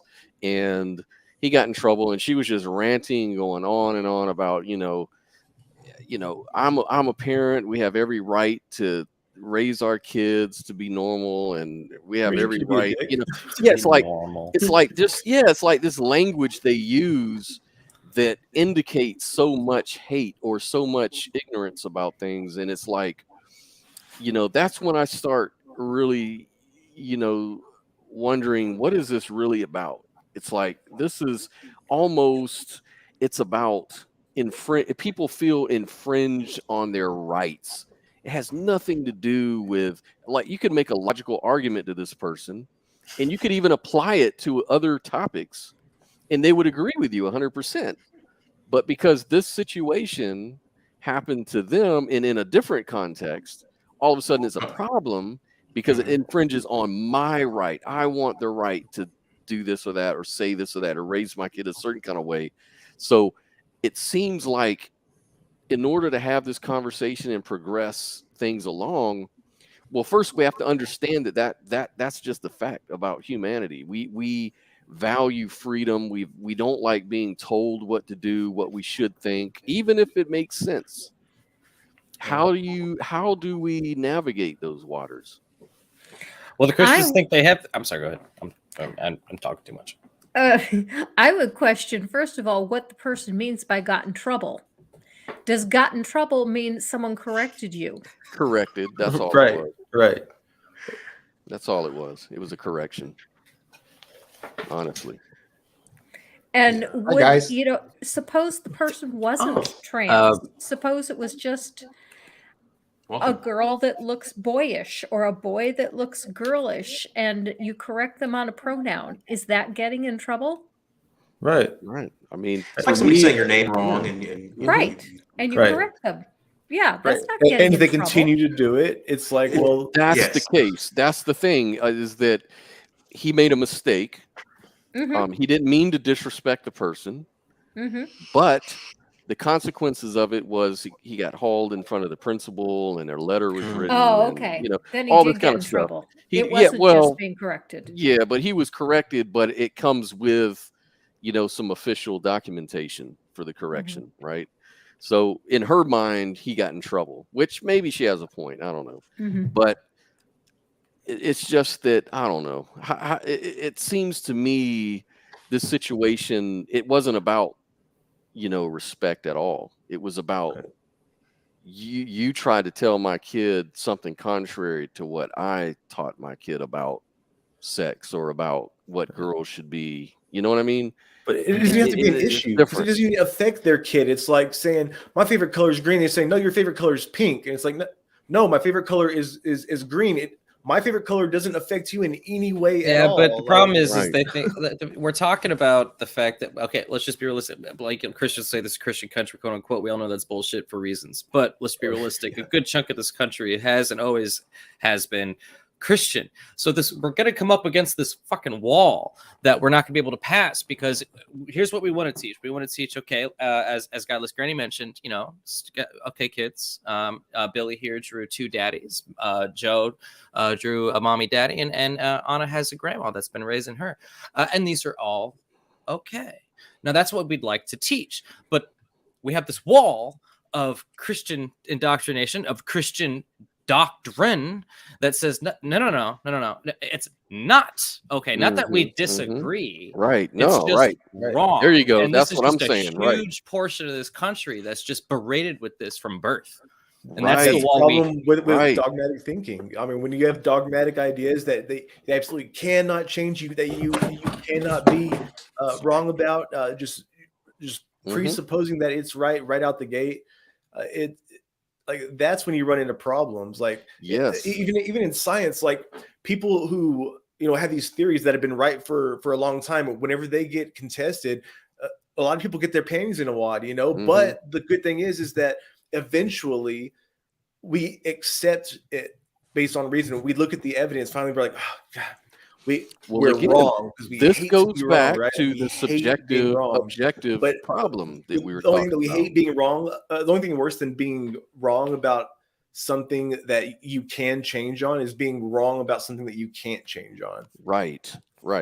See, there's facts and then there's opinions, and a lot of these from the other side, from the Christian perspective, when people are talking about accepting,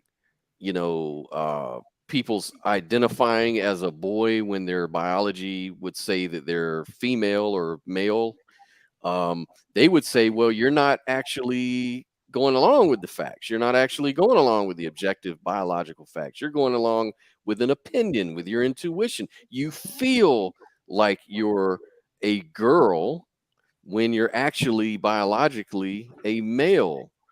And so now you're trying to make see what they're saying is now you're trying to make your subjective opinion an objective fact that everyone has to agree with. Right. But it's when not was the just- last time, when at any point when they were in preschool, did they have to go around and check inside somebody's underwear to know what pronoun to call them? I mean, But part of the problem is it's not an objective fact. There is a lot more to sex than just just physical appearance. Well, this goes back again to morality we're not talking about morality, but now we're kind of talking about something related to morality. When we're talking about intuition and feelings, we feel something is wrong, we feel something is right. Well, if a person feels that they are a girl and they're really a male or vice versa, Well, then I would object to that language. What reason I'm putting it that way is because biologically there are no men and women biologically. Those are identifiers, right? Right. It's not a dichotomy. Right. Well, we can talk about male and female in the realm of biology. In the realm of identification, like gender, it's like taxonomy. Right. So what they're saying is that, well, if you're going to say that this is based on your feeling and intuition and it's going against the biology, well, we can look at the biology and say, hey, the biology is the fact part. That's the objective part. But it isn't. Oh, yeah, guys, now that I'm here, I would like to, sorry, I'm just going to interrupt. Sorry, go right ahead. Yeah, this relates. I'm obsessed with the harms of religion lately, apparently, and this is totally related to the many ways how religion is going to harm us. Because as Godless Granny is saying, yeah, this biologically is not like we used to think 30 or 40 years ago that there is only men and women. No, we do know that there are variations, that genes are going to be different and all of that. But religion is so against understanding science, and it's so against advancing in our learning that is going to oppose all the studies that prove that. It's going to oppose that they teach actual religion at schools, for example, and they're going to oppose at everything that is going to contradict their silly book that says, oh no, God created men from mud and then took a rib out of their body and of his body and created a woman and told them to reproduce. Because anything that is going to contradict those silly ideas, for example, evolution, that we know is a fact, is going to be a threat to their silly religions, and they have to fight that. And that creates a harmful circle, vicious circle, in which religion is going to be always against science, against society. It's going to stop society from advancing, from learning, and from understanding these things that you're talking about right now. Because, once again, it's not that they feel like that. And you know what? Even if it was, religion tells people constantly, no, you have to be male or female, because that's what God wants.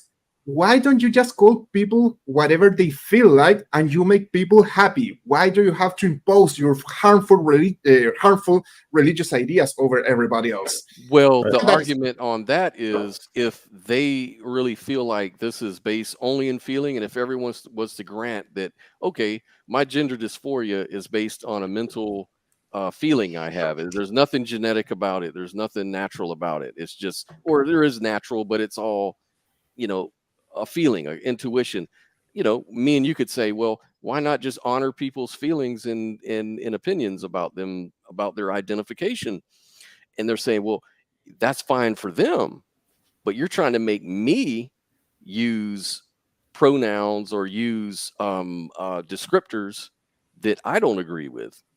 And you know what? I don't think it only goes with they are forcing me, but it also goes with this idea of punishing thought crimes. So it's like this God is supposed to be everywhere, and they know about their thoughts and all of that. So you want to punish not only actual crimes, but thought crimes as well. And if you think you're different than what God wanted you to be, you are a problem, and you are committing sins and all of that. And I think that I totally get what you say about being forced to accept what other people say. It's like that's the perception. Not that it is the case, but that's the perception that these people are putting out there, that I am being forced, I'm being infringed upon, I'm being made to use pronouns or descriptors as well that just I don't agree with.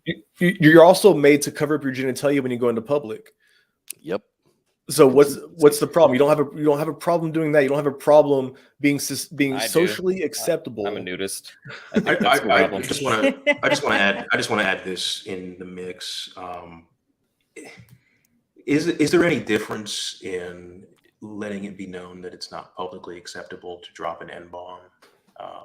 Is that compelled speech, or why do you think that most people in public anyway abstain from the use of the N-word, given their freedom of speech, etc.? Because it hurts people's feelings. Stigmatization. Okay. And would you see a correlation between that type of language and maybe the offense taken by a transgender person? I do. I personally do. Yeah. So, I think if you approach those types of conversations and say, well, then you shouldn't have any problem dropping an N-bomb. And here's one of my African American friends. Would you like to address them as? Thank you. Why That's not? a really good point. Why not? Why is that? So it has to be consistent, right? The You argument always has to make good points. That's why I love talking to you about stuff like this. I love that. Great point. Piggybacking. I also think it's like anything else though. It's like you have to, it's all about the intent. If you don't intend to use the wrong pronoun, then I mean you can fix it. You can go back next time. Oh, I'm sorry. No big deal. It's easy to repair. It's the same thing like intent with the N-word, or intent with like even like homosexual pejoratives, like excuse my French, but like faggot, for instance, or fag. I have gay friends who call his significant other fag all the time, but if somebody were to walk up on the street and were to call him that, in a harmful manner, in an aggressive manner, then it does harm. So it's I guess it's about perception too, but I mean perception and intent are hand in hand. It's piggybacking on what Mike said. One of the arguments that I have always made, even when I was still a believer against this, is if you truly want other people to believe in your God and your faith, and you want to tell other people about your faith, how can you possibly reach them if you're going to begin by using an offensive term to address them? Right. Yeah. Right. That's it's the like immaturity of the whole thing. It's like, why should we even be having this discussion? It's like, if it's hurting people's feelings, that should be enough. But then, they're saying, well, Double-edged sword, I gotta double-edged say, sword, right? They're going to 'cause- come with that argument that, well, now you're trying to control me, and where does it end? No, I mean, like, insofar as like, all right, repeat Like what you just like said, because restrooms. I don't want to sound like a complete idiot, and I kind of forgot exactly what my hook was, so I'm just gonna shut up actually, because I'm the one shut up. I would say that maybe I will talk about personal experience, because I was one of those guys that, because I speak Spanish, so having to learn English and all of that, then I suddenly realized, oh, now I have to learn extra pronouns for people. Why do I have to do that? Because I never I thought that because I wasn't being empathic, and I never thought, oh wait, calling somebody the wrong pronoun is going to hurt them. That idea never crossed my mind until I had to hear something explaining why pronouns were important for them. And then I realized, oh, this is not about me. This is actually about this person I care about. And this person is going to be hurt if I use the wrong idea. And maybe many of those people who use the excuse of, oh, no, they want to control me, maybe they just don't realize that. And they never put themselves on the shoes on the other one. I'm just saying a maybe, and I'm just talking from personal experience. I'm gonna actually. I just want to say real quick. I'm probably gonna dip out here in about 60 seconds or so. But to your point, yeah, spot on as far as right. My actions could have consequences of negative, intent, right, toward the other person. But it's also the flip side of that, right? There are those people who are not emotionally stable, and by you triggering that emotional response, you could put yourself in danger. You could harm yourself. So even if it's of a selfish motivation, we should all be cognizant of our influence on other people. Right. I question like, to what extent are we about responsible for the mental well-being of other people around us? I mean, like, honestly, a lot of this kind of brushes off of me. I have very, very ridiculously thick skin. I do. So like this, the ninja thing or the fag thing, for me, just to put it in perspective, we got like Spick or Beaner or things like that. These things just roll off of me and always have. I really don't understand. And somebody had brought up like this maturity thing, like it's all about maturity. I actually kind of agree. I think that, you can be a man or woman or just I'm sorry, grown person. That's my upbringing. I don't mean to say like a man. But you can buck up and just let it roll off. Move on. Sticks and stones, all that shit. I would say that we're responsible for the harm that we do to others. That if we know that we're hurting others, we should do something about it. And actually, there is a phrase like that. Oh, how was it? Because there is this typical phrase that rocks and stones can break my bones, but sticks and stones. Yeah, that one. Well, there is a phrase that's something about there is a video. Sorry, I don't remember. Pork chop. You should watch that. It's about a guy who suffered bullying at school, and one of the phrases that he said was like, "Stick and stones can break my bones, but words break you." Will never inside. hurt me. Will never hurt No. He's all the opposite. You're He's right. explaining You're right. It's He so changes false. it. Mhm. Yeah, words are incredibly harmful, and it's awful how much harm we can create only with words. And we don't realize how powerful speech is, and it's extremely powerful, and it can harm people in an awful, awful way. So I do feel that we have a strong responsibility when with people that we harm. So we are not responsible for everything in the head of somebody else, but we are responsible for the harm that we can cause on that person. I think That's a little my common Everybody has sense. a different level of resiliency, though, right? It depends on your audience. This rolls off of his back. The N-word doesn't seem. Well, I don't want to misquote you, but you said like something like the N-word isn't. It doesn't seem like such a big deal, right? It's just words, right? It's Like, just don't get me something wrong. people use If somebody's like holding you and it was like Negro or Spick or woman or whatever, just to be derogative, that's obviously a problem. But just for you to happen by somebody that says this and to be triggered, I think is ridiculous. Yeah. See, here's the thing. I don't believe words are magical. Like, I don't think that, there's such a thing as bad words. I think that's all subjective baggage that we give because of culture, because of tradition. So, when I cuss and someone will say you shouldn't use bad language like that. It's like, you're just making words religious icons, or correct. idols. Correct. Words don't have any meanings. We imbue them with meaning and value, right? So I totally agree with that. But what I'm getting at is, as I said, right, everybody has intention, resiliency, right? Where one particular thing might upset you that the rest of us wouldn't be bothered by, right? And we have no real say so over what those types of things are, right? We didn't choose our brains and how they're going to react to certain stimuli or influences. So to say, pick yourself up by your bootstraps or kind of get over it kind of a thing, is kind of like auditing your own drywall, right? The self-help is a little bit, in my opinion, silly, where you're trying to say, well, this one particular thing bothers me, and because I know it bothers me, I'm going to make it not bother me. It's like trying to change your favorite song to something else, or change. You know what though? Like, one of the cures for depression is to just stop doing what your depression is telling you to do, which is nothing. Like, that's all you want to do when you're depressed is nothing. And that's what your brain is telling you to do.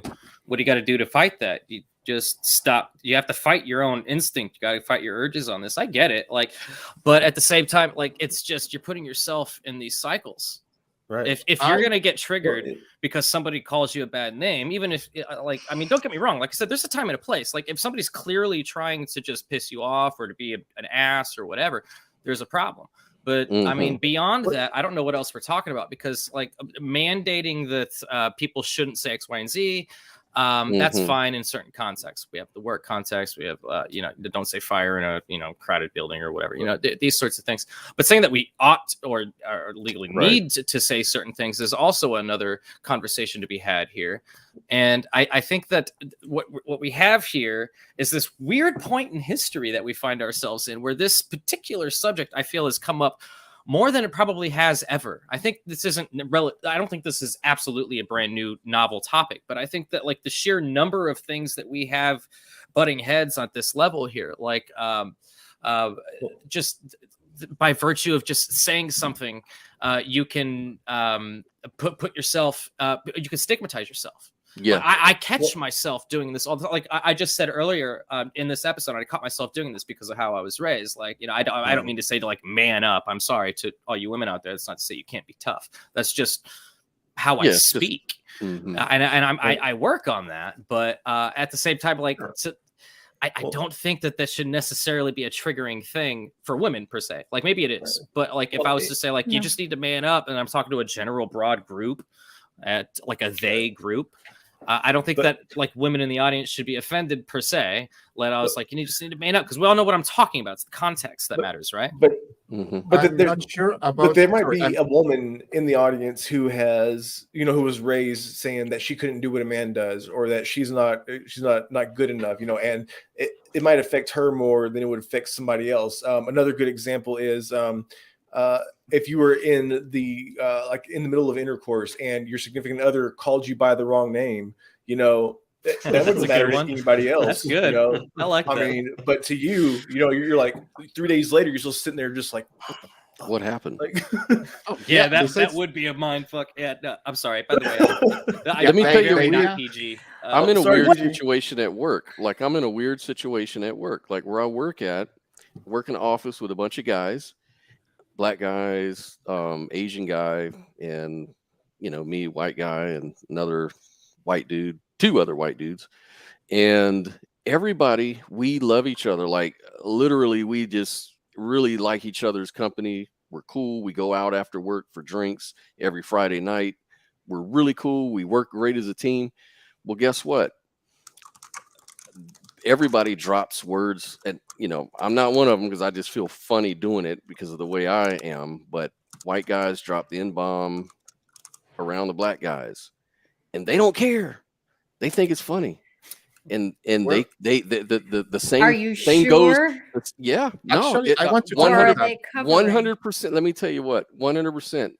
The black dudes that I work with think that they're the ones that are the main vocal about. We don't give a shit about. That's the what thing, though. people- That's the black guys you work with. That doesn't apply Yeah, to that's what I'm black saying. guys. That's my point. My whole point in saying this story, and it's a true Go to story. Chicago but and get my your whole ass point- whooped. yeah, my whole point is if you take it outside of those doors, you're about to get your ass whooped. Right, right. And you shouldn't do it anyways, despite Yeah, that. I But wanted to consider your audience. Yeah, I wanted to That's tackle the it. thing Right of the there. awards. Boom, Scott nailed it on the head. Consider. Yeah, I wanted to your tackle the thing of the audience. words Right. because Problem you solved. before you already mentioned that. Oh yeah, but I can say bad words and all of that. We have to understand that we are social creatures. So whenever we are in a specific context, as you said, we give certain power to the words. If my best friend calls me Sudaca because I'm from South America, we're going to laugh because I'm going to insult him with something even worse. But if any American calls me that, gringo is the softest thing that I'm going to say before I start insulting their mother and their whole family. Because in a social context, that is going to be something awful to throw to somebody, and I never gave permission to that person. And we don't have the specific relation in which we could joke with each other and tell us those type of awful words. So of course, in your context where you're with your friends and they call each other those words, some people may say, oh, that's because they don't want to lose their job and they give the white man power to call them whatever. So because they don't want to lose their job, maybe, or maybe you're friends. Dynamic. Yeah, But but outside that space, you cannot do the same. No, you And could not if you do go- that. No. And that's what's always, laughed about. Is like, yeah, you don't go say that stuff outside these doors. I tell you that, you're about to get your white ass whooped. Like, Well, it's Scott, a joke. let me just say this really quick, guys. It's been a pleasure. Really appreciate everyone's time, everyone's effort and energy. Yeah. It's been a great conversation. I know we were kind of all over the place, but sometimes that's kind of how the brainstorming works, right? Really great show. I'm going to go ahead and kick the bucket, and I think we're going to bring in Jenna to jump in. I don't know if Caleb is joining me as well. Oh, thank you for giving me that chance to bump out at the same time, actually. Thanks for paying attention to the private chat. No, I'm sorry to say, I love this conversation, and I hope that maybe, we can talk in an after chat or on another show at another point.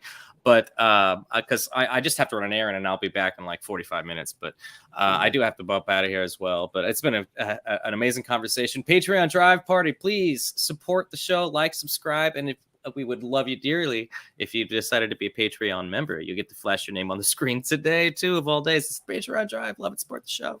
He might even say the N-word. Nice meeting you guys. I will never say the N-word. I will That's what I'm say here that. for. No, As okay, potty later. mouthed as I might be, it's never going to happen. Anyway, thanks, guys. All right.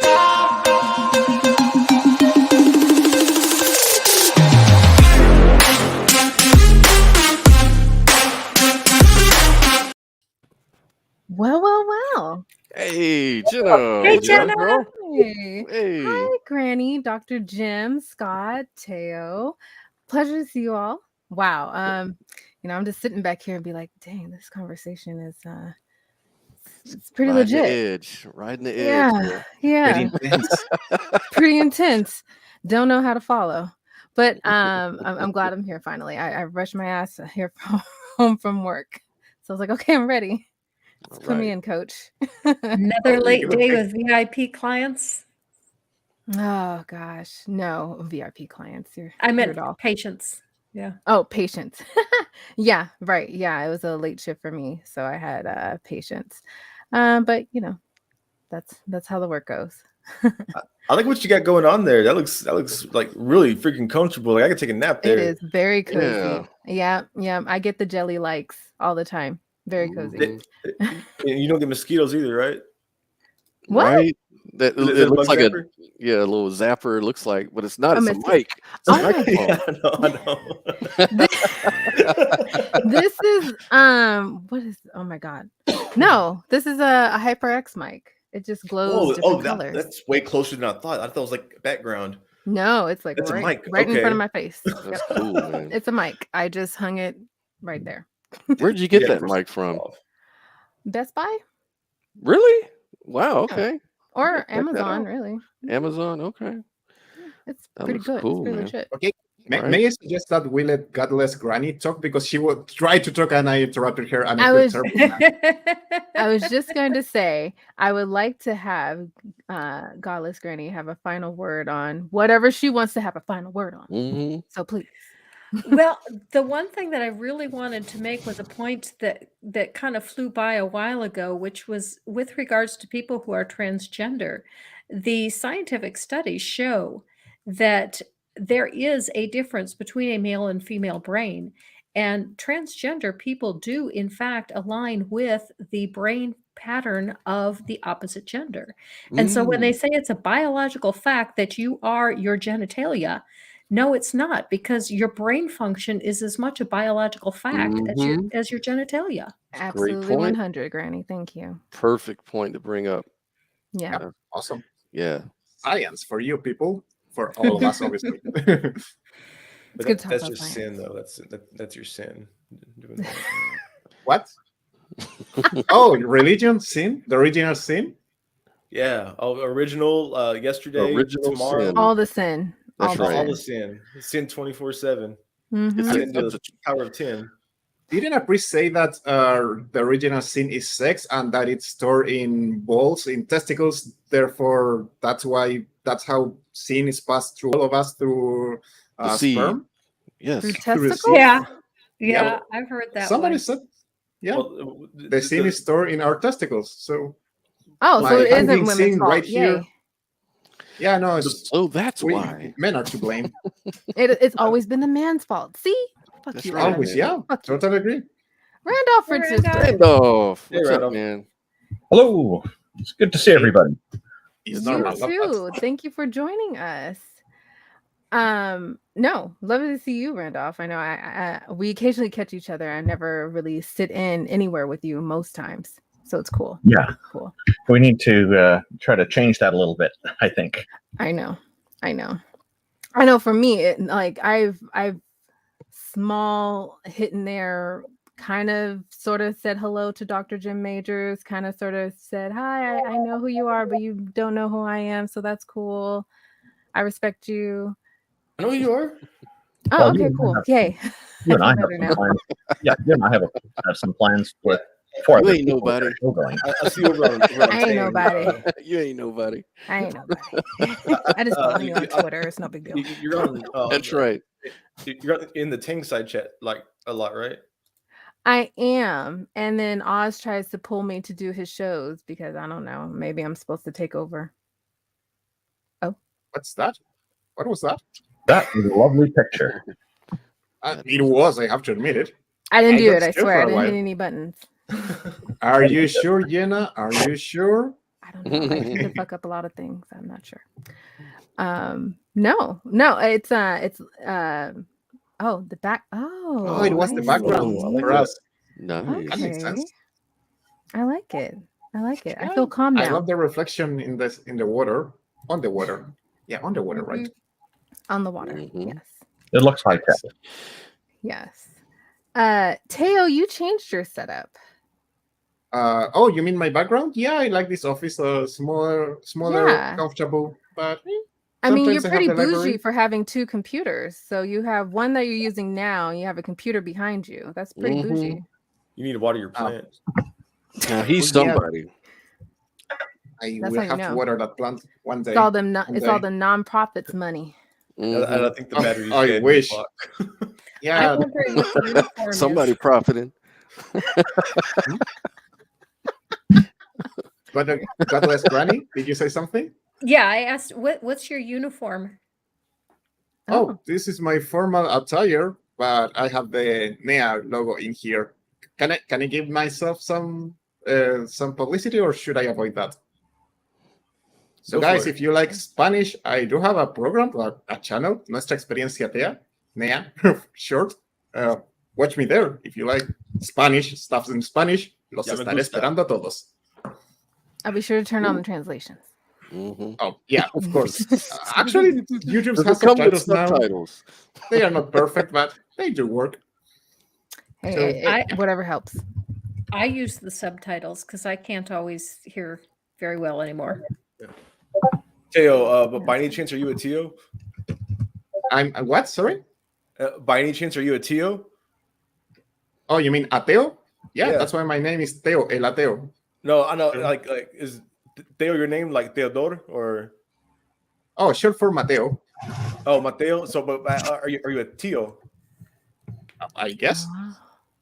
¿Tienes sobrinas o sobrinos?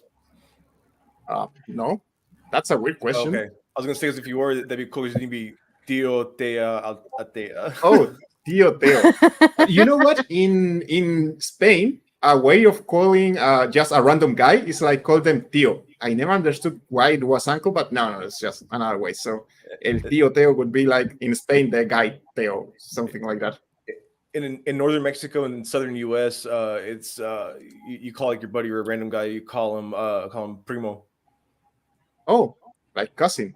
Weird. Yeah, interesting. Nice. or Wow. mano. Oh yeah, of course, hermano. That's universal. Come on, bro. En todas partes. So, guys, we don't have a script. Can we talk about anything that we want in here? Anything as long as it's related to the PSF Patreon drive. Please support.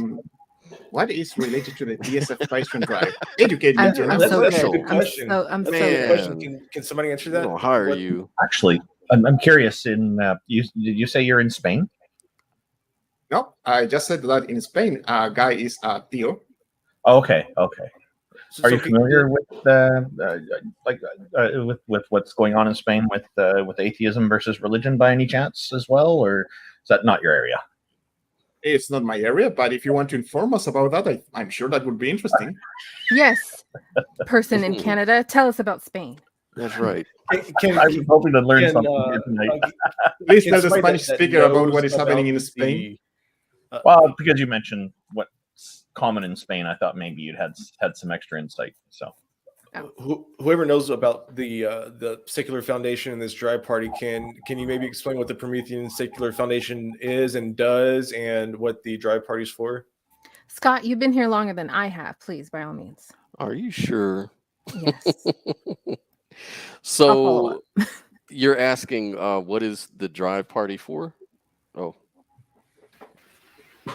While we're doing that graphic. But we're still talking, so. Hey. Oh, Hello. There's more people on the screen. Yeah, what's going on, Yeah, Power it Triangle? was scary. Welcome back, my friend. Josh. Hi, guys. Mateo, how are you I need to doing, get some wine. everybody? How are you all doing tonight? If I was Power Very well, Triangle, boss. buddy. Hello. My face was covered for a second there, but I'm very happy to see you all here, guys. I'm not. I'm Okay, I'm so ecstatic. I'm ecstatic. Since boss man Josh is here, he will explain. Yes. So what we're trying to do is we're trying to promote, just like most atheist groups that are out there at the moment, we're trying to promote positive atheism throughout the community. What we're also trying to promote is a sense of reaching out into the fringes, in the sense of the atheist frontier, and grabbing those individuals that feel that they're alone and bringing them into the community to feel or that they can have a community that's there for them. That's what we're trying to do. And also what we're trying to do is build up to such an extent, because YouTube is just the beginning. What we really want to do is start going out into the streets. Like, that's the main idea. But it's just that here is the best way to start off. So what we're doing is that we are trying to give scientific literacy, in a sense, and a philosophical literacy, literally anything that we can see that would be beneficial for secular humanism, we're trying to bring to the forefront. And that means that we're going to tackle many subjects. Sometimes the subjects doesn't even have to do anything with religion itself. It actually has this sense to do with secular humanism as a whole, and kind of tackle some of the issues that are part of secular humanism. Because there are issues, there are fragmentations, there are individuals that are kind of like on their own islands, but they believe that they stand for the quote unquote true atheist way of thinking. And for us, we want to try to dispel that and say, fuck the damn isolationism. Come, we can work better together than working separate. And that's what the PSF is literally trying to do. And to that's the clarify- whole entire point of to the drive clarify, is. So the isolation you're talking about is not the social distancing stuff. That's the one. No, not that isolation. No. Wait, atheism? Am I surrounded by faithless people? Oh no, this is horrible. Yeah, you're gonna catch the bug. That's Yeah, right. sure. Josh, I am. if my Actually, I'm literally surrounded. I love this. if my So, I love that idea of like what was that you called it? Like the true atheism or something like that? Yeah, Like- because I've been in a lot of discussions this with secular humanists in general, and atheists and Satanists and all the plethora of Nullifidians, everything that you can possibly think of, even though Nullifidians just means non-believer, but still, whatever. All Yeah. of the plethora of individuals that you can look at, I've had discussions with them. And the beautiful thing about being part of the secularist community is that we are so different and divergent from each other. That's the beauty of it, because that means that we're all independent of thought. So we're not driven by some sort of ideological movement towards some sort of pinnacle status We're or not a whatever, or monolith. some sort of objective reality which is out there. We all subjectively kind of move towards some sort of collective ideal, but in our own independent way, which is beautiful. But the problem is that sometimes there can be, like in every community, there can be certain people who can be toxic to the environment and stuff. So for the PSF, we're trying to show that you don't need to be toxic, or you can deal with religious people and even atheistic issues, for instance, without the hostility behind it. So what you're saying for us simple-minded folk is you're normalizing atheism. That was his long-winded way of saying it. Well, Positive actually, atheism, I I guess. take more of a different aspect. Like, yes, normalizing atheism is that point, but I Thanks, Mark. think that it needs to go deeper. I think that the only way that we can normalize it is expand it. But hold on. So I'm going to be that asshole. How do Please you be the asshole. Shoot away, man. Shoot away. You'd be great at that job. how do you Just shoot the right word. Let's not go there. how do you explain Okay, fine. How do Fire you- away. how do you expand upon normalizing atheism? I am so sorry. Do you mind repeating that? No, fuck you. No, I'm kidding. See what I said? Perfect example of the diversity you're talking You about. nailed it, Oz. You nailed that asshole part. How does anyone expand beyond normalizing atheism? Isn't that the end goal? That's the holy grail. I think that it takes multiple fronts, right?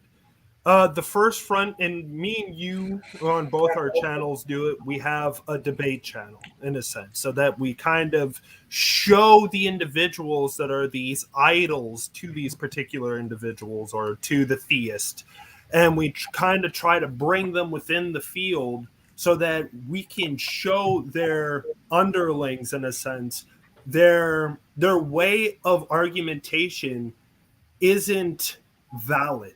Right. So the way that you have to deal with, and some people don't agree with my way of thinking, and it's fine.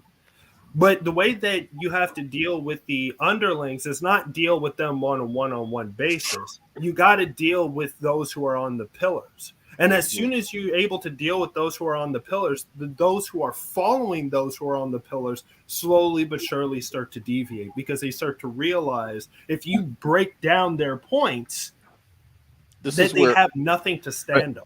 This is where Oz is going to lose you, because what I guess part of what you're saying is we need to attack the rich philosophical. As I tradition. stated, that's only one front. I didn't say that there's just one way of dealing with it. There's multiple ways of dealing with it. Well, whether you're yes and no, because whether you're dealing with the philosophical person that comes to the debate, or you're dealing with the person that comes to listen to the debate, Mm-hmm. we still have the same goal in mind, which is normalizing atheism. So my question still remains: how do you expound beyond normalizing atheism? I don't understand that. Because What does I that mean think exactly? and maybe I might be taking this the wrong way, and if I am, please correct me. But what I hear about normalizing atheism is kind of like shoring up the numbers, in a sense. So it's not necessarily based on the growth of the community. No, it's not about bringing up numbers. It's like there's the Normalize Atheism campaign that Oz is very supportive of, and I'm hugely grateful for that. This is basically what we're trying to do is get it so that we can put a stop to the vilification of atheists and the stigmatization that are being promoted. And there are people out there like Dr. Jordan Peterson who say all kinds of crazy things about atheists, which are just patently false. Like he'll say stuff. Yeah, he'll say, and he's got a big voice. Now I'm seeing what your position is. Yeah, and what we're trying to do is get people to treat atheists the same as they treat theists, not different. So that we're but I think that's normal as religious people see other religious people as normal. That's what we're at. But the problem is, and this is the one thing that I'm kind of looking at, is that I already think that it's a battle, and sadly, but a battle that is going to be lost if we do not, in a sense, look at it in a multifaceted way. Yeah, this is one factor. Because at the moment we're trying to say, let us rise ourselves to the same exact extent that Christian community, Muslim community, so on and so forth, which I do agree. But I think it's beautiful on paper. But the reality is that if the numbers do not grow, that is not going to happen. Because they already look at us as kind of this insignificant number. Growing the numbers is a different facet. Well, so the normalizing part is a foundational thing. Yeah, the numbers can grow, but until we destigmatize it, none of that matters. Because I think the important message needs to be that atheists deserve the freedom to openly profess and discuss their views. That no God belief or worldview should be suppressed. That should not be vilified. To expound upon the fact that the U.S. Constitution guarantees freedom of religion, that Article 18 of the Declaration of Human Rights guarantees that everyone shall have the rights to freedom of thought, conscience, and religion. That where atheism is punishable in at least 14 nations. That we need to speak out against that.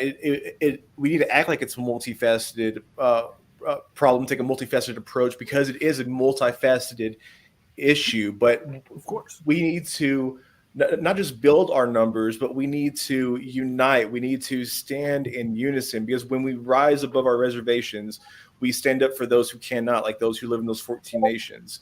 And when we rise above other voices like Christian and Muslim voices and that fundamentalists that don't want us to be heard, when we rise above that noise, then we get to speak for those who don't have a voice. But when we stand in solidarity and we do that with other atheists from around the world, then that is when we give hope to those that have felt abandoned, when we as a whole proudly when you look at hold on one moment. I think that's beautifully said, Dr. Jim. Thank you. But let's just take a breather here. There is a final commercial that our producers want to run, and then we'll jump back into it. Okay? Sounds like a plan.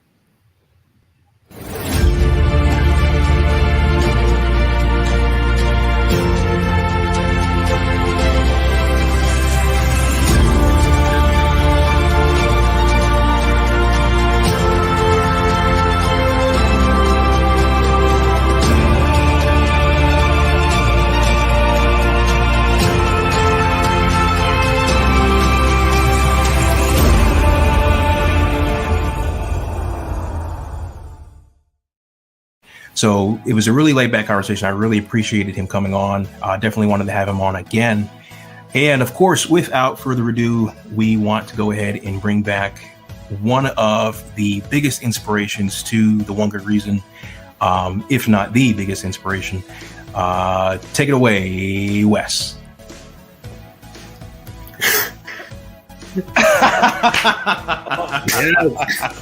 You had mentioned earlier that you can have two different objects moving at different speeds relative to, say, the center of the Earth. So we have like two supercharged cars.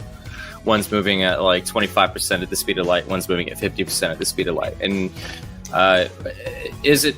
So let me make sure I have this correct. So it is the case that regardless of which vehicle you find yourself in, the speed of light from the flashlight in front of you is going to be the same. Like that particle is going to appear to be moving at the same speed, regardless of if that particle is actually moving at the same speed. Mm-hmm.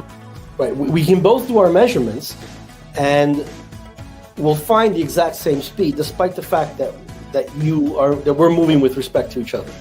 The only thing that really unites us is atheism. We're also a very diverse group, and so we also come in that same vein. We come to the table with our own issues, our own biases, our own preconceived notions, our problems, and being unable to hear other people or to empathize with other people is a problem, whether you're in the atheist community or outside of it. He was a real fire and brimstone type, so he didn't mind, preaching the homosexuals will be burning forever. One of those kinds at the pulpit. Like, let the homosexuals burn. Nobody shed a tear for those poor bastards. It's funny how that's always the most important group that needs to go to hell. Yeah, that's always at the forefront. Forget the rapists, forget the murderers, forget child sex traffickers. Let's go straight to the homosexuals. That's the most important group. If we're comparing terminology for what is homosexuality, the same word is used for those that eat pork. But it was really surprising how different I was treated. I was really shocked at how much smaller my world became. So it's grown now. Yeah, exactly. That's the nice thing. And one of the main goals of the PSF is that we're actually trying to provide that same community, because one of the things we always hear is that when people leave, and it's not just Christianity, it could be Islam or any religion, any faith, is they feel they've lost that community, just like what you described. And we're trying to bring back that sense of community. That's one of our main goals.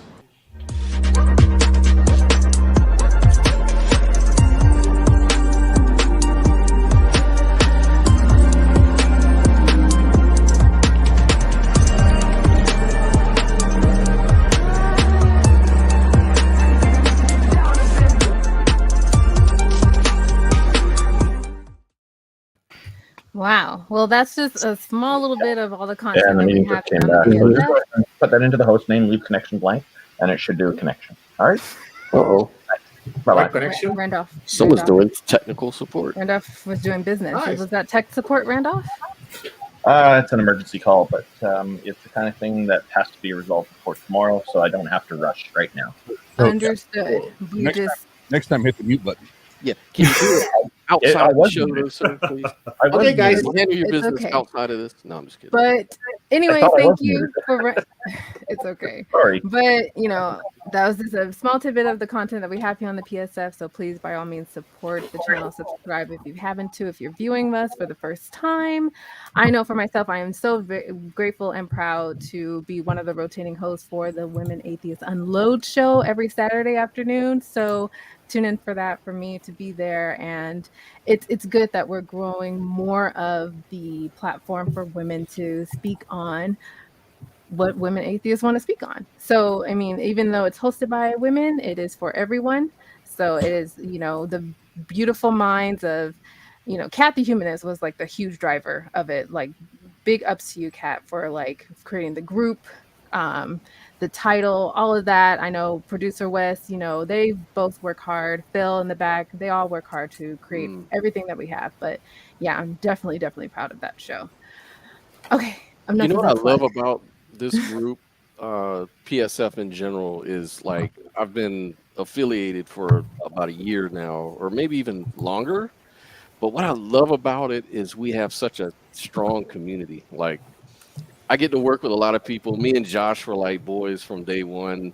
Like, damn straight, brother. you know what I'm saying? Like, we really get along. Like, everybody, Wes, just everybody I've met. I just met Jenna not long ago. So it's like we're really, you know, we're a strong community. And I think that kind of goes to what Josh was saying, that, you know, we're trying to hit it like a multifaceted sort of way. And one thing that, you know, what does religion give people that makes their numbers stay big and grow, right? Community. Community. There you go. That's what Community and comfort as well. Yeah. And Oh, dogma. yeah, totally. That is true. Right. Right. But And you know, I guys, think mainly And it's- guilt. And guilt. Yeah. That's also true too. Okay, Yeah. I will take this Hell. because somebody How said can we something work- about so is there taking. we need to create like a theist hell that they're going What? to. I don't mean to interrupt, but I gotta head out, guys. I can't. I gotta stand up and stretch. It's understandable. Thank Because you I for being realized, on. I Seriously. realized, Godless Granny, you have to step out too. So, Dr. Yep. Majors, if you want to have a final word, and then the Godless Granny, of course, you have the final word. Good to see you too, Godless Granny. Final word. Love y'all. Bye. Bye. I like it. Later. Godless Granny. Final word. Thank you for having me on. It's been a joy. It's been a pleasure. It's been great meeting Teo. I've never met you before, and Josh, I had not met you before either. So thank you for having me. Live your life. Have a Thank you. great You're one. awesome. And thank you for Nice coming. meeting you. Bye bye, Gigi. Hey, I debated Gigi. Gigi last year. On what? What was that one about? We were curious on now. Oz, remember? Yeah. Oh We were in yeah. a Was big it on tournament, man. time? Yeah. Big Tang tournament. puts on these What was the big subject Everything matter happens on again? time. debate tournaments. Yeah. She Yeah. was still manning. They're worth watching. Yeah. Yeah. Also, it was an experiment. Phil. Hello, folks. Thought Hello. I'd jump in Phil. and join you. Hi, nice Hey. meeting you, What's sir. going on, Phil? How are you doing? Pretty good. Pretty good. It's been a long evening, but it's been fun. It really has. It really has. Yeah. I love that that you, Wes, Kat, everybody got this together and really made it into such a great event from start to finish. Like seriously, just from start to finish with all the hosts, with all the great A lot of work. guests.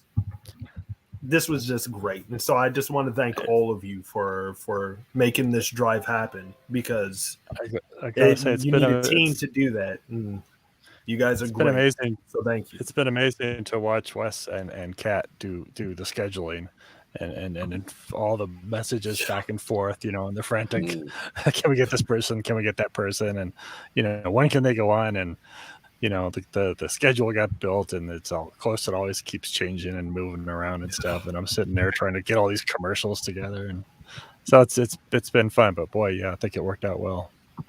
And Phil, in the meantime, it's probably been amazing watching Josh and Scott not do shit, right? Yeah, that's right. Well, I'm liking Scott's Star Trek shirt there, so he gets a few points for that. Why does everybody call it a there, Star Trek shirt? See, I ain't never Because gonna wear your this shirt. yellow Brother, shirt, because it bruh. looks like a Star Trek shirt. I know, man. That's what it looks like. Oh, And man.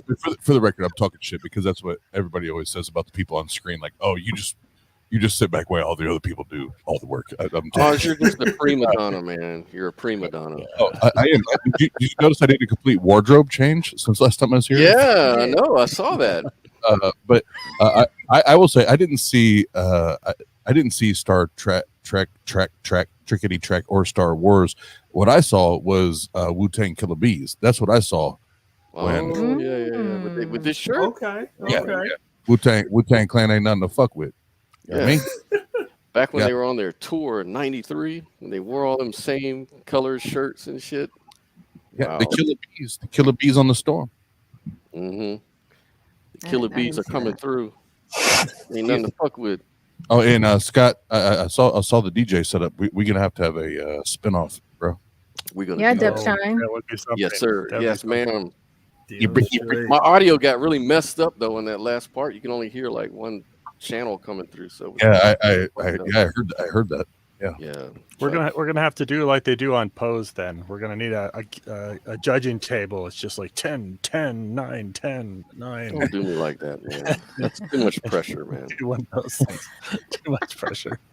Always Come on, trying to it's put Oz. pressure on motherfuckers. And odds it's got. You guys have got skills. Oz is a rapper, man. We're gonna put a team together. What do you think? Let's get it. We're gonna get it, man. And he's gonna tell jokes in between. Yeah, that's the next.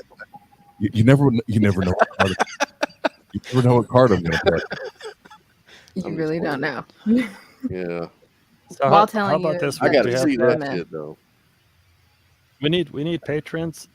So what if we just Oz keeps telling the jokes until we get a patron, then he'll stop. How about that? We need 5 more patrons, please, people. We just need 5. Oz is going to be telling jokes all night. We're actually going until 12. So no, I'm just kidding. Be like, So I'll sign up for life if you can tell that motherfucker to shut up.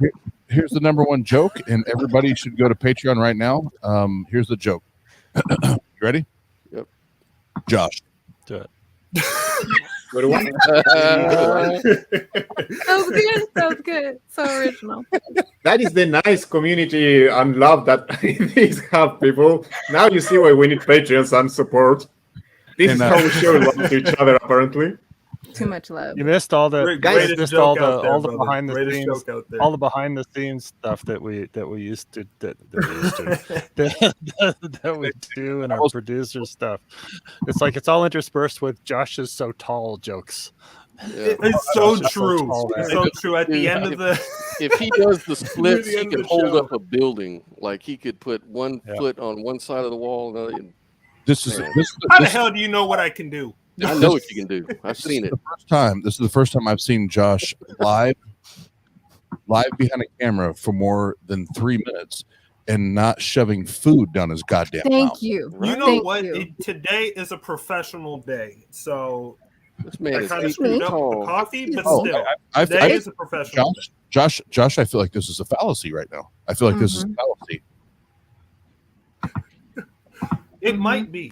Well, It might be. If it's a fallacy, we have to name it then. What kind of fallacy is this? I was wondering what it's called. Don't call me out. How dare you call me out on my own? No, I'm just kidding. And if it's Never call the boss out. Yeah. it's a professional day, Josh, then take the condom off your head. Ooh. Man, That's a There double have been dare. a few not. times where you Though actually it had your is hair hella did. tight, but it's not. There are 2 people with hats. Could be a double dare for both of you. It's just the hair, man. The hair is just. But is it ribbed? Is it ribbed? It's very stimulating, put it that way. Well, let me put it to you this way, Josh. You should only wear a hat if it's PSF merchandise, and then you can have a I would- PSF logo yes, up here, and then, that's and then what you're okay. Yes, Phil. Absolutely. PSF Absolutely. condoms. That is a must. PSF condoms. You just got a great idea for merch. PSF condoms. I like it. Yes. No, we want to increase our numbers, not decrease them. ribbed for everyone's pleasure. Yeah, rip for everyone's. God What damn. did I get myself into? Oh, Teo, you like That's it. the same thing I got You myself. know, I you like like Josh's lubricated hat. Oh God. Oh God. I take back what I said. Take a I look at take back it. what I said. Take a look at it. Josh, no. How dare you zoom up on my head? We just saw the back of your neck for a few Look, seconds there. see? Yeah. See? It's not that okay. Yeah, There it you is go. kind of bad. It is. Yeah. Yeah. I see it now. I see it now. Hold on. Other times Wardrobe switch. Other times you've had your hair did. Mm-hmm. 1 second. He's running away. Oh my gosh, Really? what is he doing? Wow. Now this is the 4 o'clock Magic trick. right? Hold on. Superman is nothing compared to this guy. Why can't you There you go. Is that what we call the pillow talk Wardrobe section? switch. Josh, to another condom? Whoa. Josh, we did not give consent for you to remove the condom. We did not. Shut up. Well, you're so tall. Is that like extra large or what? Are you like a? Do you need consent? I mean, do we have to give consent Is for this a him to wear a roast condom? Josh night? God damn. Apparently, the last hour. I guess the concept is after he put on the condom, because he can arrive with the condom on if he wants, and that's not a problem for us. Arrive with the condom on. That's So, what I mean, So you show That's up. what she said. You show up to the party. God damn. you have to be ready. I mean, You have to be saying. ready. So you walk in like, I'm going Hey, to you get can't get. Hey, Josh, you can't get dogs from non-dogs. So I guess Yo, that plays in, right? you can't get dogs from non-dogs. That is the truth. Hey, remember that time I trolled that? We were talking about that the other night. Oh, When I dude, trolled that was that atheist guy. Oh my god! I was trying to look for that video. I was like, "Jeez." No, Okay, it's I'm because, losing an interesting Scott story wanted here. Care to explain? To play a theist, right? So there was this YouTube whatever show that was going on, and he writes to me and he's like, "Josh, I'm gonna go in and I'm gonna get somebody pissed," and it's like, "I'm going to get this guy pissed." So he comes in and he just waits for this final thing, and the atheist is doing well. He's like fighting it out and stuff, and Scott says, "Well, how do you think evolution is true if you can't get dogs from non-dogs?" Like right there, that just proves atheism is false. Yeah, checkmate, because atheist. non-dogs can't come from, or dogs can't come from non-dogs. And he left it at that. The guy was flustered. He was Completely and absolutely flustered. Had no way to defeat or debate. It was like the most Scott. It was stupidest hilarious. arguments. He could not come back. Like I was just purposely thinking he would catch on that I'm just joking, but the dude just got so mad he like rage quit like twice, and then he friended me on Facebook just to tell me "fuck you, man." Like he's And like, this is "Don't the you ever beautiful come on that atheist show and community, embarrass guys. me like that, huh?" You know what you should do? You should ask them if how creationism came from non-creationism. Mm-hmm. Lord. That's right. Scott- Almost the same thing. Scott, you saying that reminds me on one of our Monday night, when we were doing our Monday night call-in shows. Even if in my dying days I have dementia or whatever, I think there's 3 or 4 memories that I will always cling to, and I think this is one of them. It was just Pasta Mike and I on this particular call-in show, and this gentleman called in. He was an atheist, and he thought he was calling into a Christian show. Oh, poor guy. For whatever fucking reason, right? Because at that time it was very clear on our channel. It said the Atheist Round Table. Like it's pretty clear, right? I remember that. This gentleman calls in, and yes, Jenna is a great addition to the channel. Great job. But this gentleman calls in, and he thinks that I'm a Christian. Mm-hmm. And Pasta Mike mutes him, and he was like, "All right, Oz, go Christian." There you go. Put that hat on, brother. He does it so well, though. It's scary. And I literally, within it may be a half hour, if that, maybe a half hour, this motherfucker is about to convert. This Are you serious? Yeah. That's how scary it is. Whoa. He was like, oh.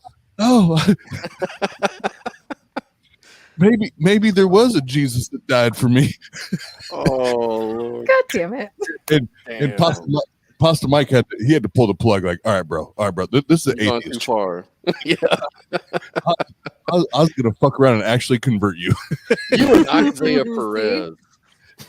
Some people are too susceptible. Yeah. Yeah. Yeah. Unfortunately. That's good. But That's I good. think to your just based off what your story, Scott, with what? Trust not to think Penguins? about What about the penguins? penguins? Josh is trying not to think Because about that penguins. damn condom on his head. I think that's supposed to say penises. That's a typo. Mother. Damn, Josh, I'm sorry, man. Yeah. All the love. Next All the time love. I am not wearing a hat. I am going to get my goddamn I haircut. did not mean it to go this far. And we're just gonna go in, as I stated, professional next time. Haircut and all. Sorry, gotta fuck with you, man. Go ahead, Jenna. I was saying, when you when you went into, your question, obviously it was a joke, and that Mhm. atheist didn't take it that way. I think that's a very highlighted, defining moment to where we, as atheists, when we have debates or have conversations or heated discussions, and they can be at a certain level of civility, where we lose ourselves and become too entrenched on our arguments, our fallacies, or Mhm. whatever, and then we're just like, we can't catch, some Yeah. type of, and it's like, even the question itself, whether it was presented as a joke or not, is just like, why would you even Respond. bother to respond? Yeah. Exactly.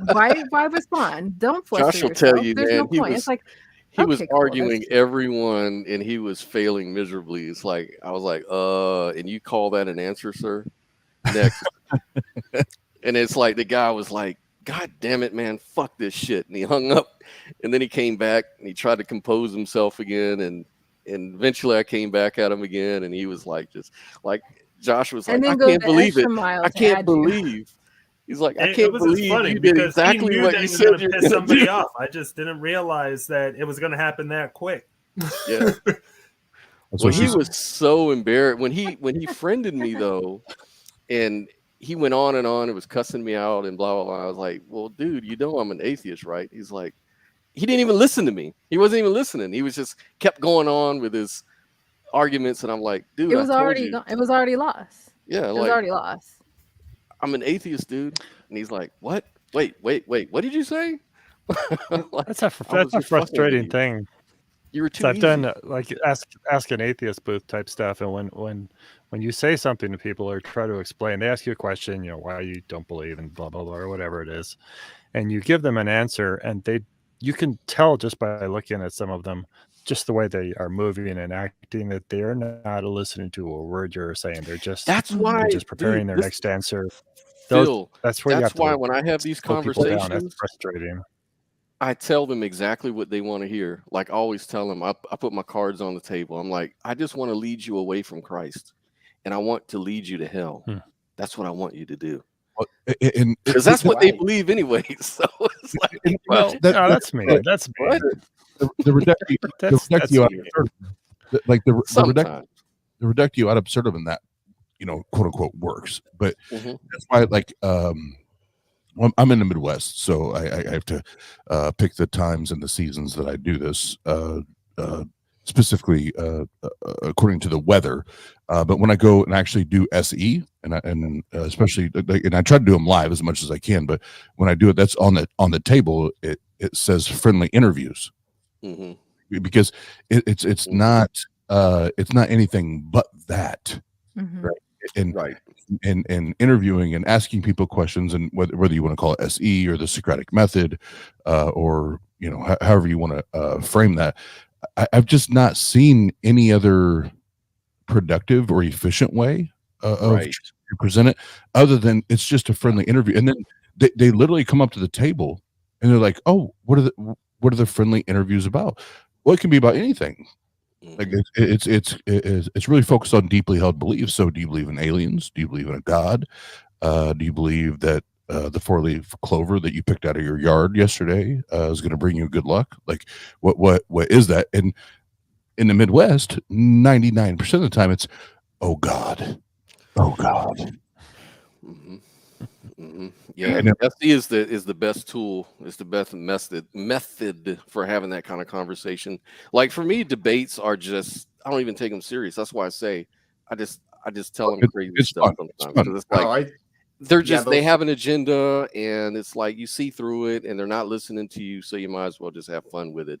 But with more honest people, I'll never do that. Like with honest people, SE is the tool. It's the method, because then you're just asking questions and you're letting them kind of talk to themselves and figure it out for themselves without you really presenting any kind of like, argument or rebuttal or things like that, because people are naturally defensive, and they're going to guard their beliefs. I totally agree with you. I don't do formal debates because I consider them kind of a waste of time, because people only in Spanish is like metralleta de argumentos, when they throw a lot of arguments at you so you don't have time to answer all of them, so then they say, oh, I won because he was not able to answer everything. Is it goulash something? I don't Gish remember. gallop. Gish gallop. Gish gallop. Gish galloping. Yeah, that's in English. Darth Dawkins. Yeah. Yeah, man. Darth Dawkins. Formal debates aren't for everybody. So they are fun. I love debating Darth Dawkins. And Scott, to what you just said, there's a couple gentlemen. For those that are familiar with the Tang channel, Tang Gang, there's two gentlemen in specific that I've gave very specific debate, like formatted debate challenges to, and I even said I'll do either 1-on-1 or you can try to gangbang me. We can do 2-on-1. And sounds like you like to stand behind trains, sir. You should call them Tang Bang. I will. We can do the Tang Bang. We can do the Tang Bang. Tang Bang. And we'll do it because but the only reason I even issued that challenge and laid it out is because I know they won't respond. I know they won't do it because they don't have the information. They don't have the study time, the whatever to be able to defend that position, right? Which is they want to talk all that shit. Right. But then if they actually wanted to sit down 1-on-1, even not recorded, not on YouTube, not on Facebook, not anything. If they're like, Oz, we don't want to do that, but we would love to chat, just like talk on the phone with you, or if they were in the same area, they're not. But if they're saying like, let's meet at Panera or Starbucks, I would do that in a fucking heartbeat. Mm-hmm. I prefer that, but debates are a form of really good outreach for a lot of people. So it's even doing it privately is good. I prefer to do them on public display so that a lot more people can see them. But is when you have the opportunity to talk to someone privately and really get through to them, I think that's big. Yeah. The way I look at debates like it's not between me and the interlocutor. It's mainly to benefit the people that are watching the debate, because the whole point is to win the debate. It's not to, oh, you got a point, I think I'll go ahead and concede. No, that's never going to happen. And there's too much pride and ego involved anyway. So I wouldn't ever go in expecting people to change their mind at all. I would just think that it's good. I think that what the debate serves is one guy, if he's really good and well versed in his Christian beliefs, and one guy's real versed in his Muslim beliefs or some other belief, you get a chance to hear the best arguments that can be put forth on each side, and then the audience gets to decide what makes more sense to me. That's probably the best you're going to get out of a debate. Sorry, Jenna, go. Yeah. I know. I was just gonna say I agree with that. And in addition to that, the debate is instinctively a form of entertainment, right? Because you're presenting, each side is presenting their own terms, their own terminology, I should say, and their own research or lack their research or whatever. So you see the strengths and or weaknesses of both sides, and that's for the audience to absorb and think about, and then go forth and research on their own if they do so. So you capture the interest of that said person viewing it, and then after so and so time that they watch the same old damn thing and get tired of it, then they find community, they find other more intimate conversations, they have their own conversations, and that's where you kind of build from that. So there is some fruitfulness from debates. Exactly. I wanted to say that I prefer conversations, because what I see on debates usually is that both sides present whatever they want, and then you're going to see clearly on the comments who is a believer, who is going to be supporting the believer, and who is an atheist supporting the atheist. And it's like they don't even pay attention to the other guy. They just pay attention to their own side, to call it one way, and they ignore everything else that the other guy said. So that's why I don't consider them very practical. I disagree with you, Teo, and let's debate about it. Whenever you want, sir, I'm open to debate. No, I agree with a lot of what right now. I agree with a lot of what Mateo said about, I don't prefer the debate format, because especially the ones that have like 20 minutes at the front of it, so much material gets out that you cannot respond to. So what is the point of that? You know, if you're going to have a debate, I like the shorter ones. Yours, Scott, when you get into the open conversation, that's the back and forth is the more interesting part. Yeah, that's the juicy part. I try to keep my opening statements short as possible because I find if I can keep it under 3 minutes, that to me is a really good thing. Oz hosted my first debate. I think Oz was the one. I want to point something out. So Randolph, I know you're a cradle atheist. Phil, were you a cradle atheist or you grew up in religion? I grew up Catholic. Okay, grew up Catholic. For the most part, what I've came across is the debates do serve a huge purpose for people leaving religion. Mm-hmm. They do serve a huge purpose. Now, if you're watching it live, that's dangerous. Mm-hmm. That's dangerous because you're going to you are going to lean to whatever your bias is at that point, right? Sure. But I can't tell you how many debates I watched in my deconstruction process, not live, like post where it's not live comments. I'm not in there like trying to battle and argue my position and all that. And I'm listening and I'm absorbing and I'm processing and I'm taking notes and I can pause. I can pause this shit and go back and reflect and research and do all that. So there is a purpose, a process, and a payoff to having debates, right? And it's never for the interlocutors. It's never for the interlocutors. It's for the listeners, the viewers, and so on. And what I think it's you kind of graduate, so to speak. You graduate from like, okay, I got this shit. Like I it clicks. Yeah, I got it. Now, what does it look like? What does it feel like? What does it sound like to sit down and have this kind of conversation, this type of conversation with family, friends, people I just meet, yada, yada. And that's when, SE and the Socratic method and those things kick in. Because guess what? When I meet with somebody at Starbucks or Panera, we're not on 10-minute timers. Right. Well, that's what I learned from you, Oz, is that when I first started getting into this whole thing, the one thing I noticed with you, and I started really listening to you, is you have your thoughts well, I don't know if you write them down or what, but you have your thoughts and your logic really organized so that when you finally get to speak, it flows well. And that's so important. It's like, that was the problem I was having at first. It was like, I have all these ideas and things I'm trying to get to, but I can't really organize my thoughts in a way. So I write them down and I'm trying to put it all together, but it's just not flowing or something's not right. So I was listening to you and you have a really good way of just organizing your thoughts and getting the points across in a very concise way. And that's really, really key in the way that you handle your debates and things that you do. Well, I appreciate that. And I'll tell you, it's actually what I do is very simple because I'm not the most intelligent man walking on this planet.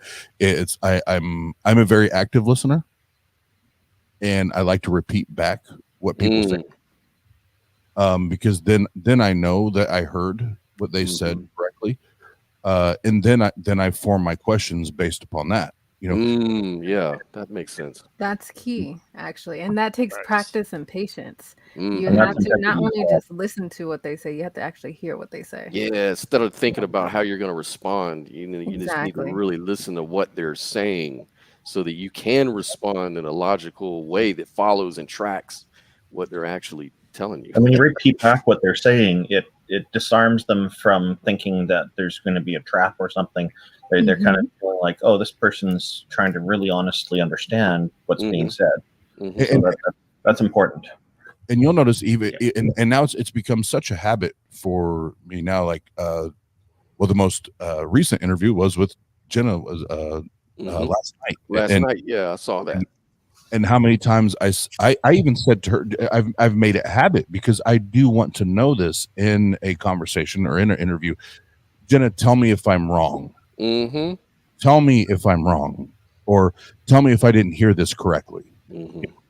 And that puts the person that you're talking to, whether we're on the same page. And obviously, Jenna and I, in that conversation, we're going to be on the same page as far as our positions. But if I'm talking to somebody that's a theist, tell me if I'm wrong.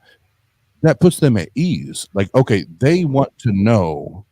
Oz wants to know that if he's not hearing this correctly, that I should tell him that he's not hearing this correctly, and it's not going to be offensive, and it's not going to cause problems or anything like that. Like, I want to know, I want to know if there is an issue here on how I understand it, and then guess what? At the end of the day, and if there's theists listening right now, I apologize when I say this, but when I go into these type of conversations with a theist, I already know that you don't have good evidence.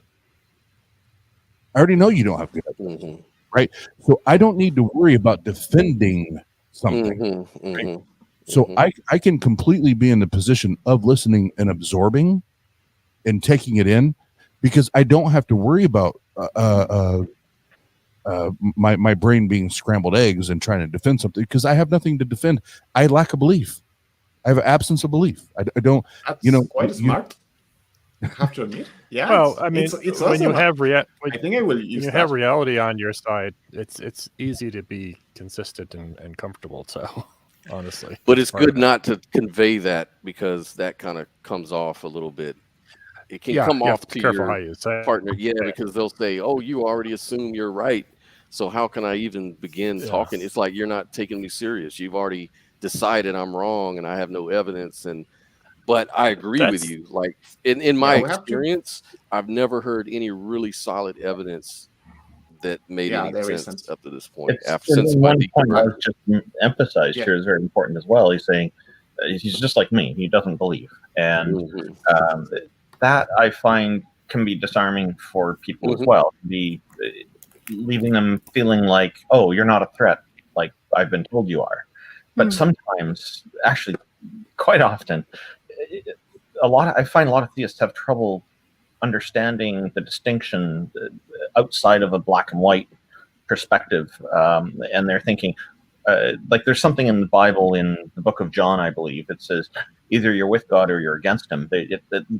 It's a black and white fallacy, and so it takes a bit of work to converse with people. I find a lot of the time to get them to understand that, I'm really not against it. I just don't take the position. And once they understand that, then they open right up, and then they find they can have a really great conversation with me. And I'm suspecting Oz is finding the same thing. Yeah. And before you go, Scott, I know you're going to miss something, but Mateo, I think you wanted to say a point. I'm sorry, I've been through so many points that I wanted to say. Oh, can I give a shout out to Linear in the chat, who realized I'm a VTuber and remind me of Gish Gallop? Oh, well, I wanted to talk about when you were talking about how we have to take atheism around the world, because that was my perfect cue to talk about what happens outside the USA, guys. Outside there, down here, there are a lot of places where people cannot show their real face. Can you believe that? Some people cannot show their face, and they just have to do everything from anonymity. I cannot imagine how awful that must be. And actually, Nuestra Experiencia Atea, even though it's my channel on YouTube, I also have a community on Facebook where we take atheists, only in Spanish, sadly, but it's for people who want to be able to talk about religion without being persecuted, without being banned from Facebook, without being attacked. So outside the US, I know that over there things are awful, but outside things are even worse. And people can lose their job if somebody finds out about their atheism. They can be kicked out by their family. So we really need to find common ground, and we need to create these international communities where people can find other atheists, because most of us down here feel that, I'm the only atheist in my country, I'm the only atheist in my city, and it's not true. It's just that most people are closet atheists, and there are good reasons for that to happen. Look, I work at a Christian hospital, Sacred Heart, down here, and everyone I work with, I recently found out everyone I'm working with are atheists. And no one said anything for the whole time I've been there. Neither did I, because, you can get fired or you never know what's going to happen. You're working for a Catholic hospital.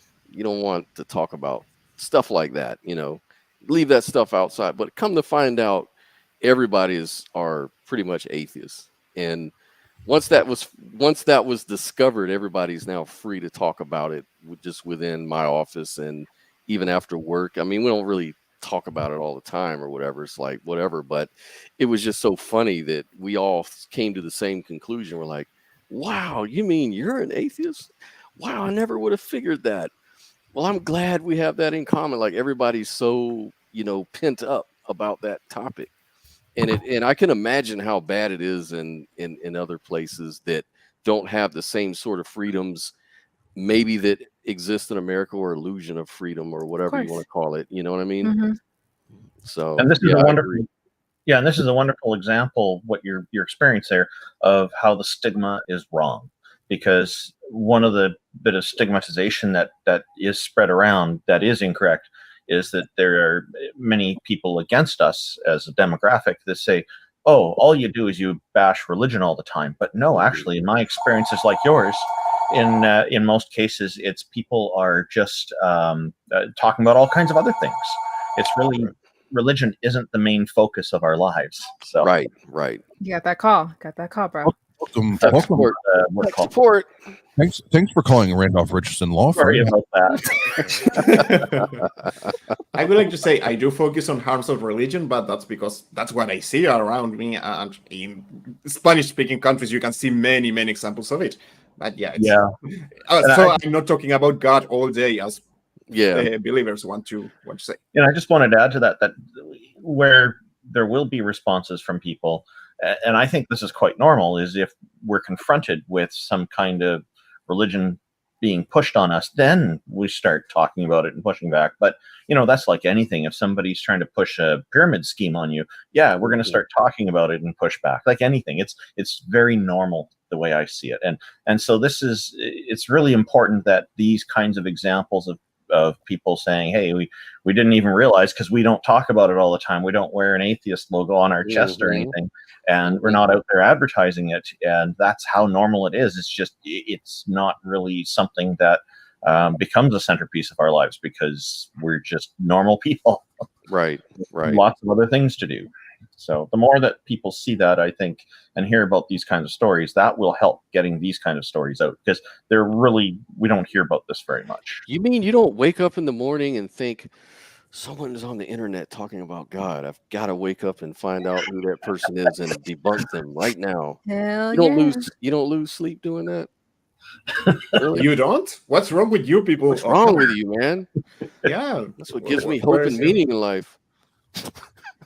I think there are some people who probably do that. I just don't know any. Thank goodness for that. Somebody's wrong on the internet. I have to go to my keyboard. Yeah, I have to find out. But I do often say that the atheism demographic is, which is comprised of multiple atheism communities of atheists, is that we are among the most diverse demographics in the world. Because of that lack of conformity, and because of that lack of conformity, we should remember that makes it a pretty pointless effort for anybody who tries to divide us. And so, whenever we come across somebody who's trying to divide us, the best thing to do is to just basically point out to them that we're already quite divided.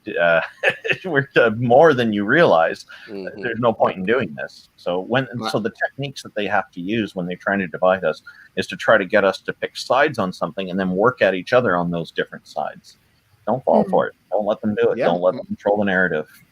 One of my favorite phrases is that organizing atheists is like trying to herd cats, because it's impossible. Each one of us has a different idea. Some of us have problems with blind authority, so we're not just going to obey and that's it. And I think it's, it's awesome that we're so diverse, but on the other side, we have nothing in common. Being an atheist should be the common denominator for all humans. So saying, all atheists are like this is like saying, all people who write with the left hand or with the right hand are like this. This is impossible. It's just we have nothing in common, nothing at all. Just not believing in a religion, which is the same that, I don't know, walking in a certain way. I don't know. That's there you go. Yeah, that demand for conformity is not part of our demographic. Mm-mm. And you know, there's a lot of atheists that still wrestle with the idea from time to time about the existence of God or different concepts. It's not easy to just, you know, push a button and jump into total skepticism or doubt about certain things. It's always a back and forth. I mean, I think I go through it. I think everybody probably goes through that in some form or other, I would think, unless they just, you know, are just as conformist as they were when they were part of the church or something like that.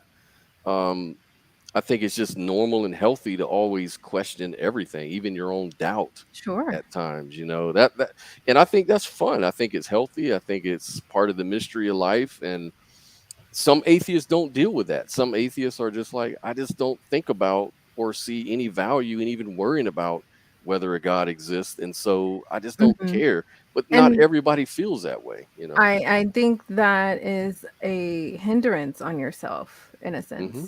Because if and I said this last night when Oz interviewed me, is my final point was just allowing yourself to ask yourself internalized questions and allowing those questions to guide you to your skepticism, to guide you to the answers that you're trying to seek, even if you don't even have the absolute ones. Just guide you to those points to just dig deeper and really assess for yourself if this belief is a testament for yourself.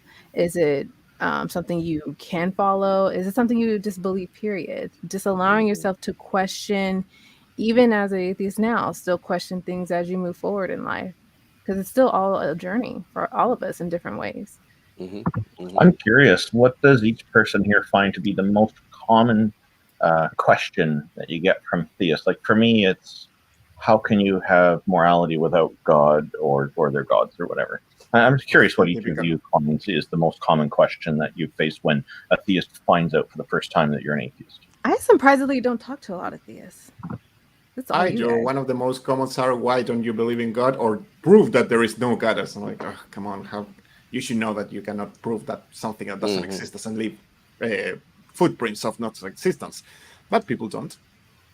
Yeah, mine is you know, look at the trees type of arguments. Like, how can you explain, like when you look at a sunset on the lake shimmering in the water, how can you now say there's no God? Stuff like that. Like this appeal to credulity and beauty and symmetry and these kind of things. Those are the kind of because you know, because along with that comes these questions, because they tend to wrap up evolution and naturalism with a denial of God. They tend to like say, well, if you think nature did it, then why would it be so beautiful? Why would nature care? If nature doesn't care and it has no mind, then why do you see so much beauty in the world and blah blah blah blah blah? And what they, you know, and of course you can talk about the evil. They just want to focus on one part aspect of reality, like, you know, the beauty, but they don't look at the, you know, infant mortality, you know, or the rape and torture of people, you know, or they don't look at the natural disasters that happen that kill people. And you have to wonder, well, why are you only focused on that? Why don't you ask that same question in the opposite, you know? Oh, that's the same that when they say, oh, look at the universe, it's so perfect for us, and they just forget that there are 40 billion black holes around us that could destroy whole galaxies at any given moment. It's worse than that. We can't live out in space. Yeah, Right. we can't. We just when walk on I'm out space. when I'm out talking to people, the most common thing I get is how can you not believe is one.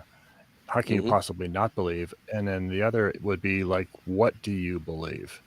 Because it's in their mindset that you have to believe. If you don't believe in God, you've got to believe in something. And they just, oh yeah, I believe in a for lot some of of them, things. it's hard. It's not even in their wheelhouse to think that you can't believe in God. So it's like an illogical thing to them. So Yeah, Those I are the two. agree. I think that all of these sort of arguments that they'll come to you have nothing to do with what really motivates them. I think it's very simple. Like I think they were just raised a certain way, and they have peer pressure, and they have so much pressure on them to stay in this belief, and they're just looking for, and they don't like to see another person step out of the bounds and think outside the box. People like to control you and put you in a little box and say, well, you ain't really, normal. You're not really conforming to what the group tells us we should be, Sure. Yeah. I wanted That's one simple. before Josh and Oz answer. I just want to say, like, so far, every answer has been different here. We're all having different experiences. And again, this is diversity in our demographic, but it's diversity in how the world is dealing with us as well. Josh and Oz, I'm interested to hear what you guys find. If Oz wants to go first, I don't mind. Go first on what? Well, yeah, Oz. No, Oz. What's the most common kind of response you get from theists the first time they find out that you're an atheist? Oh, well, it's usually, have you ever been a Christian? Yes. Oh, so you weren't a true Christian. Oh, wow. Yeah, I hate that one. That's You what- never believed to begin with. And that's when, and see, it's I'm going to blame this on Josh and Wes, because they didn't tell me before I came on here. But this is when I tell that person, as soon as they play that card, fuck you. Yeah. Fuck. Yeah, it's That's bullshit. understandable. It gets frustrating. You get the same stuff over and over again. I don't know if I'm allowed to say that, but I just said. Oh no, you're perfectly fine. Hell, I've been swearing myself. How could I be? I'm allowed to swear, but you can't. Like no. Well, I didn't know. I thought maybe you were operating under old school biblical laws. I didn't know. Well, Josh, if Josh is wearing a I condom operated on the his head, Josh I mean, come laws. on. Josh Words is are right. nothing. He never wears mixed fabrics, so that's Josh. He wears mixed condoms on his know. head, that's for sure. Oh, Jesus. You the damn. He's wearing. I know he's wearing ribbed condoms. On I his love head. you, Josh. I didn't know. You. I didn't know if this was the same like Yahweh shit, where it's like, do what I say, not what I do. Mm-hmm. No. Do what I do. Do what I If do. I'm swearing, I can't tell you that you can't. Damn, That's bullshit. damn right you can't. Well, I can mute you, but no, I'm just kidding.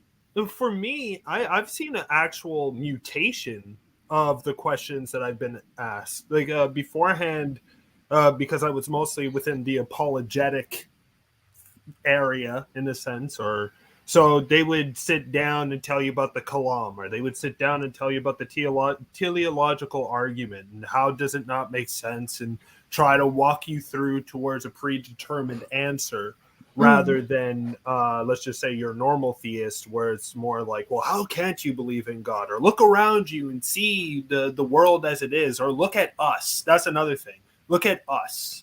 We're the proof that God exists. Mm-hmm. But now I've seen more of a pragmatist type of look at it, where it kind of makes more sense in a sense, because they're like, well, what is the benefit of me becoming an atheist?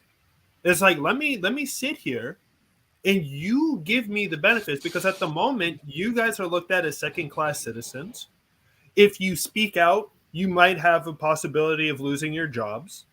If you it's harder to find a person or partner and stuff like that if you are an atheist rather than a theist, in a sense. That's true, though. That's true, though. You have better ways of leveraging yourself within a business if you are a theist rather than an atheist as well, if you keep yourself silent. That's and true. everything like that. So in the end, the pragmatist viewpoint kind of makes sense, where it's like, okay, well, you can be an atheist, but look at everything that's against you.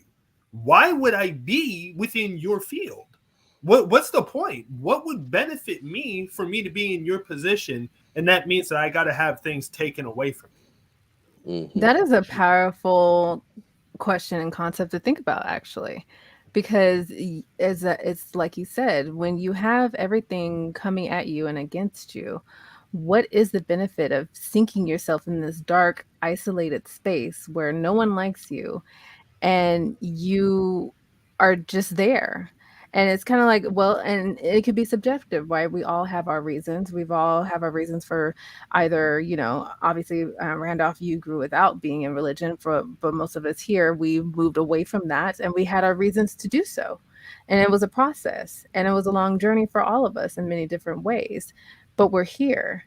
Why do we stay here? What benefits do we have?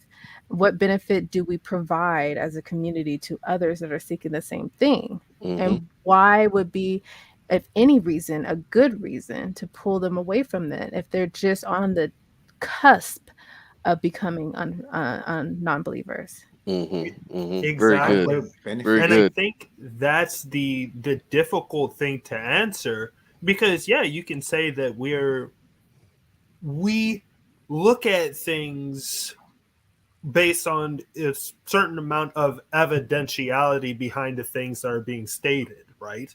And certain empirical evidences which are there, and sometimes even certain argumentations that are being made, which could be against or for God, like as we've seen with multiple people within our community in both ways.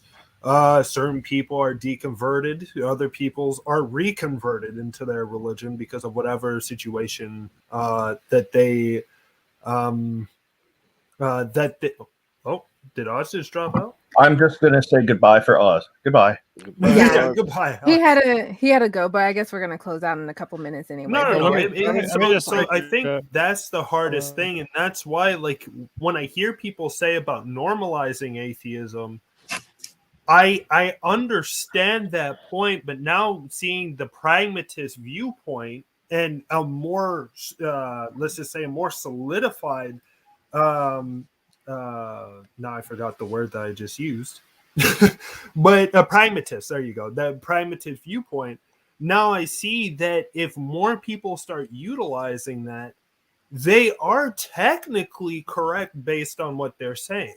And that's why for me, that's the thing. For me, I don't follow crowds, so I don't care about. I gotta jump in. Go ahead, jump in. Because the argument here is, it's being too strongly made. Number one, on the basis of utilitarianism, and number two, on the basis of tradition. So you give too much credit for why would you ever want to be an atheist? Well, some of us literally do not have the ability to believe in things that are not convincing to us.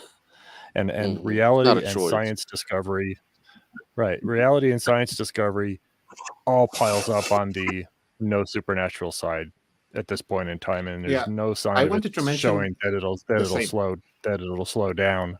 So, going at it just from that side of, it's sort of a culturally more comfortable thing to do as a very short-term payoff, reason. Well, this is why I like to ask. You want to is because you have no option. But that's the one thing, right? For it some. is, and I agree. For some, but the thing short is term, that but then that's why many of us help to lead the road, to open that road for them. So the ones that have a more difficult road ahead because they can't come out and lose their jobs and stuff, they can do it. Maybe the next generation can do it. Maybe 2 years from now they can do it. They'll be in a different situation. Here's a question. I love to ask Christians. You ought to ask them this question. I find it very interesting, the answers, because they avoid the obvious answer, what it should be, which is really would be the most honest thing you can say. They will avoid it. If you ask a Christian, why should I be a Christian? Can you tell me that? They will not mention hell. They will not mention salvation. They will not mention the core proposition. In most cases, they won't, because they don't want to admit that their religion is a system of sticks and carrots, just another system of sticks and carrots. If you were to say, I'm a Christian because I want to avoid hell, it sounds kind of selfish. It sounds kind of like it's what's in it for me. It's not sincere that I love Jesus or anything like that. But that's the truth. I mean, when I left my religion, the number one thing all my family and all my friends and everybody were worried about is, but you're going to go to hell. but you're going to be destroyed, but you're going to do, these bad things are going to happen.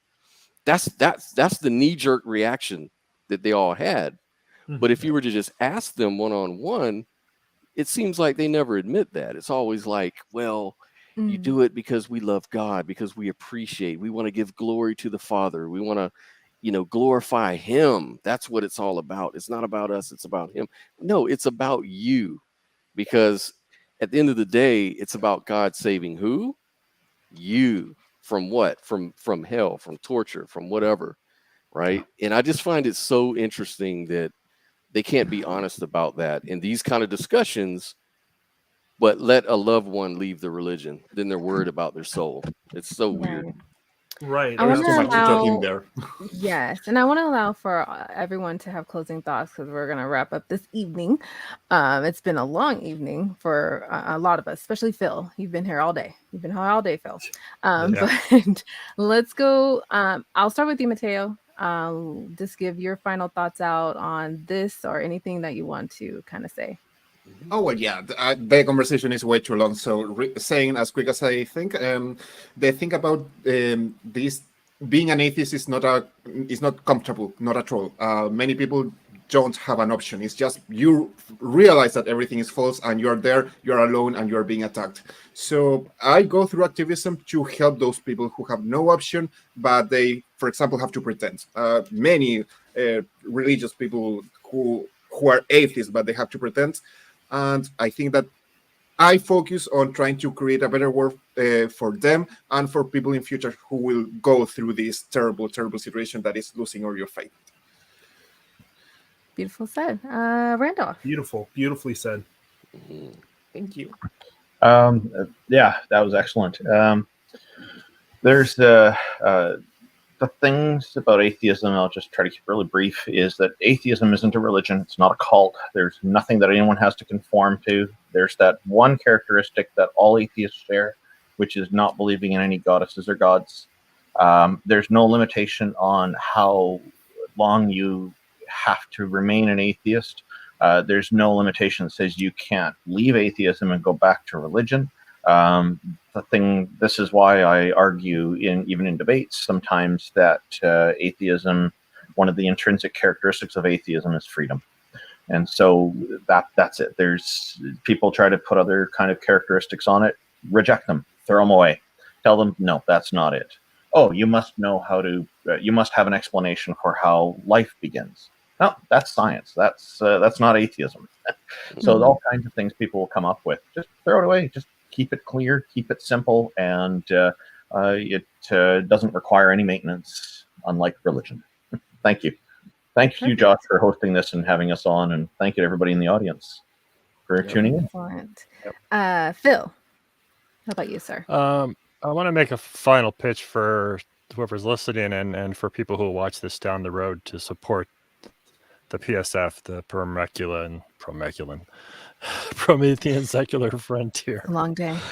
Yeah. You know, when I first started watching these guys and gals, because Kat the Humanist and Wes were the primary two at the time, there is, and when you look at what's happened in the last 6 months, there's an amazing amount of material that they put out, and quite a considerable level of quality. And it's getting better and better. And you look at some of the guests they've had, like Sasha, Carl Sagan's daughter, and things like this. This group deserves a much wider viewership than they have, and increasing the subscriber base, and definitely increasing the Patreon-based income to help with some of the simple things that everything comes with a monthly subscription now. So pulling in music, pulling in graphics, maintaining your website, all those types of things. Please support the show if you can. The shows, because we have 6 shows now. 6 shows. Wes is and Josh are unstoppable. So, but we deserve a much bigger audience. So please allow them to continue to do that for you. Absolutely. Scott Williamson. Yeah, I would just kind of second that motion, man. I would say support the show, because we have a lot of good media content, and that's really where the value is. The fact that we have so many people volunteering their time and their efforts and energy into putting these shows together and organizing and having these conversations and just trying to be informative to the public. It is so worthy to spend time watching some of these programs, especially if you're interested in the deeper contemplative topics of life, I would say. And that's where we all need to be. That's where we're going to make, progress as a society, by being more, thoughtful and really question why we believe things. I mean, our society is basically a culmination of a collective consciousness of what we believe and what we value. And that emerges from data, from information. And this channel gives us that. It gives us a lot of different aspects of life that we can look at and learn from. And that's a value. That's a huge value. So we're exploiting the internet. We're exploiting YouTube, these tools that we can use to get the messages out. And I would just say support us 100%, man. We're putting in the hours. We're putting in the effort. It's enjoyable. I love it. It's our passion, and you can really feel it come through. So I would just say, help us keep it up, man. Well said. Josh, the boss man. I have to say to everybody that this would not happen if it wasn't for all of you. The viewers, the hosts, the producers, everybody who has come together in order to make the PSF what it is today and something even better tomorrow. And seriously, I've put the hosts through a lot of shit. I put the producers through a lot of shit. And literally, I